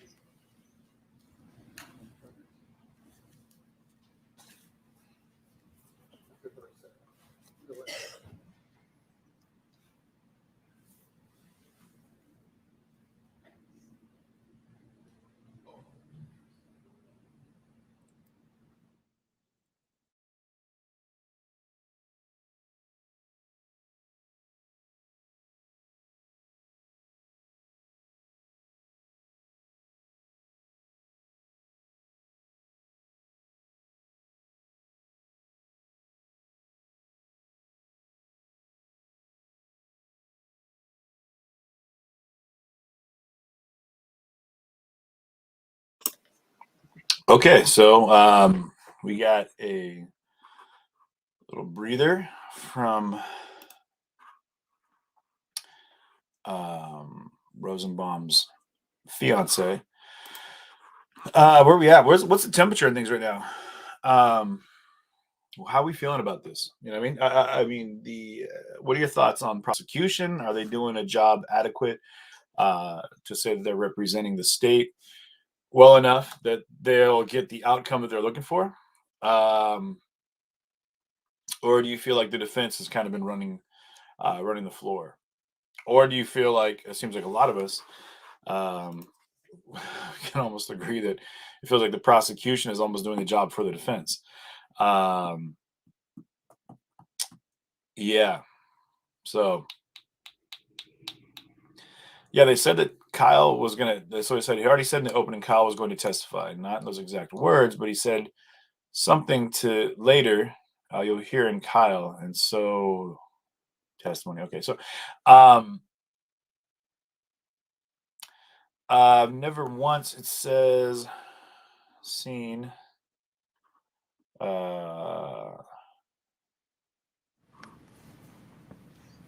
once seen an armed paramedic. Do you solemnly swear the testimony you're about to give in this matter will be the truth? This is the owner of the car and lots. nothing but the truth, so help you God? Yes, sir. Thank you. I've seen many. Car source. Hi. Could you please pull that microphone really close in front of you and speak as loudly and clearly into it This as is possible? Sam. Could you state your name and spell your name for the record, please?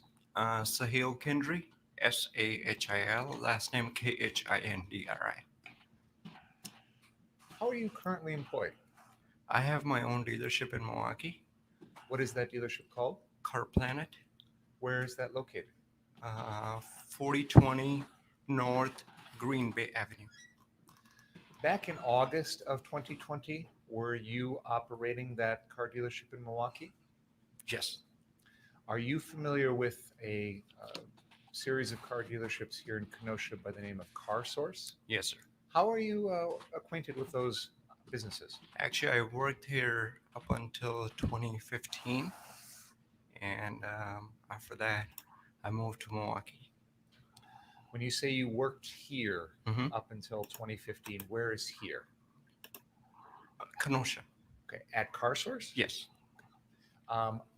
After 2015, did you work at Car Source? No. Did you have any ownership interest in the company? No.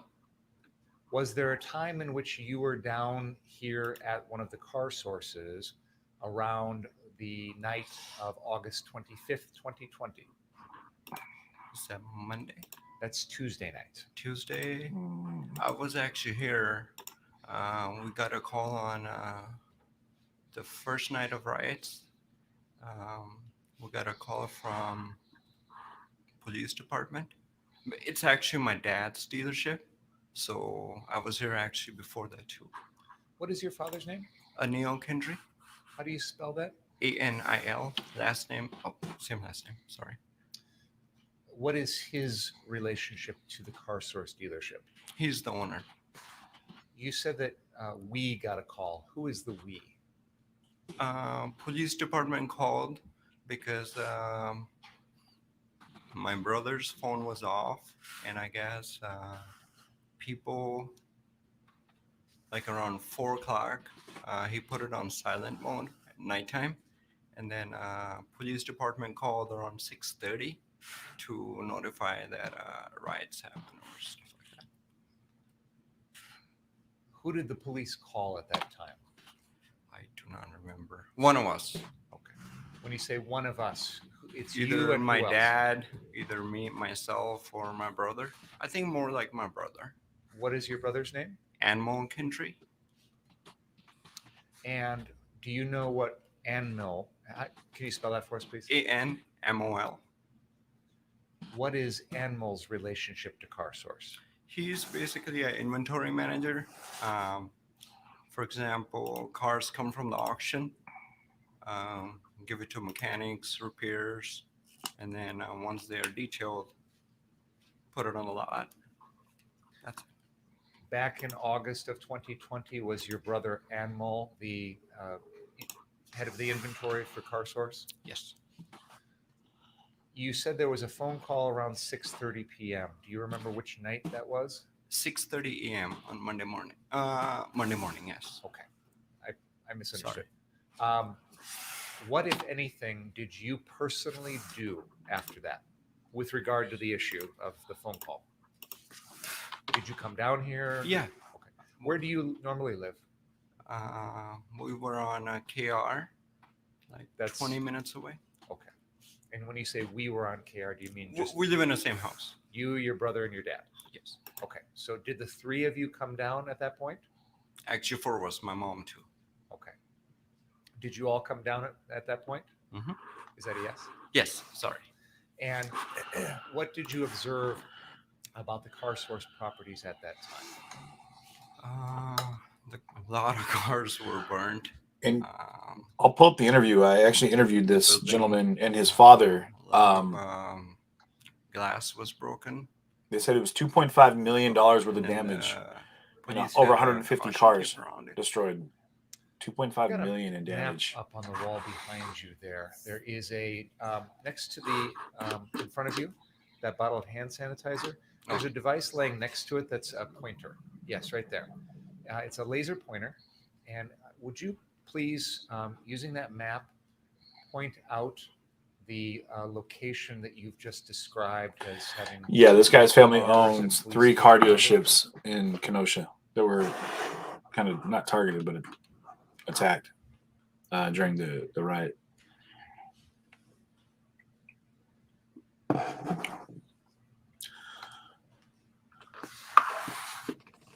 $158.21 at least can the address.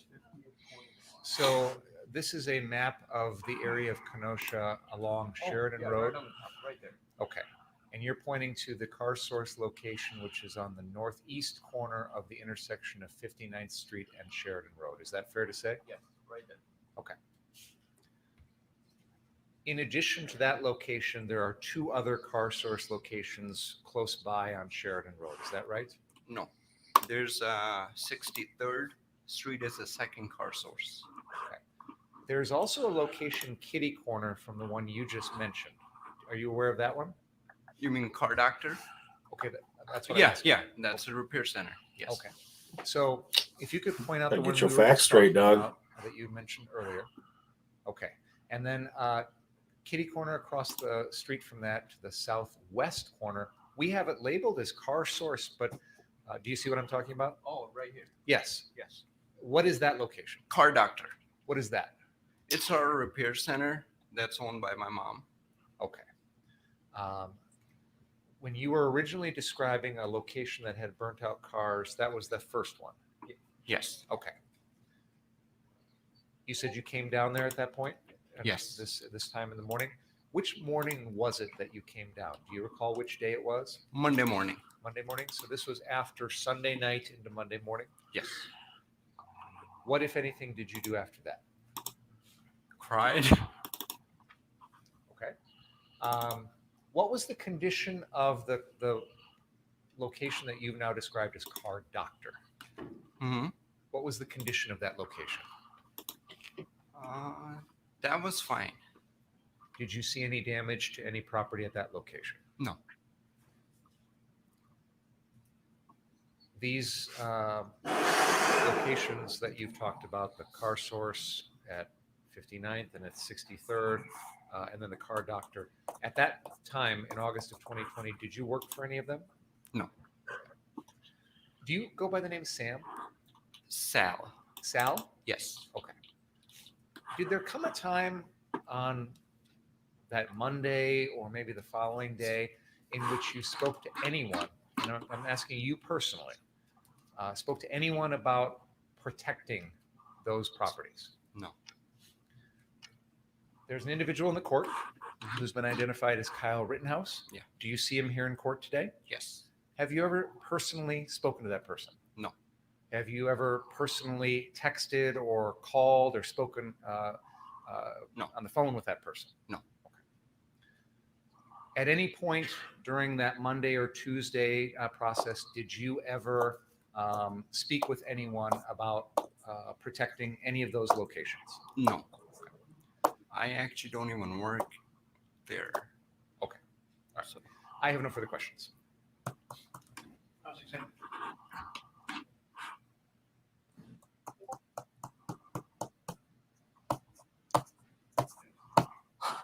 There's a lot of booms. I keep seeing people saying, like, doing the whole mic drop boom thing. How close in age are you and your brother? 2 years apart. Okay. And you go by Sal. Does he go by Sam? Yes. Okay. I think Sam or Sahil is the owner, is the one that, because he's saying that he didn't personally talk to Kyle Rittenhouse. He was in Milwaukee, I think, when it happened. And Sahil or Sam is the one that we interviewed. Both Sahil and Anil, we interviewed both of them. Yeah, that's me. And can you tell me where that picture is taken? 63rd. Didn't you say he never talked to 63rd Kyle Street. Rittenhouse? Yes. Wait, what?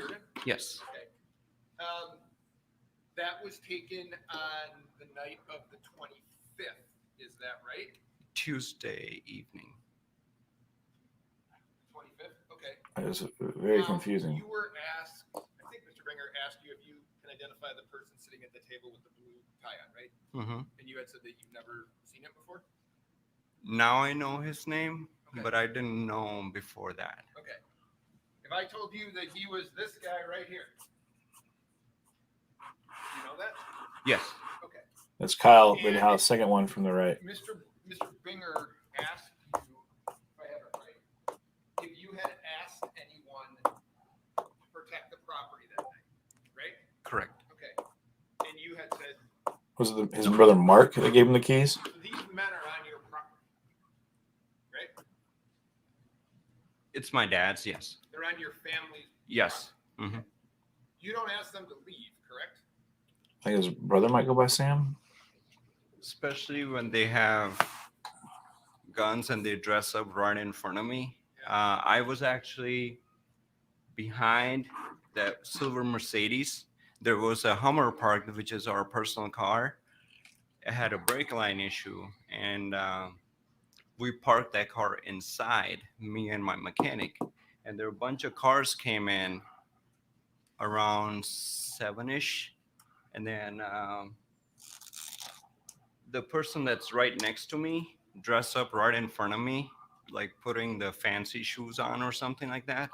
And then he put some other, and then I was over there and I observed that they did that. Well, tell me if this is right. I don't know what the tapping is. You didn't think they were there to harm you, did you? No. Okay. And do you know anybody else in that picture? No. Sal, come on now. You took a pic with him but never seen him? He was actually worked for my brother about for a week or two. I don't recall, because I live in I manage Milwaukee store, so I really don't even know Very his self-incriminating. staff until when I come there, because I'm there all day. Okay, so people in that photograph have worked for members of your family in the past. Agreed? Yes. Okay. No, you're not hearing my ink pen. I don't. Only if you know. My mic is gonna. Do you know if those people in that picture were going into the car store's physical building? Okay. The person with the white hat with the cross. Later, I find out that he was he used to work for my brother as an ex-detailer, and he worked for a short amount of time. So my question to you is, do you know if people in that photograph were physically inside that building No. that evening? No. You don't know that, or they weren't? In this building? Yes. No. Were they in any other of the car source buildings that your family owns? Just the 5821 and the car doctor, which is a service center. So they were. So yes to two. Inside two of the three buildings. I don't understand your question. You said you have 3 buildings on Sheridan Road. Yes. You said they were not physically present inside that building, right? Correct. But they were physically present in the 59th. Who present? Any of these people? No. Only person which I can't imagine because the Imagine. Nick, Okay, you can't he talk in. probably inside because he worked as a like a cleaning cars. That's what he used to do. Not historically. He's not asking you throughout history. No, Do you know how he got in the building? I do not know. To get in the building, he would need a key, correct? Yes. Do you know? Only if you know, does your family's business give keys to people who no longer work there? They don't.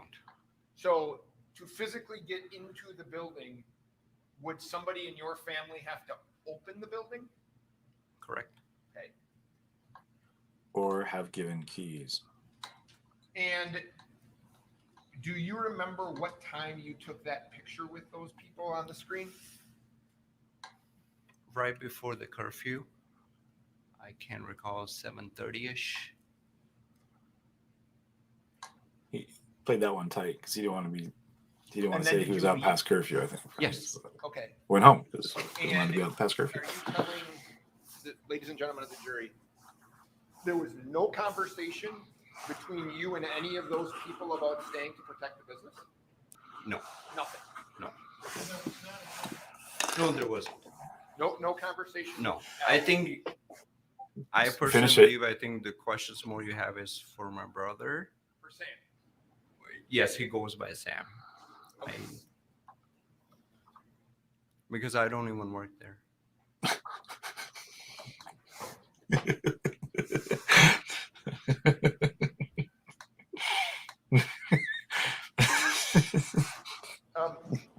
Phil, do you have a? Sorry, that was funny. So I don't even work there, man. I don't know what you're remember talking giving about. Mr. Rittenhouse a ride from Car Source, what we call Car Source 2, which I think is the car doctor, to Car Source on 63rd. Do you remember doing that? No. You don't remember doing No. that day? No. But you do have a BMW? Yeah, I have 10 more cars.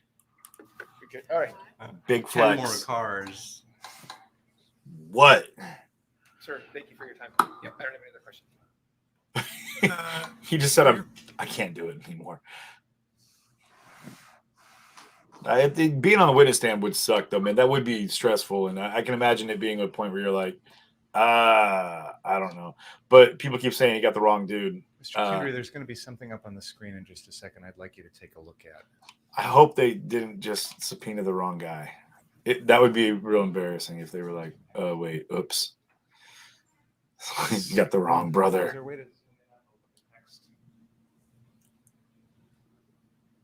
I don't know if Mr. prosecution Kindry, or there's defense brought a this message on the screen. It's a text message. I'd like you to read it to yourself, if you would. Hi, Sam. No, to yourself. Oh, sorry. He even had, hi, Sam. He said it, or, hey, Sam. Yeah. Let me hold on. Let me do this real fast. Have you ever seen that message before? Hey, Samson, Yes. I'm more than willing. When did you see it? The I'm first willing and will be armed. I just need addresses. Thursday or Friday. My brother showed it to me. Thursday or Friday of what week? The same week. Of the week of August 25th, 2020, when Yes. all this was happening? Mm-hmm. Is that a yes? Yes, sorry. Is it fair to say then that this was a message that Drink. was sent or received by your brother, not by you? Correct. Okay, that's all I have about that. Put up the photo.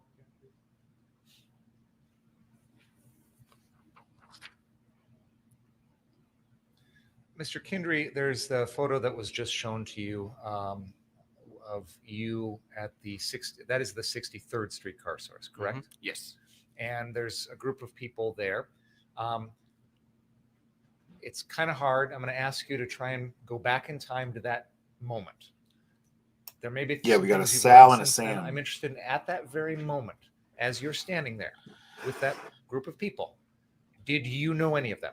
No. I got to ask, why are you in the picture? I saw the guy right to the right of me dressing up, and I was so impressed. And he mentioned he's from ex-army, and I was like, I'd never seen that, and I normally saw these things on TV. So I'm the one who requested, can I take a picture? And I think somebody did. I can't recall who did it. And then I gave my phone number to Nick to send it to me, and then that's it. Did he ever do that? Yeah, he did. Can you tell us which one is Nick? The guy with the white helmet, Okay, red that's cross. the white hat with the X's. red cross? Yes. And I assume before this night, you knew who he was? No, because I always work in Milwaukee, and my brother runs the Kenosha stores. Let's put aside Nick for a second. Did Again, you know wrong anyone else brother. in that picture? No, sir. What was your understanding at that moment in time? I What those people were doing? Did you Sayos' have an mannerisms. A lot of cars came, I think 3 or 4, I can't recall which ones, and me and my technician parking our Hummer inside the shop because the brake lines were leaked, and I saw these people were dressing up and this, and I went over there and I observed that they're dressing up. For me, that was really impressive. But again, my question is, what was your understanding of why they were there? Did you have an understanding of why they were at your place? They were saying that they were here to protect Kenosha because and community service, and I was like, okay. Did you hear any of them say they were specifically there for car source? No. You mentioned that there was a Hummer that you parked inside a shop. Was it this building shown in the picture? Yes. Okay. All the way to the end. Okay. We know this is the 63rd Street car source. Mm-hmm. I'd like you to take a look at the people in that photograph there. You said, obviously you're next to them at 63rd Street. My question is, were you with any of those people anywhere else that night? No. Were you with any of those people at the car doctor location on the southwest corner of 59th and Sheridan at any point that night? I recalled there were a lot of right across the street from a car doctor. A lot of people were walking by. I observed some people over there, yes. Which of those people in the photograph did you observe by the car doctor? The one I'm going to use. Some of these calling comments the car are doctor. We actually haven't heard that killing me. until today, but either way, it's that car source location on the southwest corner, or the car doctor location on the southwest. He said he was corner impressed with his fancy of shoes. 59th and Sheridan. You Yes. know which location I'm talking about? Right across the street from the main lot, right? Yes. Which of the people in that photograph did you see or were you with at that car doctor location? No one. No one in that photograph? No. I saw a lot of people like from a car doctor. If I'm standing over there across the street, they were passing. And then, yeah, I saw that. But that wasn't anybody in this photograph. Not that I recall. Okay, thank you. Cross-examination? Recross?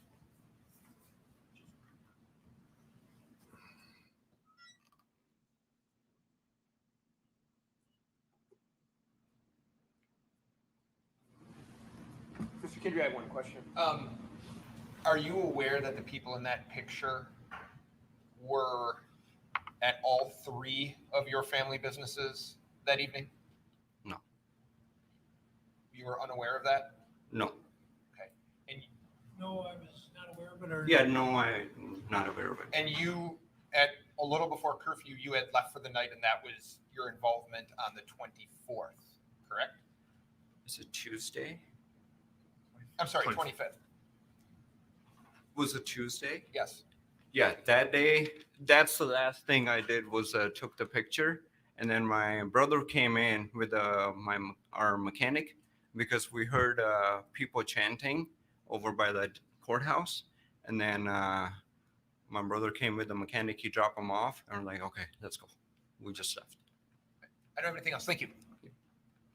Any direct, you may step down, sir. Thank you. Let's see, we stopped at 12:30. Or we didn't start till 1 o'clock, yeah. Okay. Yeah, we were haggling.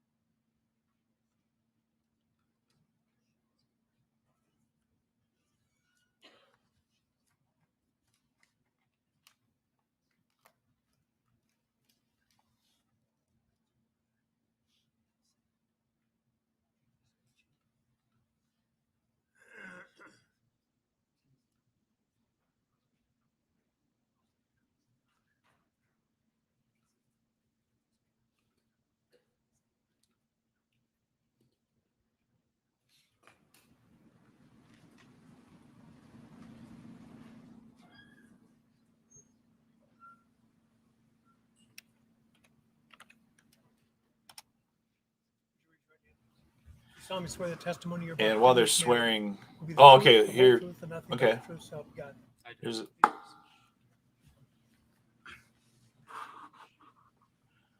right. Let's create a banner. Good afternoon, sir. Could you please bring that microphone as close as you can and speak as loud as possible into it? It's sometimes hard to hear. Sure. Could you state your name for the record and spell it, please? Anmol Kendry.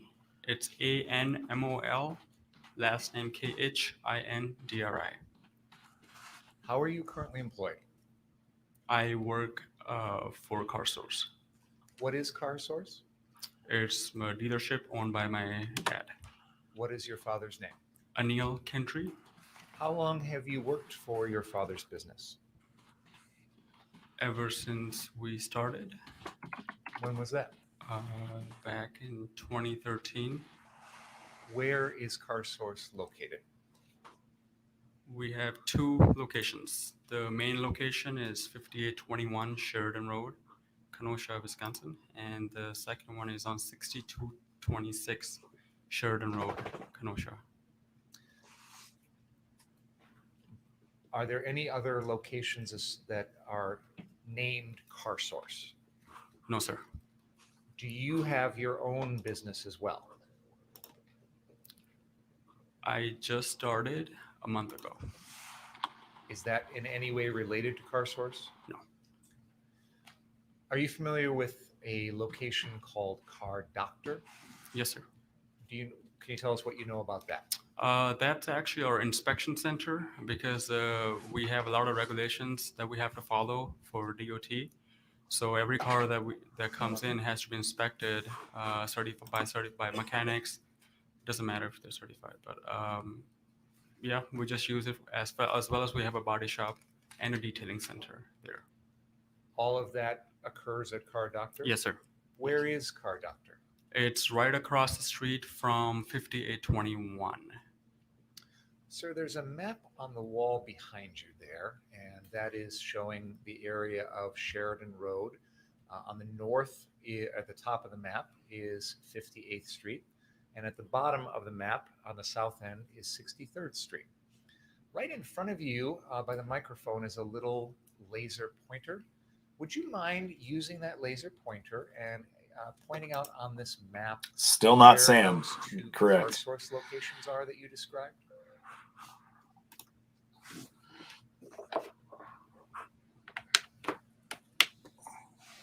I can't see that far. Do you need? If you need to get up and walk over there, Can I, feel free. please? Thank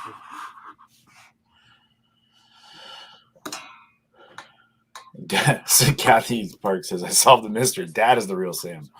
Yes, I do see it now. We Yes, will would you find please Sam. point them That out will for us? happen. Either way, I think Sam's missing, and that should be concerning for And people. I think you said first location? Yes. Okay, and where's the other one?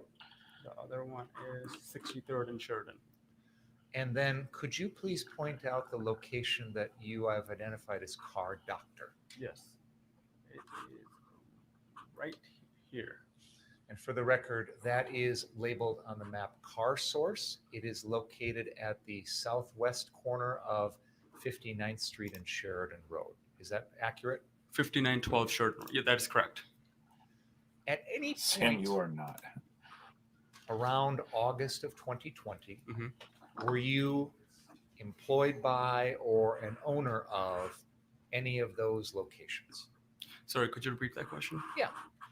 We're going to be talking about the night of August 20th, This- 2020. That was a Tuesday night. This is 2 the son of days Sam, someone after says. Jacob Blake was shot. Okay. Do you remember that time period? Yes. You've identified the two Car Source locations. Yes. On August 25th, 2020, did you work for those locations? Yes. What was your job there? Move inventory. What does Bang, that mean bang. exactly? Brian Did you say Kahn. Move. Yes. We moved all our inventory to our storage units. They tried. They were moving. They were trying to Where- get as many cars out of there as You possible. don't need to give me an address, but where were your storage? Illinois. Illinois? Illinois. Yes. Let me back up a second just so I Sure. can make sure we're on the same page here. We've heard a lot of testimony and we've seen videos of the, I think you call it the first location Yes. at in the 5800 block of Sheridan Road. Sure. The cars were damaged. There was fire that burned almost all of them up. Correct? That's correct. Do you remember what night that happened? That Weeknight. Say that weeknight. happened. Please say They weeknight. say it's Sunday night, but it was very early Monday morning. There we go. It counts as You weeknight. just described moving your inventory to a storage location. Why did you do that? Sam knows what's going on here. I see what you did there, Because Kevin. my dad asked me to, and we did have quite a few inventory. The main lot that got burned down, the 63rd location, was as well as jam-packed with full of cars. Is it fair to say, sir, that after you Drink. had a large number of your cars destroyed at the first location, you decided to make sure that you got all of the other cars off the other location? That's correct. That's why you were moving them? Yes. By the way, do you go by the name Sam? Yes. We found Sam. It happened. Now, I just asked you what your job was at those two car sources, and I think Ammo you goes by mentioned Sam. to move inventory. Inventory management, in terms of buying vehicles from the auctions, getting them ready, get them transported, all that. Yes. He said this is Were you a mall, right? employed I by got that this other right, I hope, location man. that I'm you pretty sure that's his called right name that I Car put up. Doctor also? But I believe this is Sam. I am not employed by a car doctor, but I manage. Basically, we get our inventory ready via a car doctor. See, Why he knows is how to that keep it because that's family. location You got to keep them separate. owned Because they're not the and same named entity. something different than Oh, Car we're getting into Source? business law Because right we now. don't sell cars here. Okay. Neither we have license to sell cars here. There you go. When you See? say you managed the Car Doctor location, Mhm. you seem to suggest that that didn't mean you were employed there. No, I'm not employed. Basically, like I said, I manage inventory Jason, for yeah. Car Source. Who, back on August 25th, 2020, who owned Car Doctor? My mom.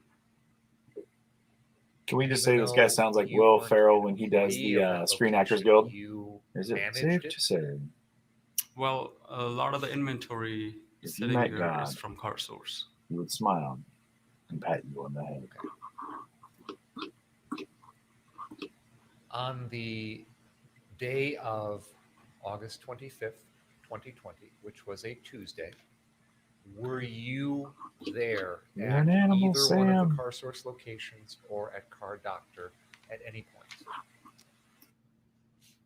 Sorry, could you repeat that question? Absolutely. Okay. I am going to focus in on Tuesday, August 25th, 2020. That was the night that Kyle Rittenhouse shot and killed 2 people. It is 2 days after Jacob Blake was shot. And I'm asking you on that particular day if you were at either of the Car Source locations or Car Doctor. I was at the Car Doctor location. What were you doing there? We had few customers' cars that came back for service. We had 2 major vehicles that, well, 2 vehicles that needed major repairs. So we were pushing those cars inside the building. Why were you doing that? To save them from destruction. Up until that point, had any of the property at the Car Doctor location been damaged? No, sir. Sorry, could you repeat that question again? Absolutely. I think you're describing that on Tuesday, August 25th, you and someone else were pushing some cars inside the building. Yes. What I'm wondering is, before that, had any of that property at that location, the building or the cars or anything else, been damaged? On Tuesday or before Tuesday? Before Tuesday. Before Tuesday. Sorry, I have to think about it. It's about a year back. So you were asking Monday? Well, I think you've testified that Car Source 1, the first Yes. location, had been destroyed by fire. Right. What I'm wondering is, were any of the other locations, the Car Doctor or the other Car Source, burned or damaged in any way?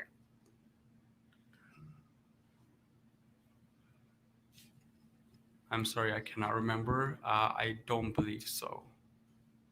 Other than pushing some of the customers' cars inside the building at Car Doctor, what else did you do at those locations on Tuesday? We basically removed our mechanic tools because we didn't know what was going to happen, and Thank you, Lady Katie. cleaned up. And I'm so sorry for your Because loss. there was from Monday evening, Monday night, I can say. Some cars did get damaged, a lot of glass everywhere, and our mechanics and detailers were basically clearing up the lot. Just clean up, basically, pretty much. Other than what you've just described, did you do anything else at either of the Car Source locations or at Car Doctor on that Tuesday? On Tuesday, no, sir. Majority of the time I spent was at Car Doctor. Did you ever have any discussions that day with anyone about protecting or guarding either of the Car Source locations or Car Doctor? No, sir. Do you know, or have you ever heard of a person by the name of Kyle Rittenhouse? Now I have. On that day, did you have any contact of any kind? Phone call, a face-to-face discussion, email, a text message, anything like that with the person that you now know is Kyle Rittenhouse? No, sir.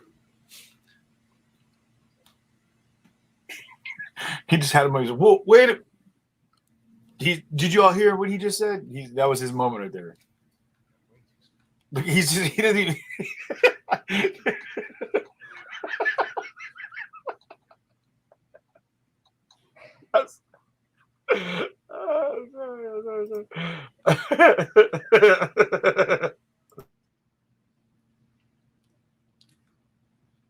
Sir, I have a message that is up on the TV screen there. I would like you to please read it to yourself. I can't. Have you had a chance to read that message? Yes, sir. He was so excited that he got an answer that went his direction. He like ran around. ran around the podium, and then he legit Before did flex today? on his Yes, fence. sir. He's like, "What? When was the first time I got that one." you saw that message? Oh, that was. I cannot tell you exact time, but it was the day after the shooting. The shooting occurred on a Tuesday, Yes. August 25th. Yes. Are you saying that you saw this message on Wednesday? I am not sure. I cannot remember which day it was, but it was pretty close.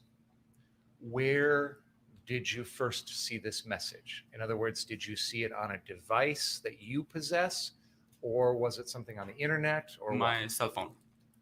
Was this? Sorry, I didn't hear your answer. Sorry, what was the question again? I think you said my cell phone. This message, yes, on my cell phone. Sorry. Mr. Kindry, the message that's up on that screen, was that a message that you personally received on your cell phone at some point? Yes, sir.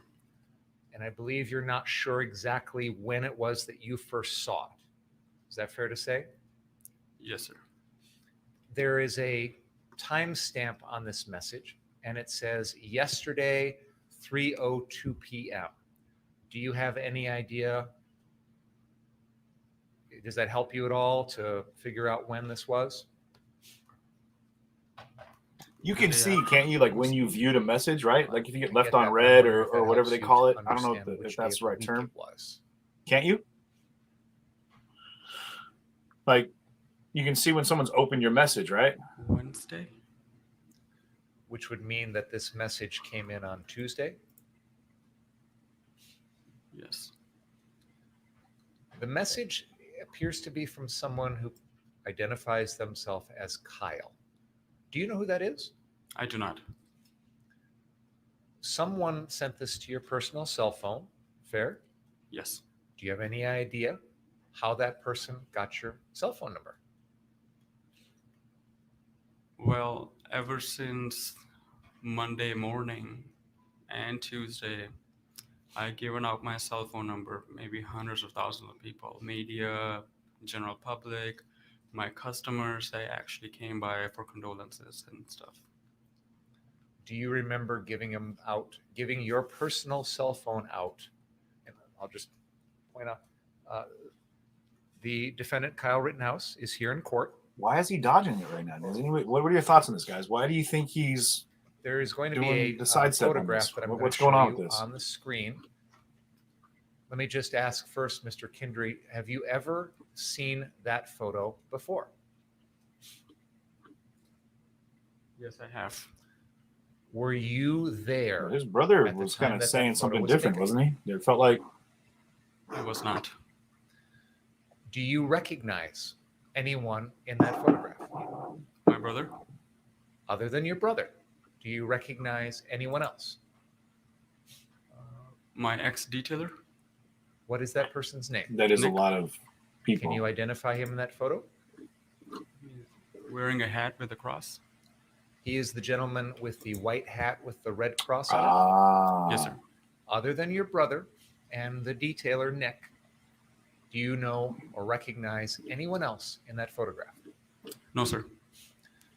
The individual who is the second from the right, he is a male with a green Gotcha, okay. shirt, a black long gun, and wearing a backwards baseball cap. There is an Okay, orange okay. device or some sort of case right in front of him on the ground. Do you understand who I'm referring to? Yes.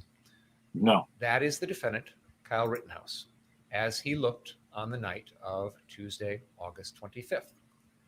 On that night, or at any point on that day, Tuesday, August 25th, do you remember having any contact with that person? No. He's been coached. His attorney. Question. I'm sure he has private while counsel that's he's got armed? him. No. I'm Yeah. asking if you remember at any point Jeff on Scott, that I don't know where you would Tuesday be blocked. I'm seeing it. having any contact with that person, either in face-to-face, over the phone, a text message, an email, any contact of any kind? I do remember. But someone gave them keys, though, right? Yeah. He came to me at Car Source at the first location. Under testimony, they said they've met him twice. When you say the first location, is that the one in the 5800? But it was the other guy, Ryan Balch. By the fires? I think. Tell us what you remember about him coming to you at that location. Anybody can go back and check the footage when they said they met this guy, Sam, twice. It was pretty normal. Maybe they lied and he's telling the Just truth. like everybody else, they were talking to us and that you're gonna be fine and this and that. You will come back from. Yeah, this. Ryan Balch said that. Yeah. His response was the same, like the way. Yeah, let's see what happens. He talked about how he can help us with Fair. fundraising the business. That's fair. And I'm sure he asked for my phone number, which I gave it to him, just like I gave it to the media or any other individual who was nice and polite.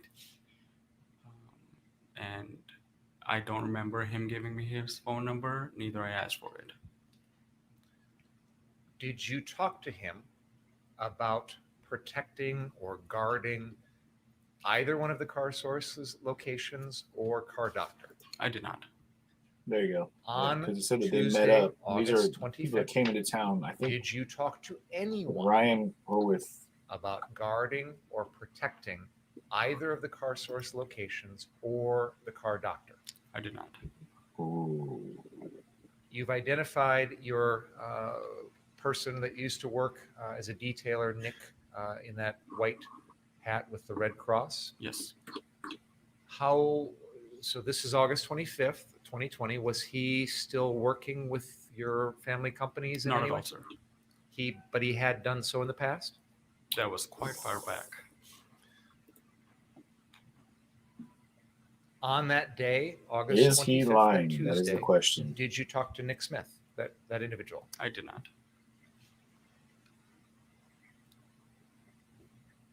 Did you provide Ooh. keys to anyone on Tuesday, August 25th, so they could get in or out of any of the Car Source locations or Car Doctor? I did not.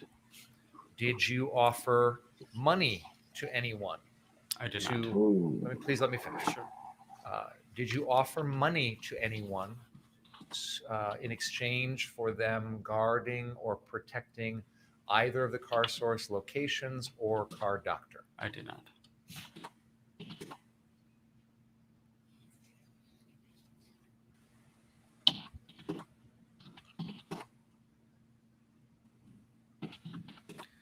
Did you give anyone permission to be inside any of the buildings on either Car Source location or the Car Doctor location on Tuesday, August 25th? I did not.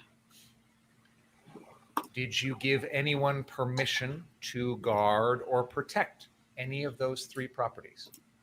I did not.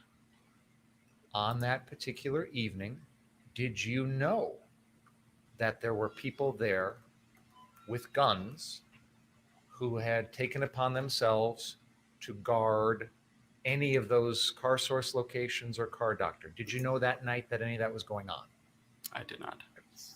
I assume there came a time after that where you learned about that. Is that fair to say? The next day, yes. How did you learn about that? News channel. Was that the first time that you knew about any of that stuff? Videos. I want to go back for a second to that text message that we showed on the screen earlier. Did you ever respond to this text message at any time?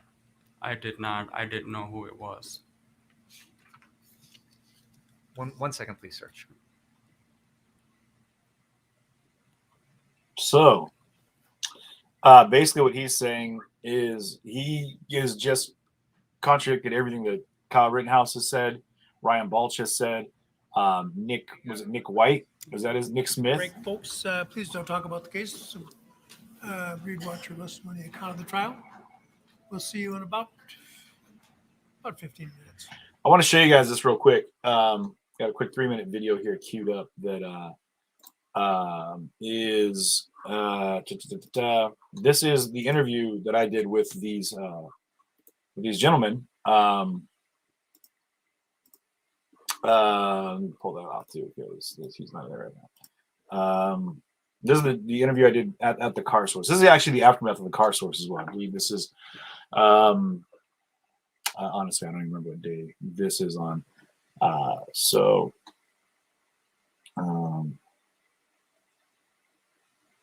Here we go. Where we at on this one?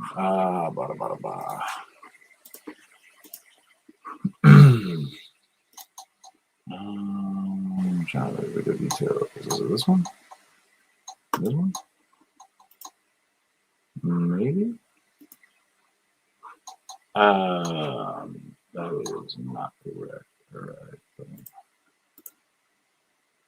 Here we go. Yeah. Okay. Here it is. Got it.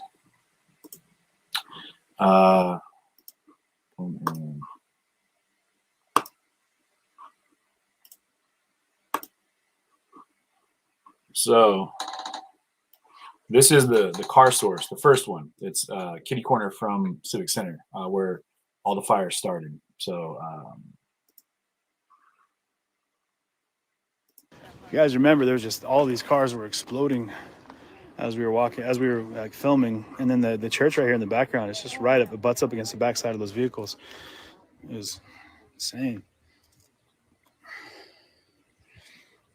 I think the auto dealership owner said that there was something like $1.5 million worth of damage that was done here. Yeah, let's talk. So this is your business. there's Sam and Al. So Sam's on the right, Al's on the left. There's the one on the left is the first brother we talked to, as far as witnesses, and then we have Sam. After the big Sam search is on the right there, and this obviously is affecting you pretty hard. Big time. We built this place up from the ground up. Yeah. When we started this business back in 2013, we had about 5 to 7 cars. 7 cars. I counted. The first day we had only 7 cars. 7 cars. Yeah. Do you feel like right now with this that you're still Kenosha bound? You're going to stay here in Kenosha and rebuild? Probably not. Well, the thing is, if there's no government funding or if there's no help from anybody, because there's nothing I can do. I mean, in order to run a business, it takes a lot of effort, it takes a lot of people, it takes a lot of effort. We have to build the capital first to reinvest it. Yeah. We would have been at least so happy that, okay, we lost only 5 cars. 10, 15, okay, max 20, okay, 25. How many cars were lost total, you know? In total? Yeah. In all 3 locations, 137. 137. 137 cars. Yep. Mm. I heard that there was at least $1.5 million worth of damage. That was the Just first 2.5 in total. 137 cars and 2.5 million in damage. Busting windows, baseball bat. We cried for 3 days. He just said 2013 here. They said Were you watching 2015. that happen while it happened? No. My guys, We're glad, our guys but called if we did, Yeah. we would have been jumped here, and who knows, we might have been killed. That's right. So it's a scary thought. It's terrifying. I mean, I know because as we saw in the days that followed, people did die. Yeah. We would have been the first one. If we would have been here that night, and we were gonna try to defend or trying to at least say, okay, if this car is on fire, we're gonna try to push that car off the street, try to save the rest of them. You know, the only thing we work hard for this money. Yeah. I don't just print money and all right, here, let's build this and let's make that. I don't have that kind of. I'm not that rich. I'm just a normal middle class man trying to work, pay bills on time, and that's pretty much it. And I hope to God nothing like this ever happens to anybody or even my enemies. No one, because the feeling you won't be able to bear it. No. especially when you build it from the ground up. It's unreal. I appreciate your time. Seriously, thank you so much. Keep going. Yeah, thank you. Hey, thank you. Thank you very much. If there's anything I can do to help, please reach out, okay? Okay, so a few disparities. This is why, okay, guys, this is why we're watching this live together, because there's a very personal attachment with what happened there, with me and my personal experience on what is going on right now in the court cases. He said I'm not that rich, but I do own 10 cars. What? So yeah, the issue, I think that is possibly that he, like people are saying, he's trying to protect his ass because he doesn't want to be brought up on. He doesn't want to be, responsible for not Sam Sal, but he doesn't want to be brought up on any kind of litigation for being the one who actually asked armed gunmen to guard his business. But correct me if I'm wrong, but it's fair to say, but it is fair to say, that's twice, that what they were saying and what they said kind of didn't jive with each other. It definitely didn't jive with what the previous witnesses have said in regards to their relationship and interactions with with Sam, at least. And then to be very clear, the first brother, Al, wait, no, is it son? Okay. Sahil, all right. The owner of the Car Planet in Milwaukee. Okay. He said that he doesn't work at Car Source, right? And granted, this could just be semantics, guys, and I'm not trying to dance on these guys right now. But he said, I don't work there. That'd be my brother. You want to talk to him. And he said that they had 7 cars when they started. He counted when they started, and they built that business up together from the ground up. And just to say this, these guys are testifying in a murder trial. A murder trial. Literally, we're looking at a life sentence plus 145, 165 years potentially for Kyle Rittenhouse. Also, in this scope of what we're covering right now is the death of 2 people and the near death of a third, right? So if ever there was a time to go ahead and, as Dominic Black was attesting to, just testify out of the goodness of your heart, this would be it. And now I'm not saying they're not, because people, like you said, it has been over a year, memory fades. Maybe they need to rewatch my footage as well, help them better kind of recollect the situation as it took place.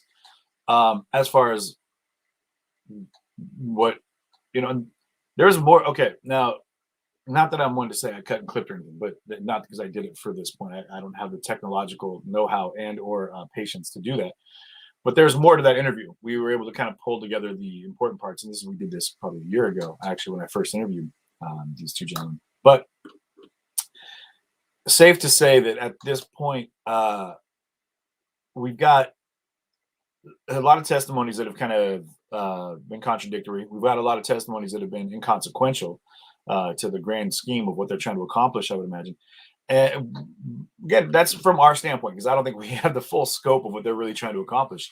But I do know that it has been very, but I think people are hitting it on the head. They just don't want to be sued. They don't want to be, and they're trying to, like you said, if there's no government aid, if we don't get any help, if there's no bailout here, if there's no assistance for the riots coming through here and destroying our business, then they're not going to be able to rebuild, and they're going to have to go somewhere else. Well, his brother said that he runs a business in Milwaukee, and he has since, what do you say, 2000, whenever. But either way, so This is the actual car from lot 7 bullets burning to full on and riot. I'm gonna That's turn all it the takes. volume down on this because it's just me kind of narrating through what's going on. So I don't need that to be too loud. Okay, I need this. I'll take But this. this is where it started, right? This is what they're talking about. This is like the first. There was the first car. I have footage of that very first car right there burning, and right there in front of the sign, the Bradford Unitarian Church sign, which is the one above that car. And what's crazy is it said Black Lives Matter on the sign, and then the car directly in front of it got the first one to get torched. And then down to the far right there, not funny, but it is almost ironic. To the far right, you see another car got lit, and then the two car fires started merging, and they lit one in the very back there to the left. You can see that, and you can hear those cars, man. Like you can hear them, the things exploding. I'll cut it back. That was the entire time in Kenosha. That sound, which was wild. We gotta walk too. It's gonna start getting hot, and our phones are gonna overheat, guys. Yeah. That's Andrew behind me. I need talking. a cord that'll work for your phone right here. Do you have an iPhone charger? How's your battery? I've got the C. So how's your battery though? We could skip forward a little bit here, but yeah, this is how it all started. Go grab it. Be careful. Things were getting wild. We had people already throwing. I had people throwing bricks, overheated rocks, and whatnot at me over here just for being out there. What car dealership set their own fire in the park? Yeah, Angie Lannon asks, what dealership set their own? There was a dealership. There was a fire that I came on down the way where there was just tires neatly stacked in the middle of the parking lot in front of the building. If you guys remember that, comment on it. But let me know. And if anybody remembers where that was in the footage, please let me know as well, because I'd love to pull that up. Because that was odd to me. I remember there being just an odd stack of tires, just tires that were piled in the middle of a parking lot, and they weren't put in any kind of these tires weren't set up, like they weren't just scattered everywhere. They were they were stacked neatly in the middle of the parking lot. I remember walking up to it, and was it C&M tires? Ed's Used Tires. I don't know if it was a tire store. I want to say, Cindy, you're right. It was kind of closer to the flag, further down. But I don't know who started the fire. What I did run into the owner. Oh, that's right. I ran into the owner at one point. I was like, hey, because I was walking through the lot. And he was like, hey, what are you doing? I was like, what? You know, I'm recording. I was like, do you know whose store this is? He's like, yeah, it's mine. I own this. It was a very odd exchange.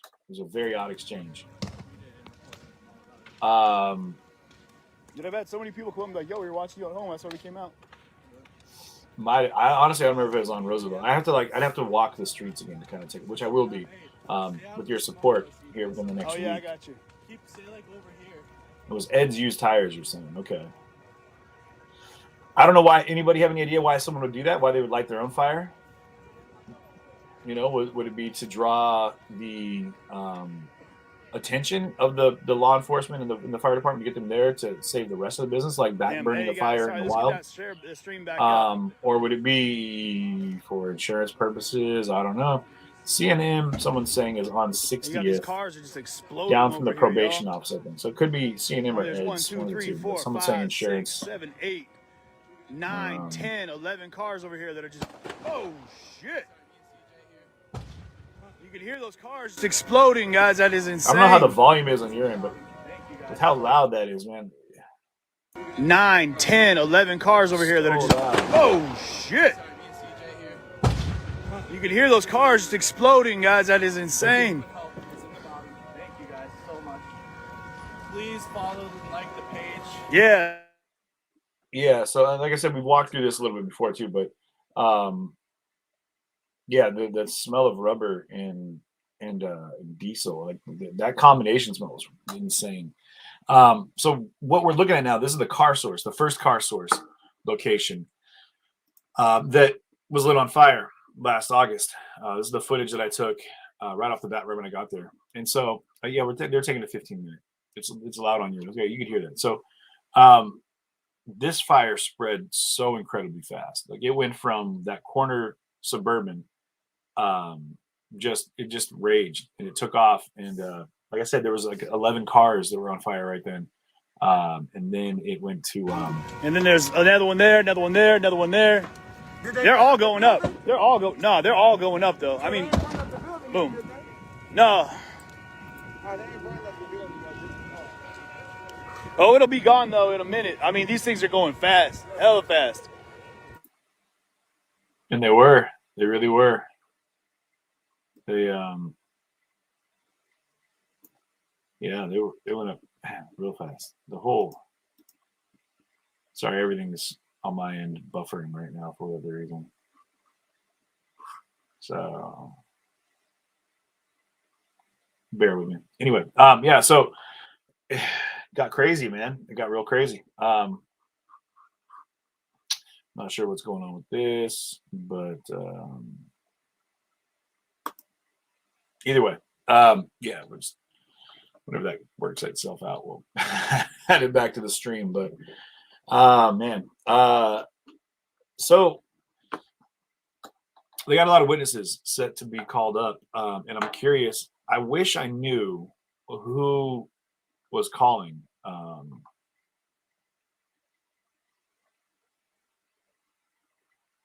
Oh, okay. So I mean, who and what and why? You know, I don't know.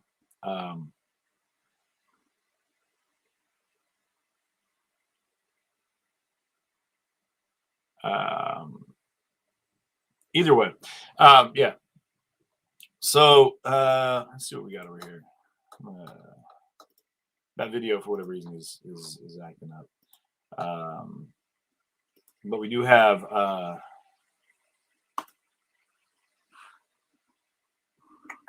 where we at over here? Man, so much to look at, dude. So much to look at here. This one is trying to remember exactly what was going on here. Over by the oh, this is just one of the. This is on the side of one of the fires. That was nothing crazy. But I don't know if the former, you know, I would guarantee that the detailer that used to work at the car source, the former detailers that kept referring them, what would probably be on the stand. I mean, I'm sure he's on the witness list as well. Controlled tire fires, yeah, that could have been it for insurance money. I did get somebody that mentioned that there was some money laundering that took place with those businesses, and that was some insider information. So I don't know previously, and I'm not at that moment with the riot. So I mean, everyone's got it. Man, I don't know why they've got all these. I mean, people got to they look out for number one, I suppose. That's what I think a lot of people are doing now, is they're just kind of looking out for number one. You know who wasn't, though, was that Dominic Black. That kid just blasted. He cooked his own ass on that one pretty good. Tina, thank you for sending that over to me. I'm going to, yeah, someone gave access. Someone handed out keys. They didn't say any of that in my video, but somebody, they had keys. I mean, they had keys. They did say there was a ladder in the back of the building, though, and that's how they got on the roof. So they didn't get on the roof from the inside of the building. But remember, he described what the inside of the building looked like. He said there was tables and chairs, just a normal looking building, some cars and tables and chairs.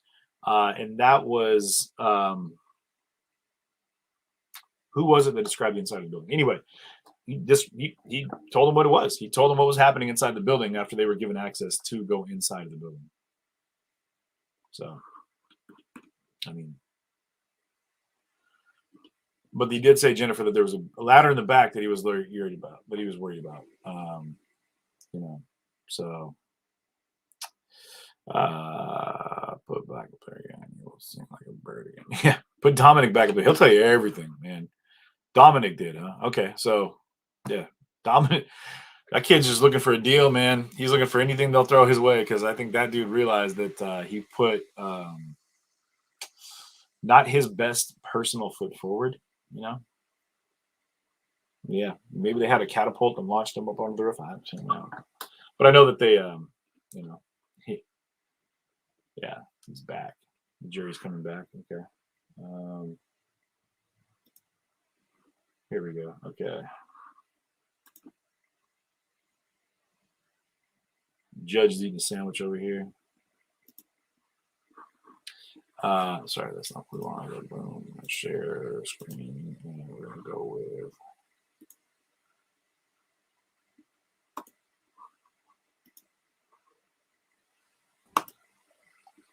Here we go. And we're back in. Man. So now I think, it's time for the defense. Judge is he's an avid fitness buff. He's got his protein. That dude's just knocking out push-ups. Getting haircuts and knocking out push-ups. 75 and on the prowl, y'all. The Judge is on top of his game. He's handling business. Look at him. Looking all regal. Look at this guy. Look at him. He kind of looks like you guys ever see oh, I got you. Pull this up fast. And they're muted, so it's not me, it's me. They have themselves muted. I remember they're together. Let's see. All right, which is appropriate. Here we go.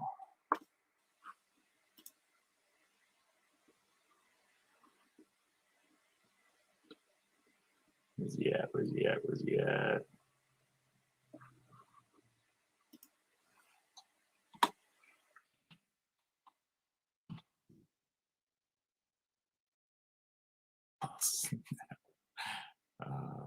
Okay.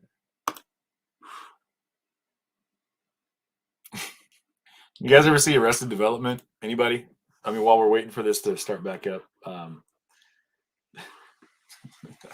I'm sorry. I gotta look at this real quick. Yeah.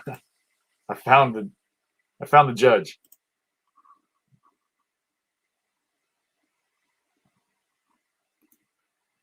Where are we at over here? Oh, come on, man.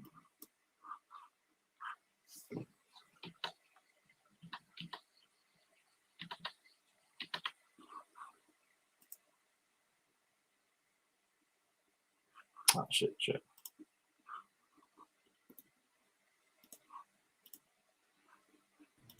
With your permission, that you could be sued for that? He said, are you concerned that you could be sued if you allowed those men on your property? Neither I gave anybody permission. Not my question.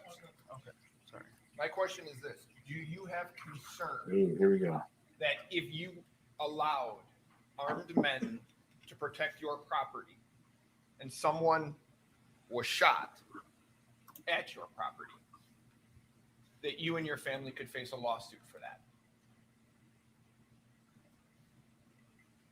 Could you repeat that question? Oh, man. Sure.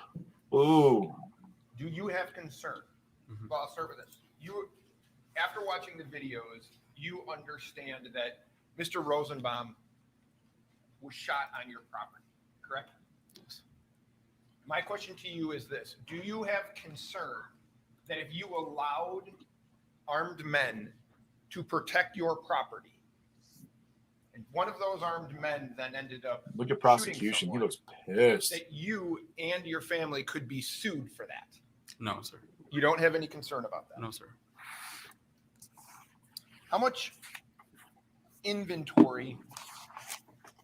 We already heard his from statement. The 24th, the 23rd and the 24th, in terms of loss of money, how much money did your businesses lose? terms of damage to property?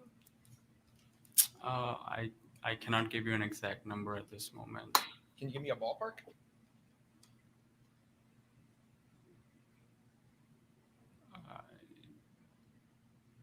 $2.5 Sorry, million. I cannot remember at this moment. 2.5 More million. than 100,000? Yes. More than 250,000? I do not know, sir. So is this like your family? Is this the business that feeds your family? I work for my dad. Okay. And you don't have, Oh, and man. you're the inventory manager? Yes. And you don't know what your loss was from those fires? I personally never calculated it. My dad does the money part. Dude, you told me, Did man. your- You told me. Did Car Source and Car Doctor, did they have insurance for those vehicles that were burned? Yes. Okay. Now, on the 20, do you know Dominic Black by chance? Here we go. Because he described You know what Nick inside of Smith? your car. Man, shoot me the address, the email address for the You know defense a attorney. man by the name of Justin Hamilton? Ex-mechanic, yes. Okay, and Mr. Smith and Mr. Hamilton both worked for you, is that right? In the past, yes. And just letting you know, Mr. Black, Dominic Black, has testified in this case already. Under oath. Okay. If Dominic Black said that you gave him permission along with the other people in to be those armed men to be present on your property on the evening of the 25th. What's the email address for the I did defense not attorney? give Anybody? any Or for any So you Mr. guys? Black, I know you someone like sent it to me already, but Typically, the witnesses are not permitted to testify as to the truthfulness of statements made by others.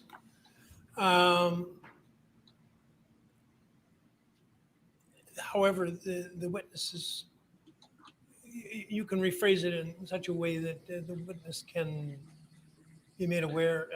he could have been, but he was also talking to a Of the point where he said testimony of flat the other out, witness, I and thought then it he was for like the 1.5, and he truth- said no, it's closer to $2.5 million. But not truth of the other person's testimony, the truth. Somebody of- had already sent me the Well, it email was, address, but but I didn't get a chance to pull it. Tina Stokes. On the morning of the 25th. BPD at racingdefense.com. Oh, strike that. On the 24th, do you know, did Nick Smith and Justin Hamilton come to your properties and help try to put out those fires?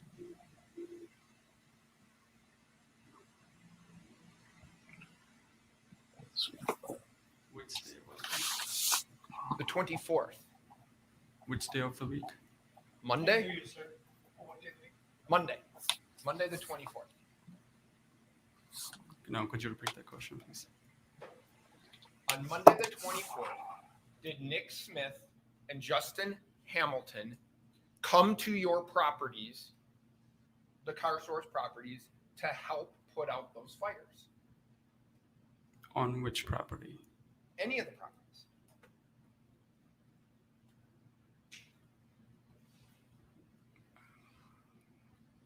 Do you know the time? Like, sorry, I can't understand the question. You don't, I just want to make sure, you don't understand the question of whether or not somebody came to help put out fires at your property? Bro. On Monday, you said? Yes. Wow. This dude. You said, what was the name of the people? Nick Smith, he worked for you at one point, yes? Years back, yes. Justin Hamilton, he worked for you at one point, yes? Years back, yes. Did they come to your properties or property and help fight or put out the fires from the 24th? At the location of Car Doctor. So yes, they did.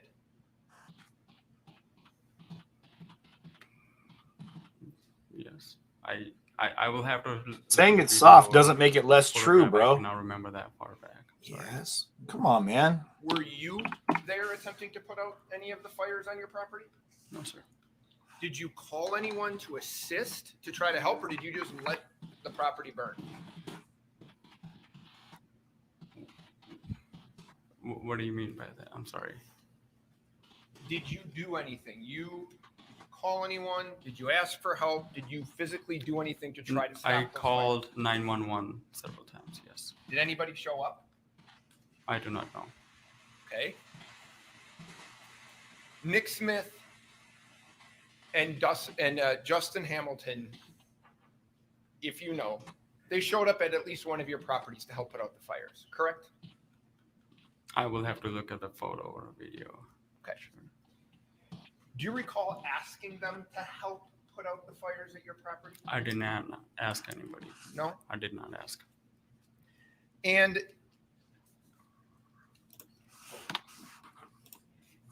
on the 25th, the morning of the 25th, did you call Nick Smith again and ask him for help that day? I did Which would not. be Tuesday? I did not. Okay. So if I could just have you turn around. So this is, we understand that this is hardcore number 1. If you know this is what I refer to as Ruther High School. That's a school right there, right? That's where you have to talk about it. Oh, yes. Okay. And on the morning of the 25th, this building right here, this school, had suffered graffiti damage. Do you know that? I do not. You weren't at the property across the street from it earlier that morning? I did not stay there. I didn't ask you that. I asked, were you there and did you see graffiti You on know, the school? I've got a couple emails. Attorney Mark Richards' email. Graffiti on the roadblock. BPD at Racing News. All right, yeah, we got that one. I already wrote it down. We're good. Yeah, so I sent it off to both of them. That morning, Kyle Rittenhouse cleaning graffiti off of that school. I don't know if they're going to get it right away. I did not. You had a conversation with Kyle Rittenhouse that morning of the 25th, correct?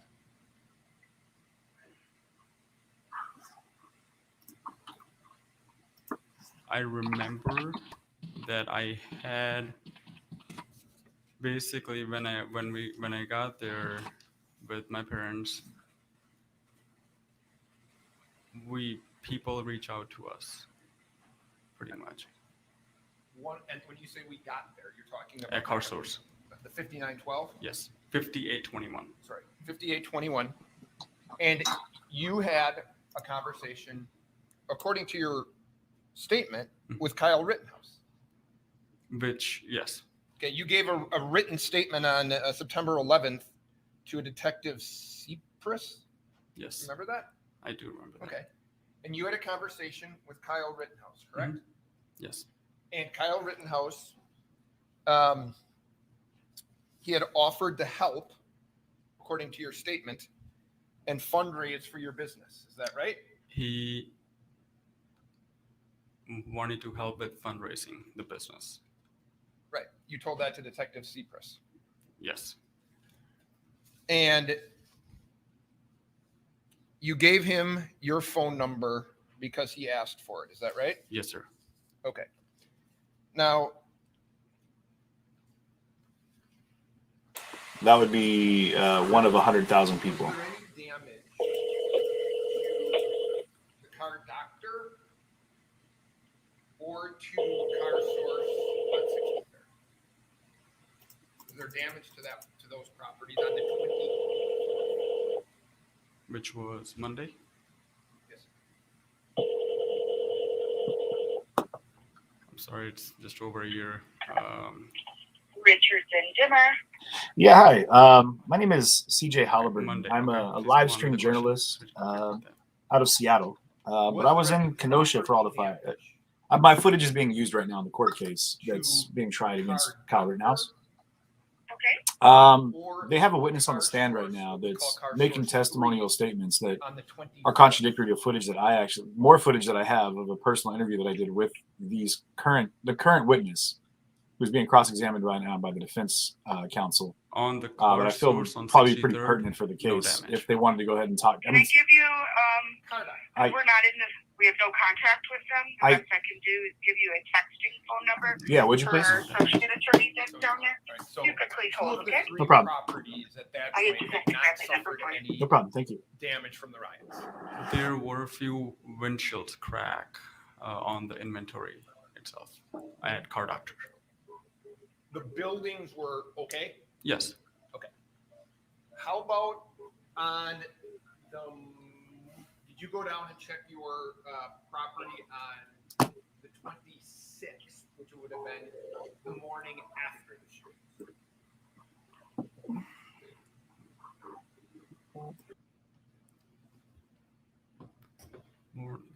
Which location? Both of the properties that had not been previously damaged. Yes. Was there any damage to either one of those properties on the 26th? At Car Doctor. And what was that damage? Towards the back, where the body shop is. What kind of damage? So when we arrived on a Car Doctor, went inside, our mechanics were there. He actually pointed out, hey, you want to come see this? Now, when you say he, we're talking about your Our mechanic. You don't have to tell me what he said. Can you just tell me what he showed you? Yes, that's what I'm about to. So he took us towards the back, towards the building where there's a body shop. So it's a 4-car garage. And what we observed was there's the body cars, a lot of bumpers, a lot of taillights, headlights. All those cars on the back are for body repair. So there is pickup trucks. They're usually rust out, and there are a few of them, but there was one by the garage. So the damage was to the, if I have you, I have what you're saying right, to the inventory. Well, no, I didn't finish it. So basically, there was a lot of glass on the back door. Yeah, I can't. And the garage doors, the rectangular tiles that are see-through, they were stretched. They were fallen inside the shop. So it seemed like it was a break-in. Do you have? I'll ask it to you this way: on the morning of the 25th, you went to the properties to make sure that they were okay from the night before, the 24th, right? I'm talking about Car Doctor and Car Source 3. You checked the properties, make sure they were okay. Monday or Tuesday? Monday night into Monday. I take that back. Tuesday morning, you checked the properties and they were okay. Yes, sir. Now, at Car Doctor, you have a ladder, is that right? Not that I can recall. Do you have a ladder at any of your properties?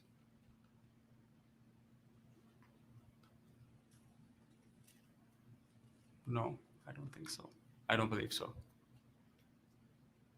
Have you seen videos of, on the night of the 25th, of people at your property? I have. Okay. They're on the roof, right? Yes? Yes. Do you have a way to get to the roof? They made a way. Oh, were you there? No. So I want you to tell me what you know, not what you're guessing. Yes, that's Okay? what I was about to, when I brought up the pickup truck. On top of the pickup truck has a cab. Okay. We had about you can say at that time, probably 250, 280, less than 300 tires in the back shed. And we keep them in the shop or whatever. So they are stacked on top of the pickup truck on the cab towards the roof. So it is your belief that these men climbed up on the tires and then climbed up on the roof? That's your belief? I just told you what I saw the next day on Wednesday morning. And you never provided, is it your testimony today, you never provided a ladder to anybody to get on the roof of Car Source? I did not. Do you know if your brother was there that night prior to curfew, right? On the 25th? 25th. If this helps, I can tell you there's a picture of him with these Yeah. men. It's better with the days, Monday and Tuesday. Sorry, I just have a hard time with the dates. Do you know if your brother gave them a ladder? No, You don't know? No, you don't. he did not. Were you there? At car doctor? At Car Source at 7:30, 8 o'clock at night on Listen, Tuesday? guys, I don't know why it's On upsetting me. I just don't 63rd like seeing this dance right now because when did I'll ask you this, when did whether you you leave agree the with properties for good? Kyle or not, that Uh, doesn't On matter. the 25th. before But curfew. this dude, Okay, when? I'm sorry, man, but I've had It conversations was with him. in Like, between we filmed it. 7:30, You guys just watched it, man. Like, 7:45, Did you see those people with that were just shoot on the question straight, man. any Deal with one your of shit those separately, bro. properties on the 25th? No, sir. You did you see that? You didn't see They them, said they like, climbed a standing with your ladder, brother? and they knew there was a ladder that gave Photograph? roof access, and I that's did what see they were that. nervous about. So you saw I did or did not. But in the photograph, I do see people. So you saw I do those see people in a picture on of your people. property on the evening of the 25th, Tuesday. Yes. We're running deep into this, guys. It's been a minute. No. You just saw them there without your brother. When I got there, I was ready to take off. I had to just lock up the building and heading home before the chaos, all the protest starts. And those people were at your property. Those people, The people with guns, they were at your property, right? I saw a lot of people on Sheridan Road armed. I'm asking you specifically if you saw people with guns on your property before you left to go home on Tuesday.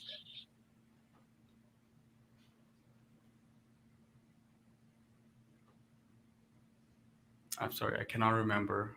I know that I was asking my brother to leave.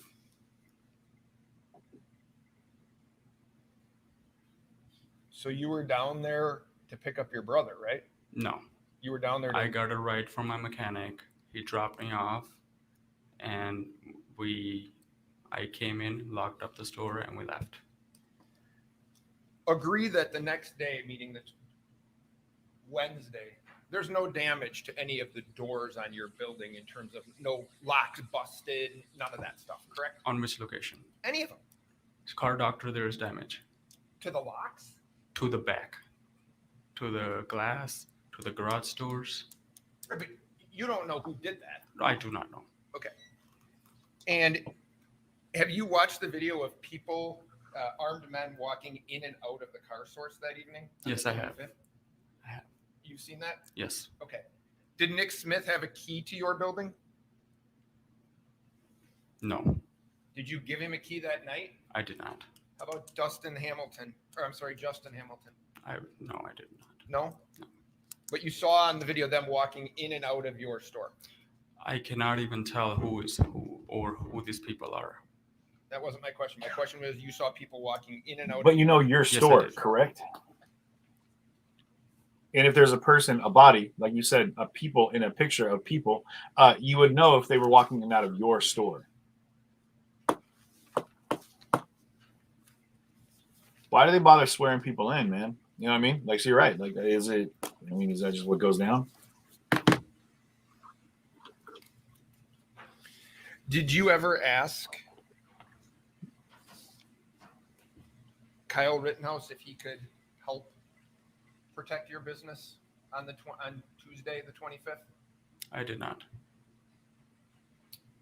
You never asked, and you never asked Nick Smith, and you never asked Justin Hamilton. I'm Justin Hamilton. No, I did not.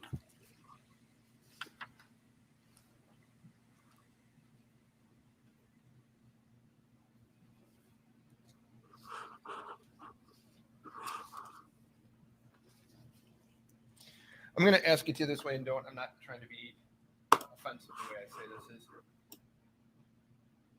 Were you just willing to let your property be damaged on the 25th? After seeing the destruction, there's nothing I could do. So you kind of resigned yourself to the fact that whatever was going to happen on that day was going to happen. Is that what you're saying?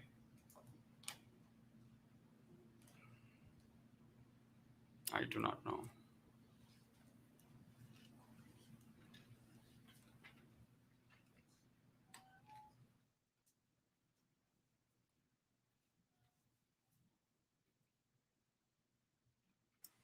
Tell me you're committing perjury without telling me. Yeah, that's something. Take the fifth. Yeah, dude, take the fifth, man. Like, because if it incriminates you in another case or something else that's going on, can't you just say, hey, man? Provided interviews as it relates to the damage to your property. I may have. I'm looking at one of those interviews right now. Oh, snap. And what I want to ask you is if this sounds about right to you. And I'm taking it off of your interview. 137 vehicles were burned on your lots. Does that sound about right? Oh, snap. If that's what it says. That's not the question. I do not know the numbers off the top of my head. That I don't have the. Would you challenge that it was 137, or does that sound about pretty close? Close.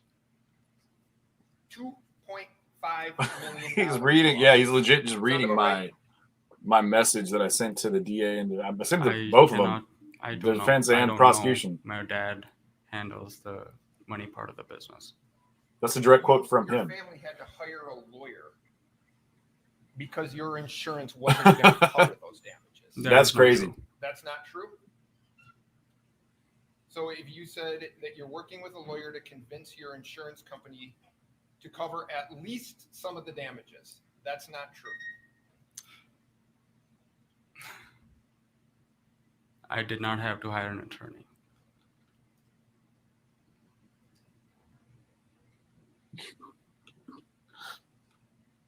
Did you tell in this interview?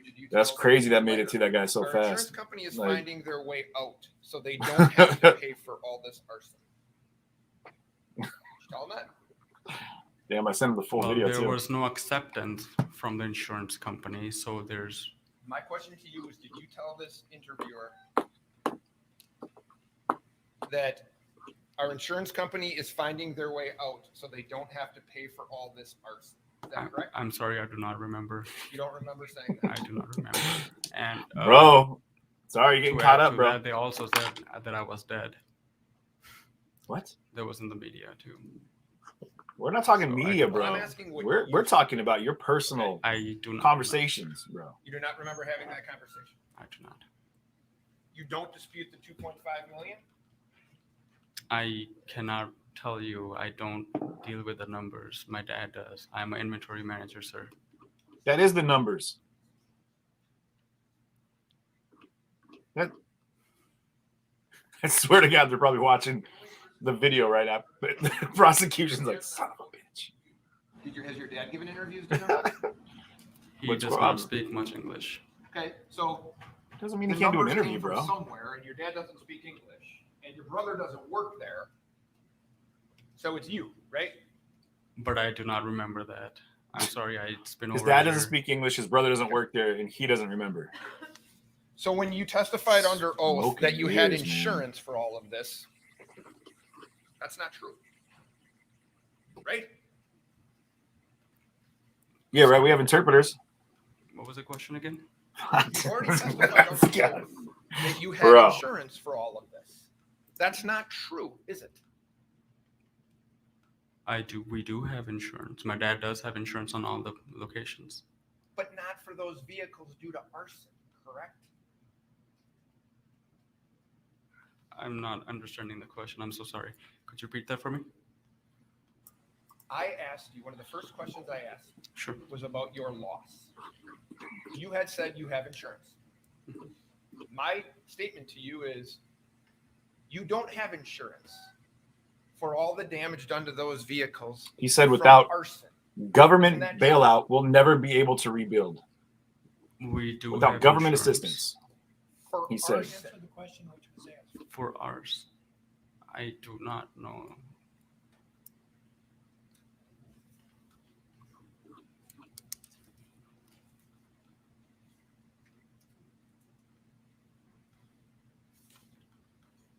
And see, I don't care what side of it anybody might be on. Bro, you can't lie, man. People's lives are affected by this. You shoot it straight, dude. Or take the fifth. You have that right. Take the fifth and just say, hey, man, this is an ongoing case for me and my family and our personal, private, or our business affairs. Give 4 men a ride Excuse me. in his BMW from the 59th Street address down to the 6226 address? Did you see him giving? I did not. No.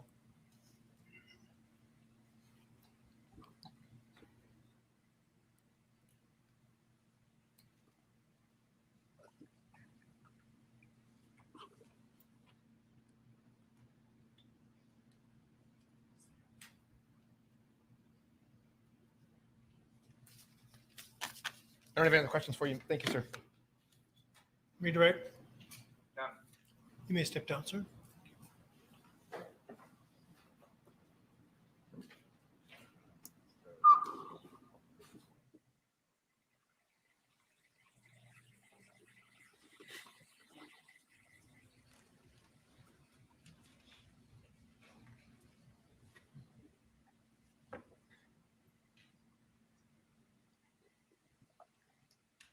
We at Car Source are a victim of riots here in Kenosha, Wisconsin, and lost 137 cars in our facility this week.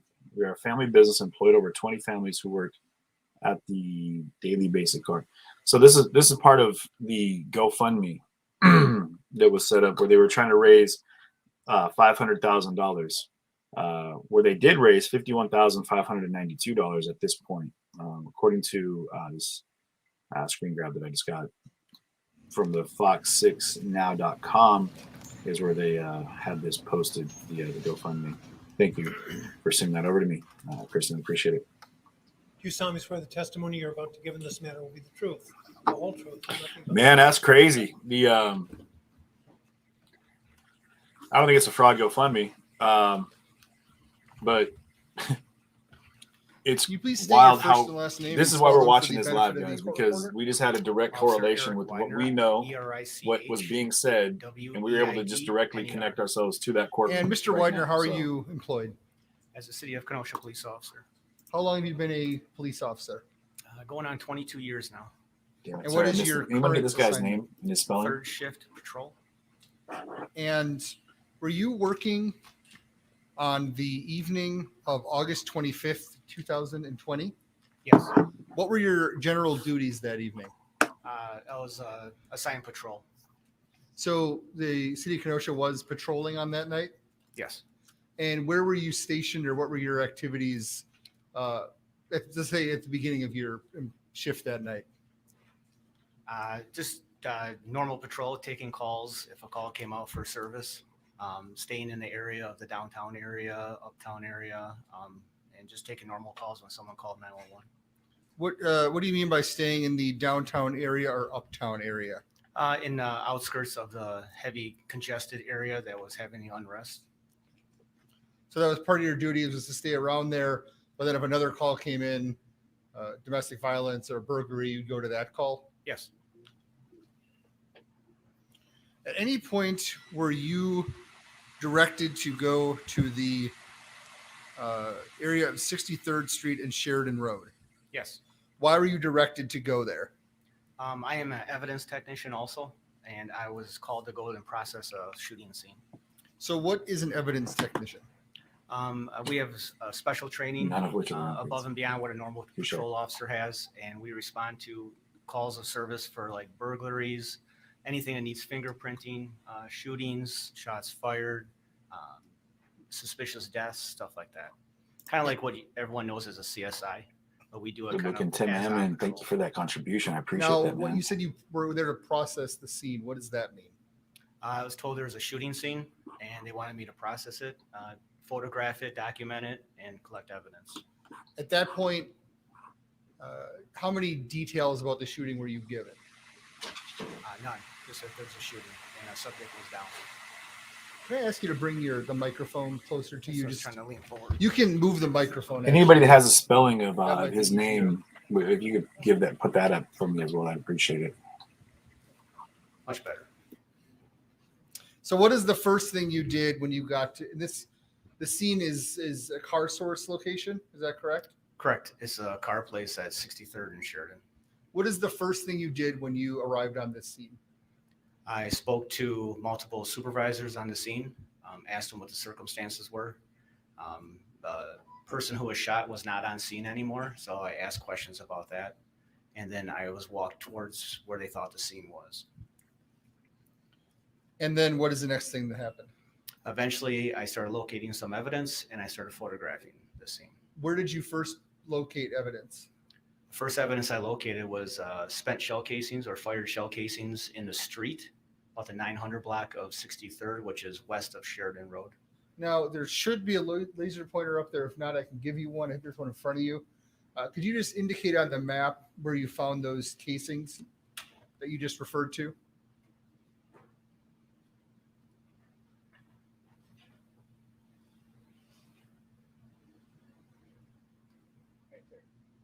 So you're pointing to the 900 block of 63rd Street, sort of towards the end of that block in front of the car source. Yes. And could you tell what kind of shell casings those were? Those were 40 caliber. Are those the type that be normally fired by a handgun? Typically, yes. And those were actually in the street. Correct. What's the next thing you discovered, or what did you do next? I placarded them with little number placards for the photographs 1 and 2. And then as I walked east towards the car lot, I found another shell casing that matched the other two on the parkway, which is between the sidewalk and the street. Typical houses would have grass, but it was a business, so it was concrete there. So that was another 40 caliber shell casing. Correct. That was still not on the lot of the car source. No. Parkway. What is the next thing that happened? I walked into the parking lot and I observed what appeared to be blood on the concrete of the parking lot. Closest to would be the southeast corner of the building. Can I get that? What is the number again? 47. These are just scene photos. I get the first photo should be exhibit 47. Not sure how to turn these on.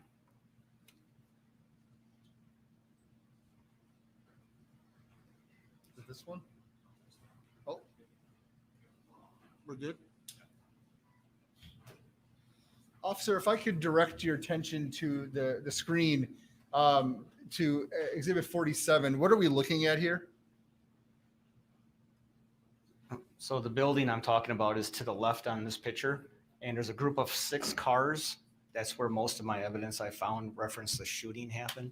And that's where the blood was found also, possible blood. So is it fair to say that if you were standing where the person that took this picture, which was, I presume, you, did you take this picture? Yes. Are you facing Sheridan? I'm sorry, I didn't hear.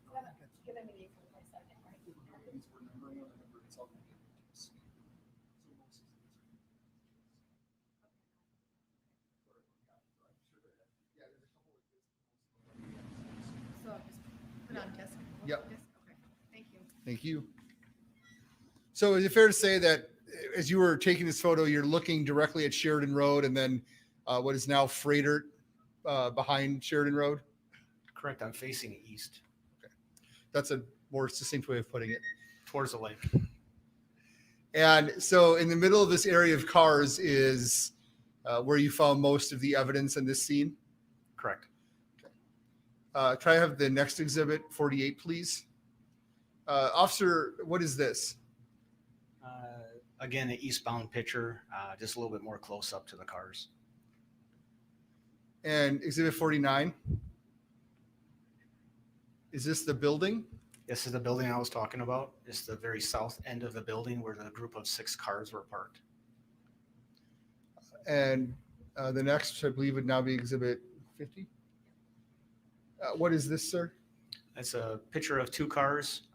The silver car, I believe there's a number of placards next to it. Those should be, one of them should be where the possible blood is. The other one should be shell casings I found, fired shell casings. So that moisture on the concrete there, is that related to the crime scene or is that something else? I couldn't determine what that was. Now, you talked about placards. There's a pointer there next to, on top of the, no, I'm sorry, an actual wooden pointer. Mm-hmm. Could you just go and point out what you mean by placards?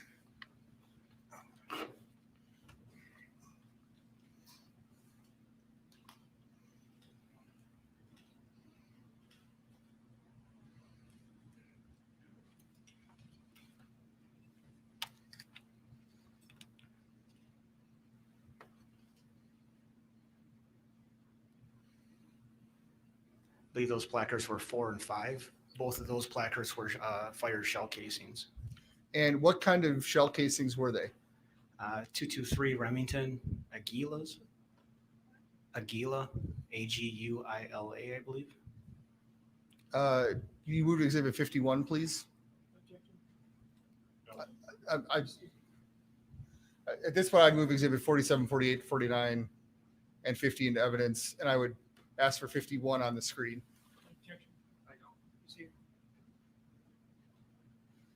Is this one of the placards you were discussing? Correct. And that's one of the 223 rounds? Correct. How many rounds of 223 ammunition did you find?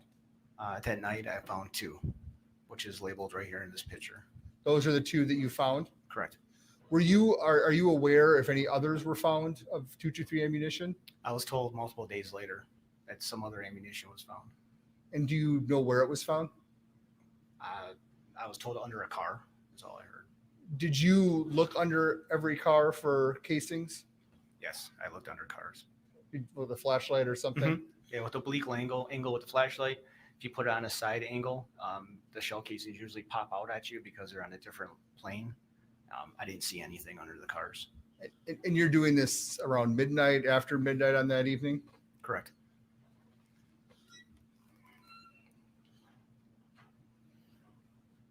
Yeah, is that some of the blood next to it?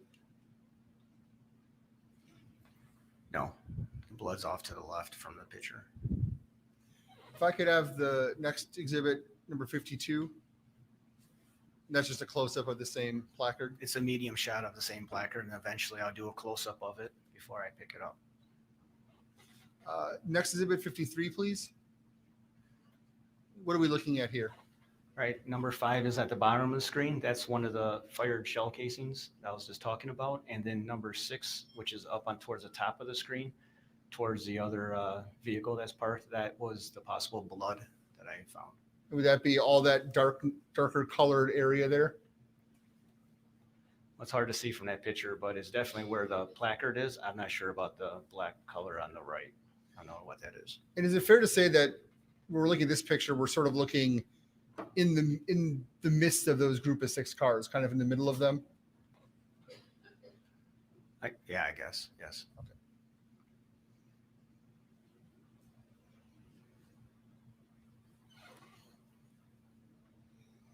So what is the next thing that you did? I most likely took a medium and close-up of the possible blood on the ground. And then I noticed there's a black hooded, like a full face mask that was to the right or to the north of this picture right here.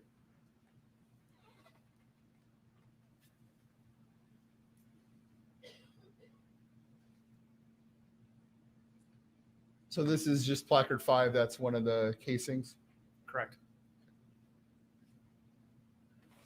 So this one, you can see placard 7, which is that mask that I've located there. Appeared to be fresh, like someone just dropped it there. It had no weathering on it, nothing like it's been there for months or anything like that.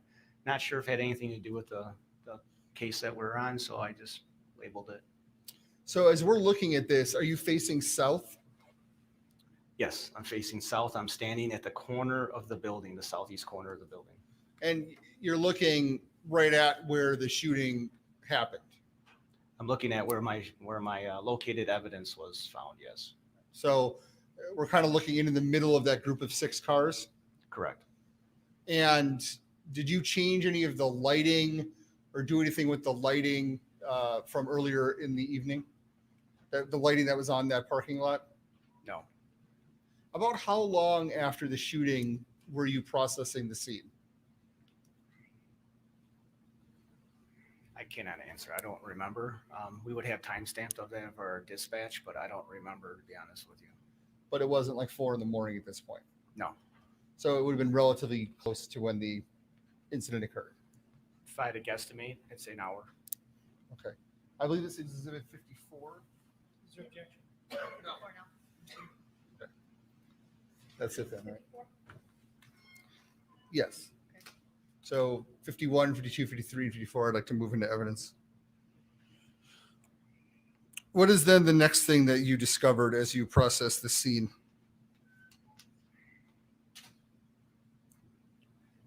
I believe I took a crime scene video of it, and then I collected all the evidence, and then I proceeded back to the police department for the evidence.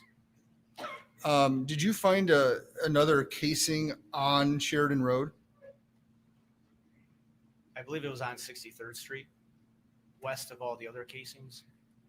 So the 40 caliber casings I initially talked about on 63rd Street, those were more towards a house that was labeled 915.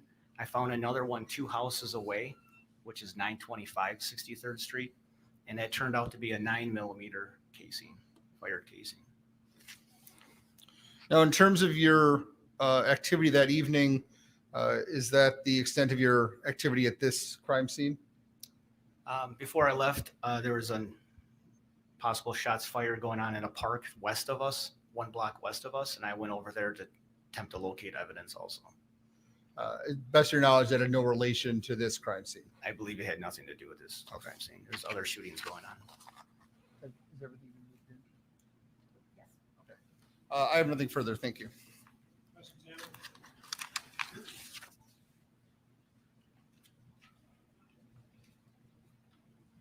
Officer, can you tell me when you arrived on the scene, did you locate a hospital bag with any items in it? What kind of bag are you talking about here? I'm sorry? What kind of bag? Like It's a only been grocery bag described- or? It's only been described as like a clear hospital type bag. I did not locate that bag, no. How about a fire extinguisher? Not that I can recall. So in a case like this where it's a homicide, and you're there relatively quickly after the call comes in, I'm assuming, right? Is that I'm fair? not sure how long it took me. I was not one of the first responders. It took me a while to get there from the first responding people. And I think you had said you do kind of like CSI type of work. That's how you described it. For layman's terms, yes. Is the area like taped off that night? Do you remember? It was. And so you're looking, and I believe you, I'm not questioning. You're looking under cars for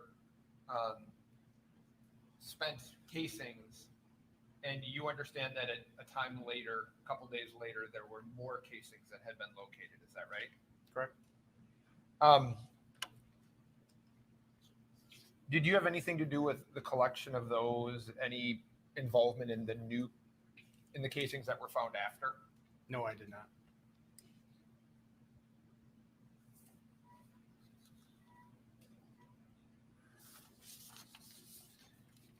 I don't have anything else. Thank you. Thank you. Any redirect?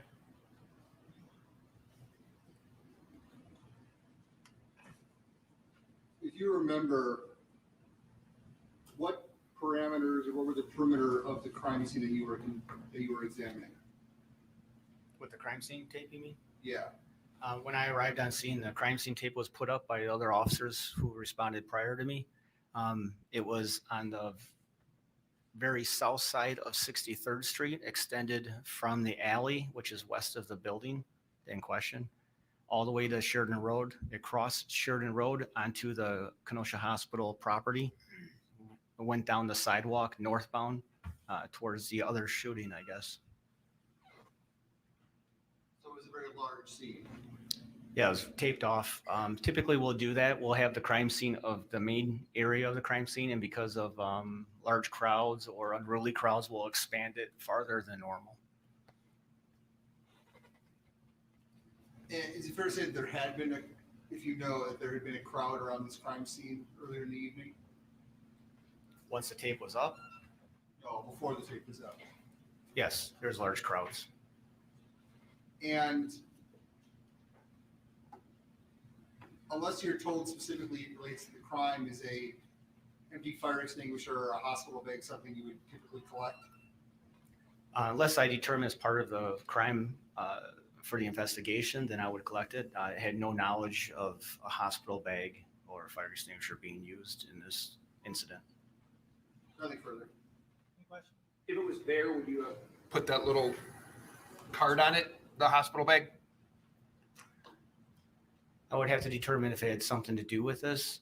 If it's just blown there from the wind or something like that, then no. If it had no relation to what was actually happening, unless someone would have told me there's a bag involved in this, then I'd be looking for a bag, obviously. We're right across the street from a hospital. It could have been a wind. I don't know. I don't remember seeing a bag. Okay, thank you. Nothing on that. Give me a step down, sir. Thank you.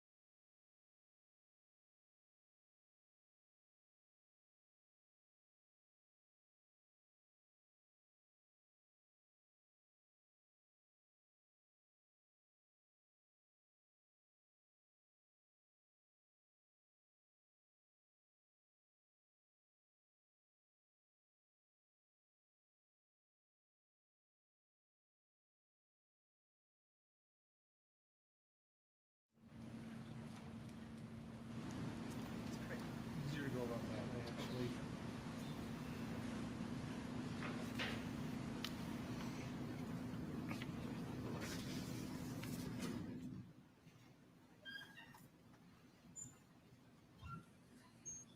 Do you solemnly swear the testimony you're about to give in this matter will be the truth, the whole truth, and nothing but the truth, so help you God? Please be seated.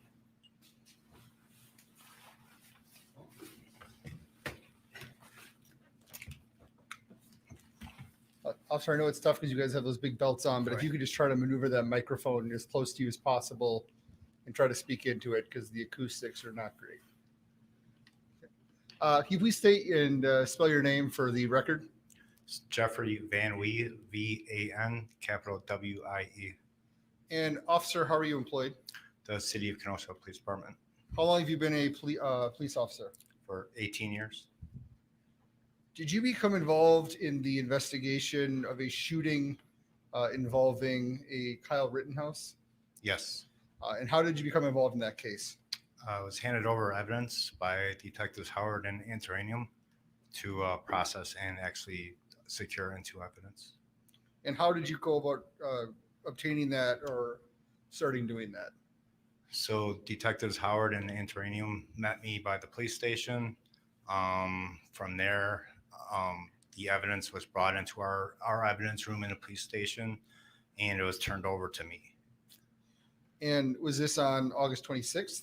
Yes. Do you recall the time? It was roughly 9 in the morning, maybe a little before 9 in the morning.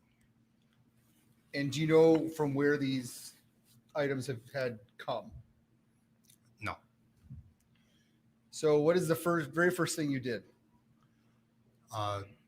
First thing I did was I was given 2 rifle boxes. So I actually processed the rifles and took photos of them. Now, do you have any special training to do this type of thing? Yes, I do. And what is that? I'm a certified evidence technician for the last 15 years. And what does that mean? That means that as far as crime scenes go, that I would, whenever any different kind of crime scene goes, or I would go respond to that scene and I would process that scene for evidence, searching for whether it's DNA or fingerprint evidence or blood evidence. Also just processing evidence. So like if a detective has an item that he needs processed for DNA, then I would actually take that and swab that correctly. And how do you swab that correctly? As far as the rifles went, I actually took 3 swabs from each rifle. The swabs I obtained were from the trigger, from the pistol grip, and then from the barrel has a guard around the barrel. So I swabbed the guard of that barrel because that's the most likely place if somebody's holding that weapon that their hand would be on that guard. Why would you not, or why didn't you swab the actual barrel?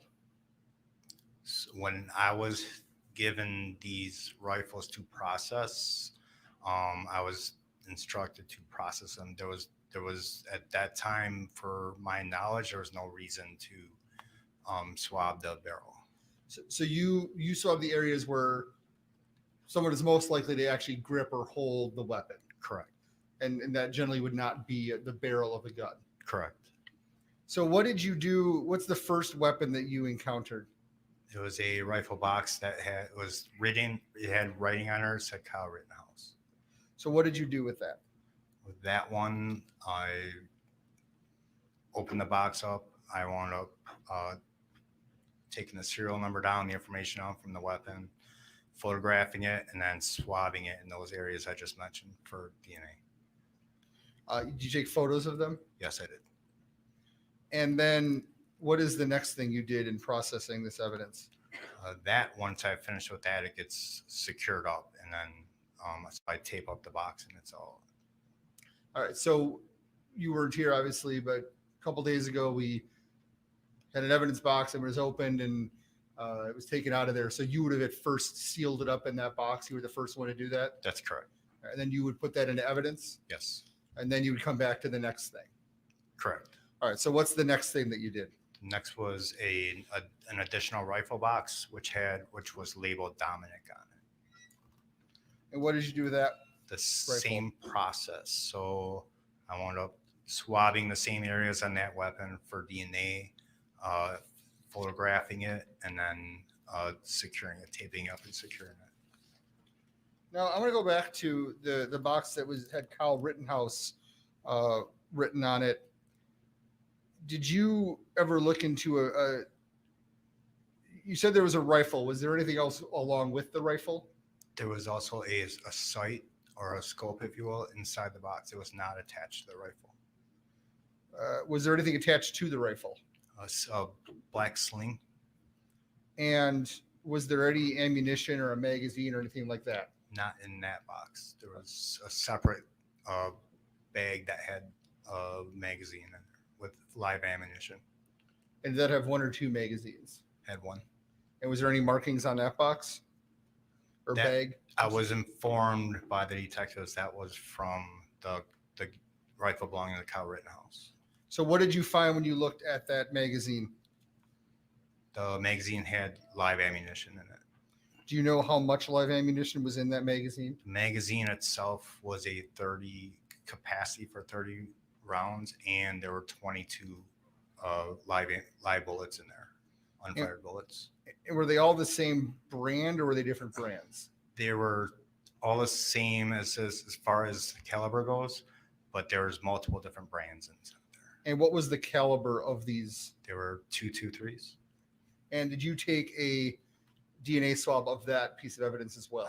I did a swab of the actual magazine, so I took a swab off each side of the magazine, a DNA swab. One swab on both, or one swab on each side of the magazine.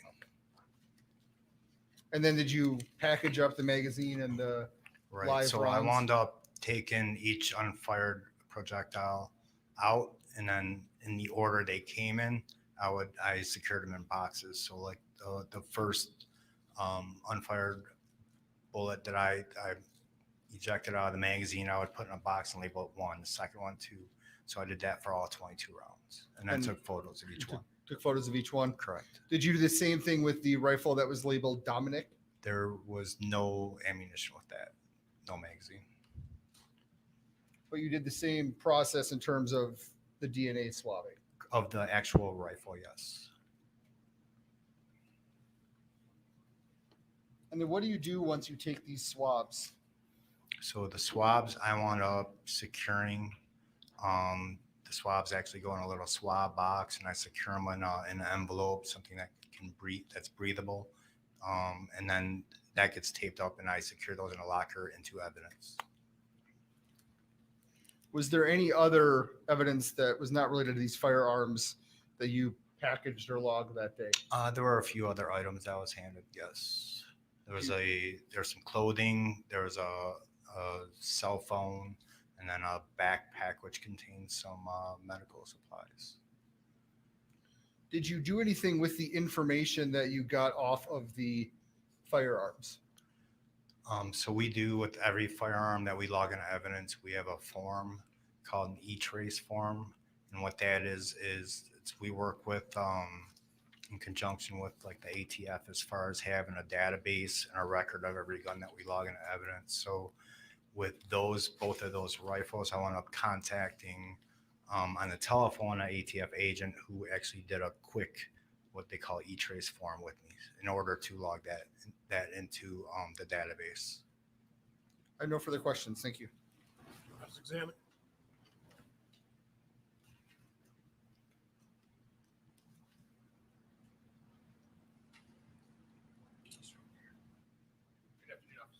Afternoon. So on the 26th, you basically assist these two detectives, Howard and Antaramian, in terms of doing this swab. Is that right? I did. They handed off the evidence to me, but I did the swabs by myself. Yes. Understood. Well, and your report indicates that at KPD, evidence detective Antaramian advised he needed 2 rifles processed. Did he tell you, he being detective Antaramian, the areas that he wanted swabbed by you? He did not. Who made that decision? I did.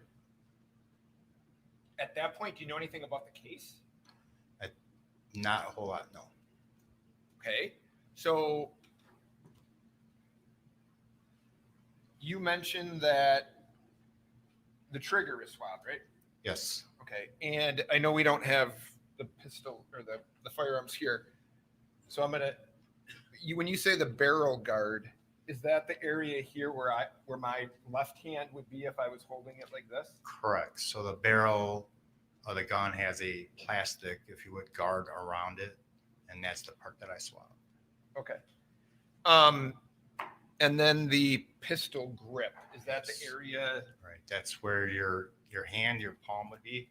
So if the trigger is here, the pistol grip is where your hand is holding onto. Okay. So when the DNA swab is done initially, obviously you're looking for potentially forensic evidence on that gun, right? Correct. But you don't know the areas specifically that you're supposed to be looking at. True? Unless I'm otherwise told, when I process, whether it's a gun or a rifle, it's going to be typically the same areas that I would obtain swabs from. If there was something else for some other reason or rationale that I would have to do things differently, then I would do things differently. But normally to swab a rifle or a handgun, just about all our evidence people would choose the same areas. Okay. And I'm not questioning that. What I'm asking is, at some point, do you learn more information about this case?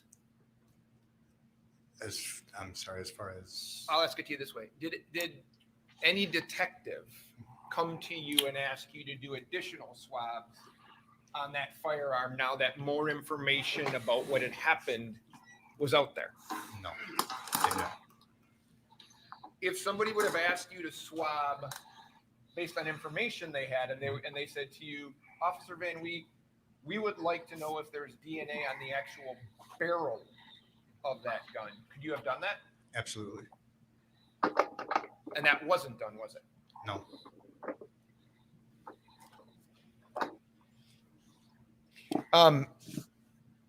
The firearm that you, I think you opened it that had Kyle Rittenhouse on it? Correct. Okay. There was a sight on that gun, is that right?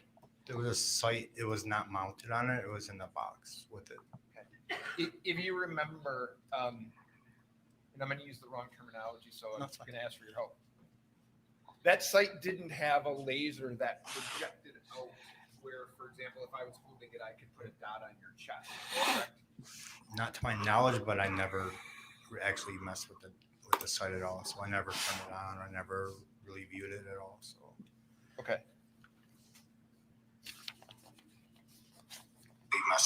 And this testing was done the day after the shooting, right? The 26th. So if the shooting was the 25th, then yes. Okay.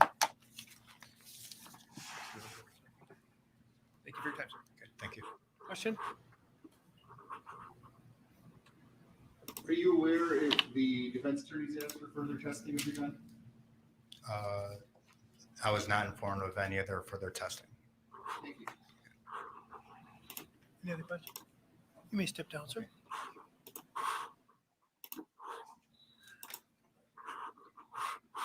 Civil Officer ready?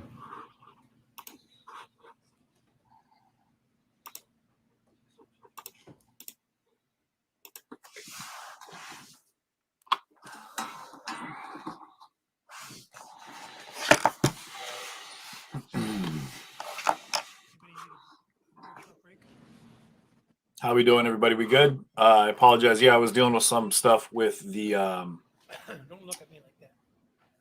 with the attorneys for a moment. And again, I don't know how much I'm about to say, so I'm not going to say much. Just what's up? We're back and getting some interesting testimony from the officers here. I want to make sure I get his the testimony name about correct. in this matter will be the truth, the whole truth, and nothing but the truth. So help you God. I do. Please be seated.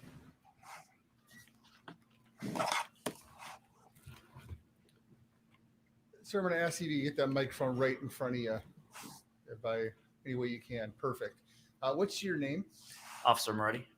And can you please spell your first and last name for the benefit of the court reporter? Yes, the first name is PEP, and my last name is MORETTI.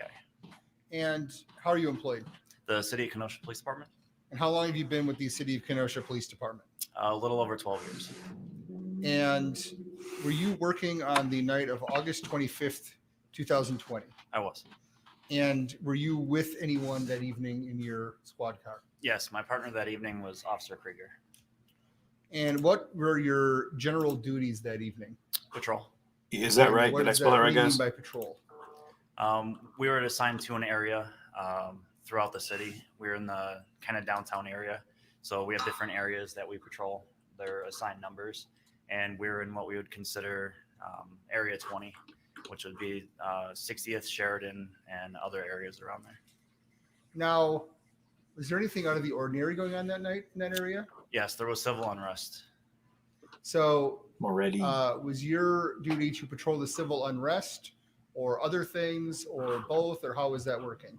It was a combination of both.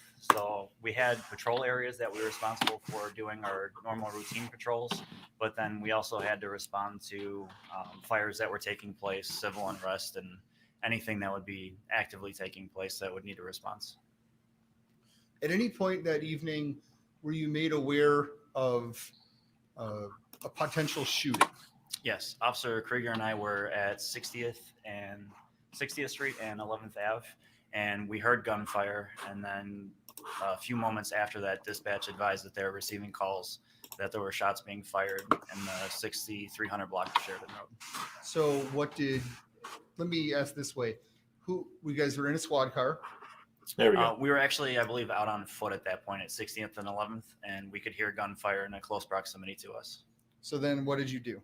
We re-entered our patrol vehicle, and then we responded toward the sound of where the gunfire was coming from, which would have been roughly the 6300 block of Sheridan Road. And who was driving? I was. And then Officer Krieger would be in the passenger seat? That's correct. So you were at 60th and 11th. Did you just drive right down 60th Street? Correct. We proceeded east on 60th to Sheridan Road, and then I made a right turn to face south on Sheridan Road. Now, you had lights and sirens on, or were you How are you operating, if you remember? I don't recall if I had our lights active at that time. So what happened when you get to 60th and Sheridan, you turn right onto Sheridan? Correct. So I turned the vehicle to face south on Sheridan and observed a large crowd of people. There was a lot of screaming, yelling. There was appeared to be a person laying in the roadway up ahead of us. There was active gunfire throughout the entire city. There was still sounds of gunfire taking place, and we received reports of injured people that needed assistance in approximately the 6300 block of Sheridan Road. So that would be south of you, and you'd be pointed in that direction. That's correct. Now, in this sort of situation where there's potential, this ongoing violence, what are you trained to do? What are you trying to do at that point? So for a situation like that, the first thing that we would do is if there's an active threat, we're trying to stop the threat. And then after that, it's life-saving measures to try to render aid and preserve life at that point. So were you going to do that from 60th and Sheridan, or were you trying to get closer? So we were trying to get closer, but information was put out over the radio that there was rifle gunfire taking place, and we're in a standard patrol vehicle. There's no ballistic protection on our patrol vehicles, and our vests at that point were only rated for handguns. And we weren't equipped to head into what we believe to be an active shooter at that point with the equipment that we had with just the two of us being there. I noticed there were armored vehicles behind us, so I reversed our patrol car and moved it off to the side so that the armored vehicles that were equipped to handle something like that could pass us. So you were waiting for the Bearcats, as they're sometimes called, to go past you, and then you were going to follow them into the scene. That's correct. So what, if anything, happened next? I'm sorry?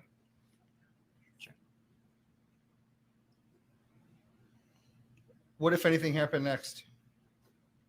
The Bearcats, I believe, began to pass us on the left, so we were in the curb lane, and I believe there was, I'm not sure how many there were, but a few Bearcats, I believe, passed us, and then there was at that time, unknown white male approaching us in the roadway toward the front of our patrol vehicle. And now, as you're sitting here, do you know who that unknown white male was? Yes. Who was it? Kyle Rittenhouse. And you had never seen him before? No. And when you see this unknown white male, who we now know as Kyle Rittenhouse, what do you observe? He had a rifle that was slung and somehow attached to his body. He had his hands somewhat similar to this, and he was approaching us in the roadway toward the front of our patrol vehicle. My partner and I, Officer Krieger, gave him multiple commands to get out of the roadway and step to the side so we could proceed and try to get to where we'd observe people ahead in the roadway that needed assistance. Now, were you giving these commands? Were you shouting out the window? Did you have some sort of system you were giving commands? How are you giving these commands to Mr. Rittenhouse? I recall Officer Krieger yelling out the passenger window. We had our windows down so that we could hear gunfire that was taking place to try to determine how close it was to us if anyone were to approach us from behind or the sides. And I believe at one point I used our squad's PA system, which is a loudspeaker that has a microphone. And what you said, was that directed at Mr. Rittenhouse or the crowd in general? At Mr. Rittenhouse. We were giving him instructions to get out of the roadway and essentially get out of our way so we could get to where we believe the problem to be. As Mr. Rittenhouse was approaching the vehicle, were there other people in your way, or was he the primary person blocking you from going down there? At that point, he was the only one in the way. So you indicated that Mr. Rittenhouse's hands were kind of up. That's correct. And you said he had a rifle? Yes. Did you think that might be the person who could have been involved in the shooting? At that point, no. In my prior experience in law enforcement, when somebody surrenders to us, they will generally put their hands up, but then they will take a further step and generally drop to their knees, or they will lay in a prone position and make some type of further action. They'll usually follow commands when they're attempting to surrender. I've never in my career had somebody put their hands up and continue to advance and disobey orders from us to not advance on us. And were there other people out that night that had rifles and firearms?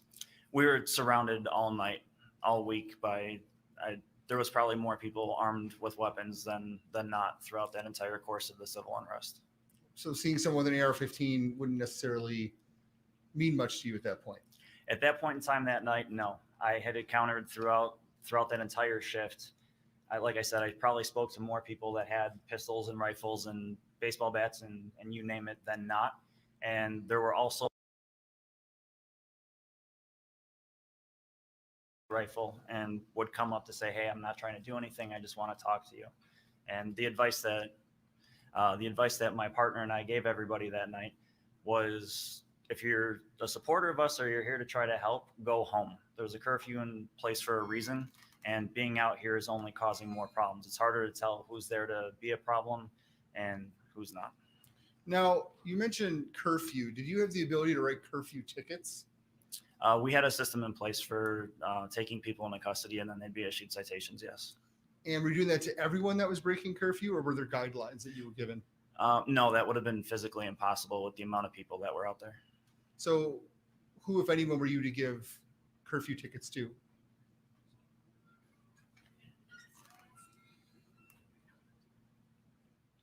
I don't remember exactly what the direction was, but it was something along the lines of just the most severe incidents.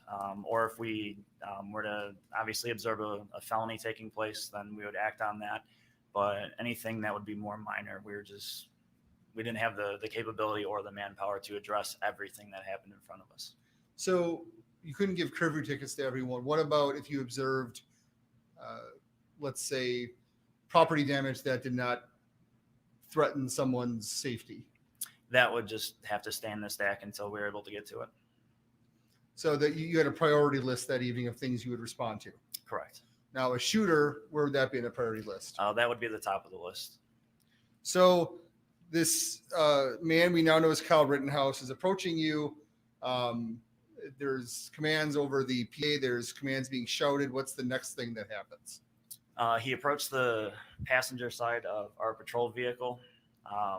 With him disobeying the commands and being armed with a rifle like that, I drew my service weapon, and Officer Krieger deployed pepper spray because it became clear and obvious that he was not going to go away, that he continued to just advance on us and disobey commands. Now, you say you were still driving the vehicle, correct? Correct. So when you draw your service weapon, what does that mean? What did you do with it? So anytime we're confronted with somebody that's armed and that could be a threat to us, it's not uncommon for police officers in this country to be ambushed. And given everything that was taking place, a war zone is the only way I could describe it. We were surrounded, the city was burning and on fire, and we were just outnumbered and completely surrounded. So with his advance with that weapon, we were in a stop position at that point, and we're waiting for him to get out of the front of our vehicle so we could advance. And as he approached the passenger side, I was able to use my right hand to withdraw my weapon and then keep my left hand on the steering wheel. So did you point the weapon, or you just kind of pointed at him, or did you just have it ready? What were you doing with it? I would imagine that I would have had it pointed at him, because that somebody advancing on us with a rifle, not obeying commands at that point, would be taken as a threat.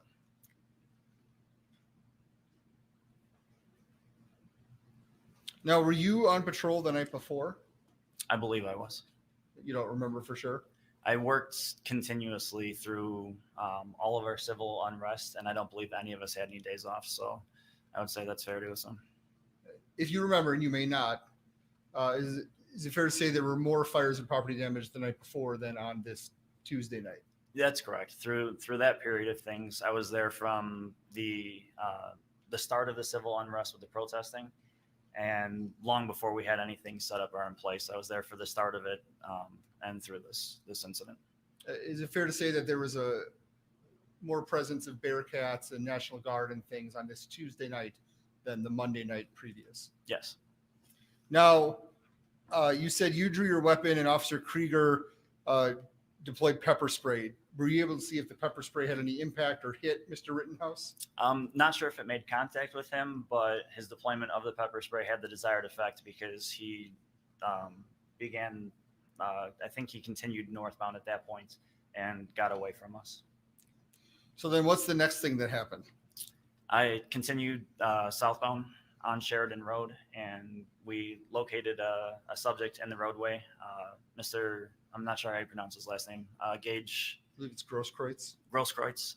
We encountered him, and his right arm was badly damaged, and he needed urgent medical care. So what did you observe as you found Mr. Grosskreutz? There was a large group of people. Everybody was screaming. There was a lot of people running around screaming. The one Bearcat had pulled up, and they loaded Mr. Grosskreutz into the Bearcat and requested an escort out of the area to the nearest hospital. Did you provide that escort? We did. And were there still a lot of people around that scene? Yes, there was people everywhere. And did you hear any additional gunfire or anything like that? There was constant gunfire. That was one of the things that when we first encountered Mr. Rittenhouse that didn't set off any alarms for us, as far as him being a potential shooter in this incident, was that there was still gunfire erupting around us while we were still out on Sheridan. So we thought there was still an active threat. So when you found Mr. Grosskreutz, you were concerned there was still an active threat out there. That's correct. So after you provided the escort with Mr. Grosskreutz in the armored vehicle, so you go to and where do you go?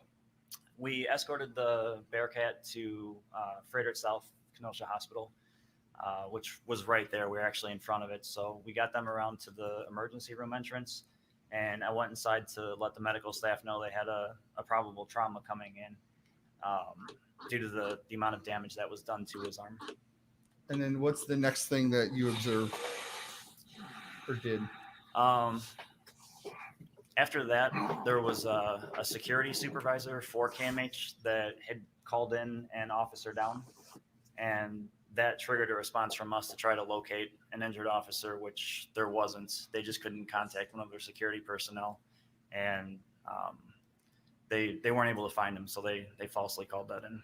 So when you heard injured officer, you thought one of a law enforcement officer? Yes, when dispatch advised there was an officer down at the hospital, we assumed it was a law enforcement officer. Now, we have heard testimony that there was a lockdown at the hospital. Was that part of this? The hospital, I believe, was either going into lockdown or had already been locked down. We were greeted by, I believe, a security guard at the entrance that gave us access and saw us pull up. What's the next thing you saw or observed?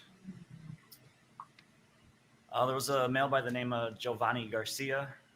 He was very panicked. He was in a hospital room, and he kept stating that he wanted to leave. We don't need. Yeah. I wasn't seeking that testimony, so I'm just asking what you saw and what you heard, not what people are telling you. Okay. So there was a Mr. Garcia you dealt with. That's correct. And then did you have any dealings with Mr. Rosenbaum? I did. And what were your dealings with him?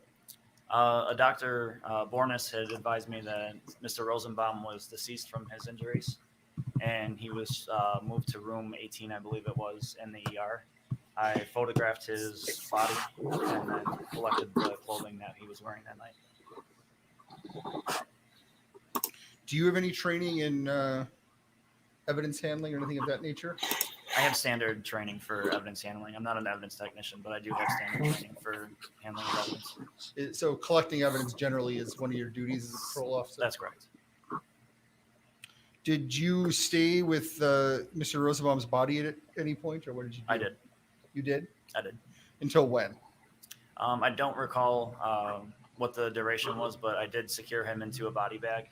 And then I spoke with a medical examiner about him being deceased, and I was advised to place him in the morgue at the hospital there because they were overrun with tasks and other things.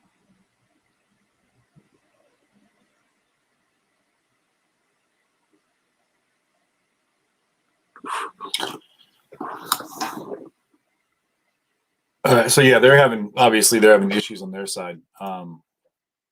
Yeah, so let's jump into this. So yeah, I had to so a couple things. First, thank you for everyone that's jumping in on the support here. I really do appreciate it. I know that Sorry, I'm seeing a lot of chat that I'm trying to. So I did send in the footage to the councils because it should be available. It's public domain, but I don't think they might have seen that. Excuse me. Also, there, if you guys remember, so my footage of Kenosha, my actual footage, is not available to the public. To be clear. That being said, sorry, I'm trying to do a million things at the same time right now, and I want to make sure we got this dialed in. No, that's not it. Sorry. And so it is important that I make sure that everyone has access to that. So, there it is. We'll send it out, and yeah. Enough said. There we go.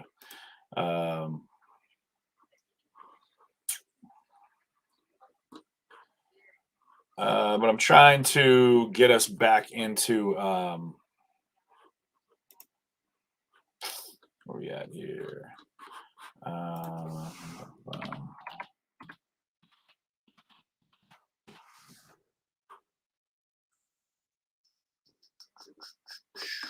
Okay.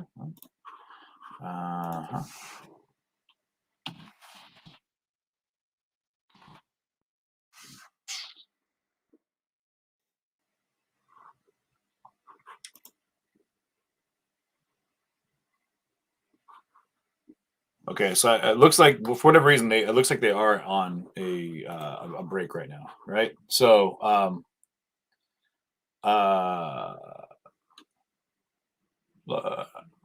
okay, well, people keep saying it's working, but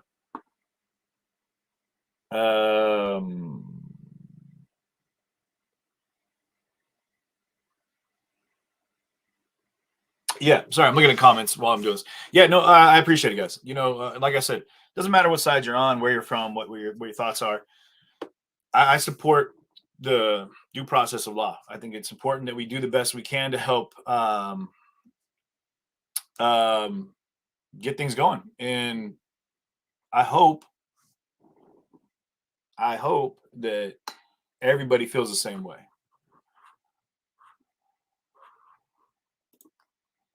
Okay, here we go.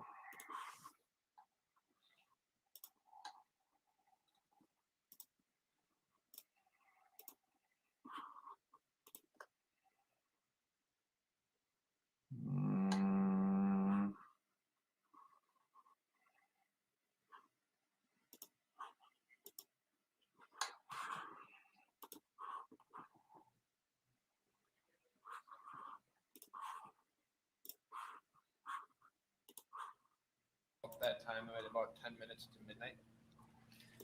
At the time, I'm not sure what thought process I had at that point. There was just gunfire erupting, and there was multiple types of gunfire going off simultaneously. So I would say it'd be fair to say that yes, some of it sounded like rifle fire and some of it like pistol fire. What's the number? Officer Marty, I'm going to show you Exhibit 5.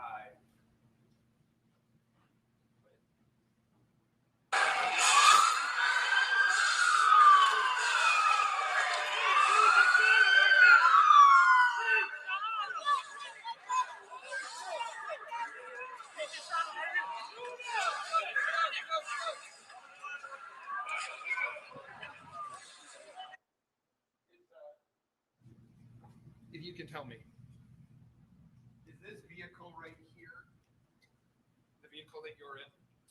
From this picture, yes, it appears to be. Okay. And you're in the driver's seat of that vehicle? That's correct. Okay.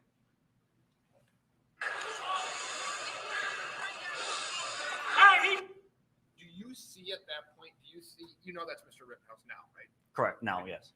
Do you see him coming toward you at that point? It's a fair question.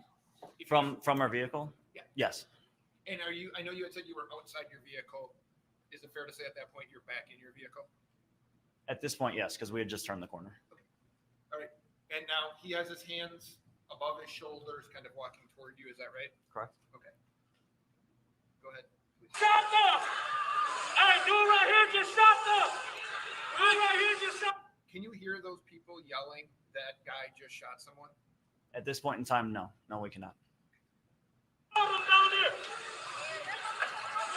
That dude just shot them up there. Now do it right here.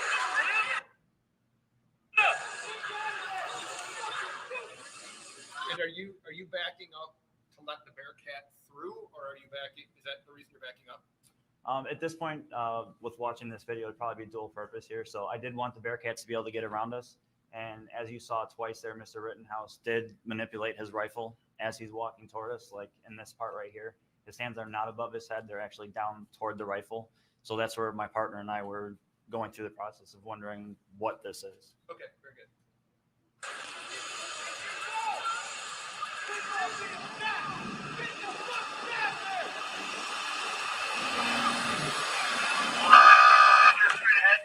Someone injured straight ahead.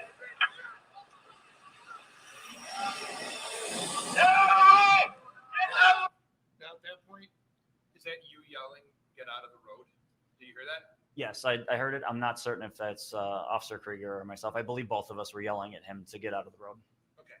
And you had, I think you had said to Attorney Crowe said, normally in your experience, people who are surrendering, they'll put their hands up, but they'll do other things, correct? Correct. They'll usually get down on their knees or prone themselves out and follow instructions that we're giving them. Right. You're not giving him any instructions to get on his knees or lay down. That's correct. Okay. So when you say people do things like do this and then lay on the ground, that's done at your direction. Not necessarily. I've had quite a few experiences where when somebody does have a desire to surrender to us, they will do that on their own because they're aware that they're armed and their intent is to surrender and they don't want something else to happen. So. And it's also when police officers are dictating to them what to do, right? Oh, absolutely. Head down, hands behind your back, or whatever it is. that you Correct. Yeah. Instructions will be given at that point as well. Fair. So at this point, it's your, and I'm not being critical of you, it's your testimony that at this point, you have no idea that Mr. Rittenhouse has done anything wrong. That's correct. Do you ever make contact with him about him having a firearm in public? No. Do you ever want to get any information that he might have as to why he's walking toward you with his arms up like this? Yes, that would be something that we would do secondary. As I stated earlier, when you still have gunfire that's actively taking place, there's victims that need assistance and there's, still potentially a threat that's got to be stopped. So those take priority over collecting names and information at that point. Now, to be fair, in hindsight, the person who was involved in this was, for lack of a better term, We got it to be fair drink. Go ahead. That's quite possible, yes.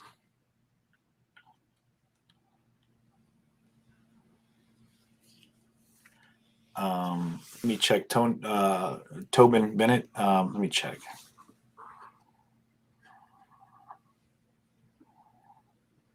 And can you just?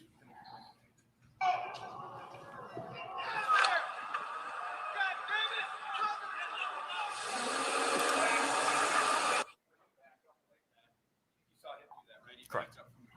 Is that the point that you believe Officer Krieger used the pepper spray? Yes. And at that point, you and or Officer Krieger told him to go home or something like that? I don't recall anybody telling him to go home. The only commands I recall giving him were get out of the road and to stay back.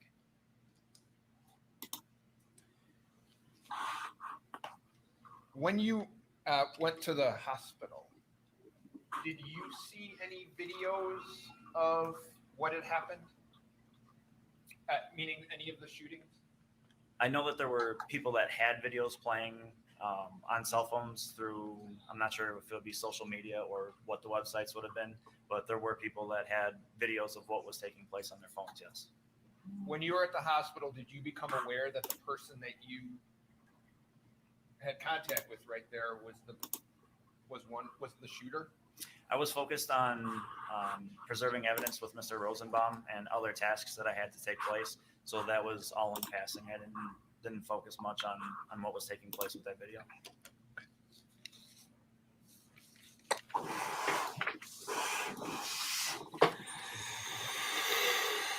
Freddie, I appreciate your time. Thank you.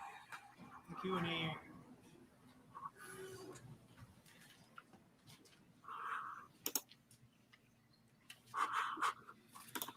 Officer, what is your sole focus as you're sitting in that squad car addressing the potential active shooter? That if we were to come across a threat, to stop that threat, and if we weren't actively engaged with somebody that was a threat, to preserve life and find anybody that was injured and needed medical assistance. Now, in that video that was just shown, it showed that Officer Krieger was outside the squad car. Do you know how he was outside the squad car right before you backed up? I don't remember him leaving our vehicle. Can we play that exhibit again? Hey,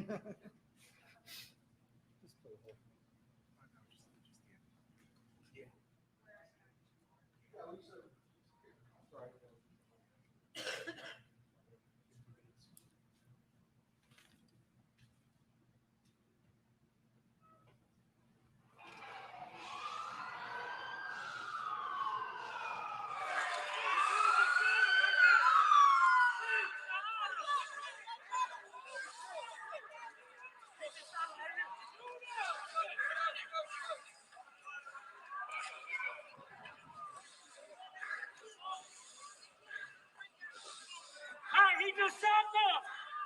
Hey, dude right here just shot them. Dude right here just shot all of them down there. That dude just shot them right there. That dude right here. Yeah.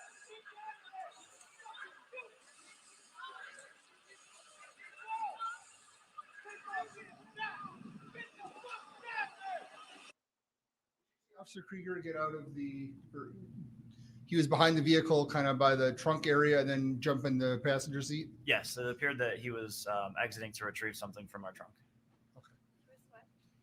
Attempting to retrieve something from the trunk, it appeared. What kind of things do you have in the trunk? That night we had medical supplies. I believe he had a type of ballistic vest that had plates in it that would have been more helpful for rifle rounds. And I don't recall if he had a rifle in the trunk that evening or not. So it would be more helpful with rifle rounds, but perhaps not stop them? Correct. And you're talking about rifle rounds, you're talking about 223s fired from an AR-15 like the defendant had? Correct. Thank you. Nothing further. Let me step down.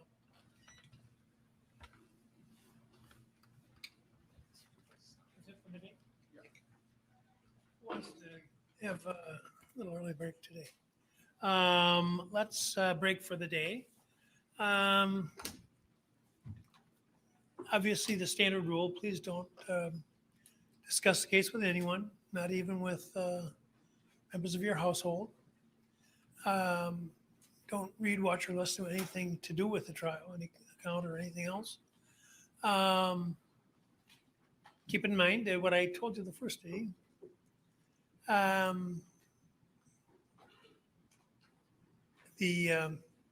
you're welcome to tell people, people may know, who know you, know that you have been coming to the courthouse every day, so they may be aware, and you're welcome to tell people, you're on a jury. I'd rather you didn't if you can avoid it. But tell them you're on a jury, but just say the judge was very forceful in saying that I can't say anything about it at all, hear anything about it at all, or we'll both be in really big trouble. Perfect advice. With that, have a wonderful weekend, and we'll see you Monday at 9 a.m. And would you please go to the jury? You want to in the library or the jury room? Library, jury room. Please go to the jury room and speak with Mrs. Bataska Mending. Thank you.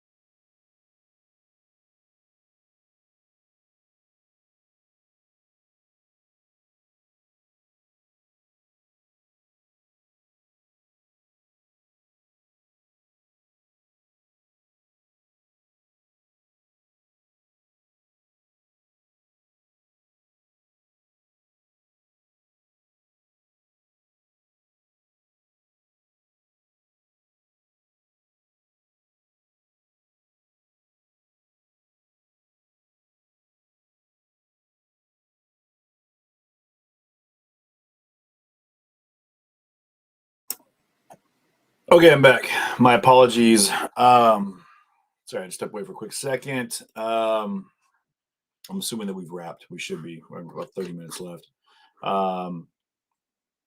Yeah, for everyone that's still back in here, Baba, everyone else. Yeah, interesting. What a trip, man. What a trip. So what we saw here just now today for me was interesting.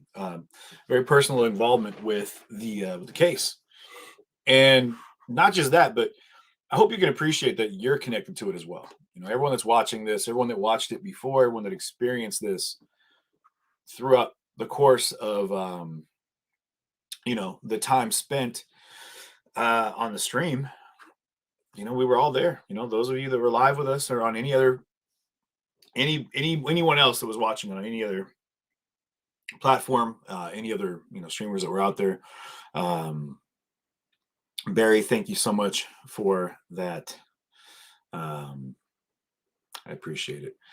I'm going to wrap in right now, but I'm going to come back live in just a moment, and we're going to do a quick Q&A recap for anybody who would like to jump in with us. So that being said, I'm going to go ahead and close this out. But if you have any questions, there's any answers that I can give, I'm going to go ahead and come back in live for a day recap of, you know, of court today. So for everyone that doesn't choose to come back with us, no problem at all. And for those that have made contributions, again, the travel fund, I appreciate it. It looks like I might need it. So thank you. The stars, the direct contributions via Cash App, PayPal, Venmo, and the super chats, super stickers. You know, they JR Real, thank you. Or Baba, what up, dude? Thank you very much for that contribution. Barry, also thank you for your contribution.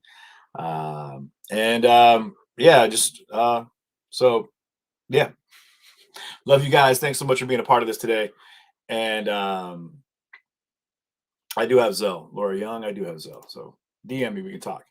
But yeah, I'm gonna tune out, tune back in, set up notifications, and I'll be back on going live here in just a couple minutes. And we'll do a quick recap if anybody would care to join us. So wish you all the best. It's been a long week, but I will be seeing you very, very soon. Much love, everybody. Take care, and God bless.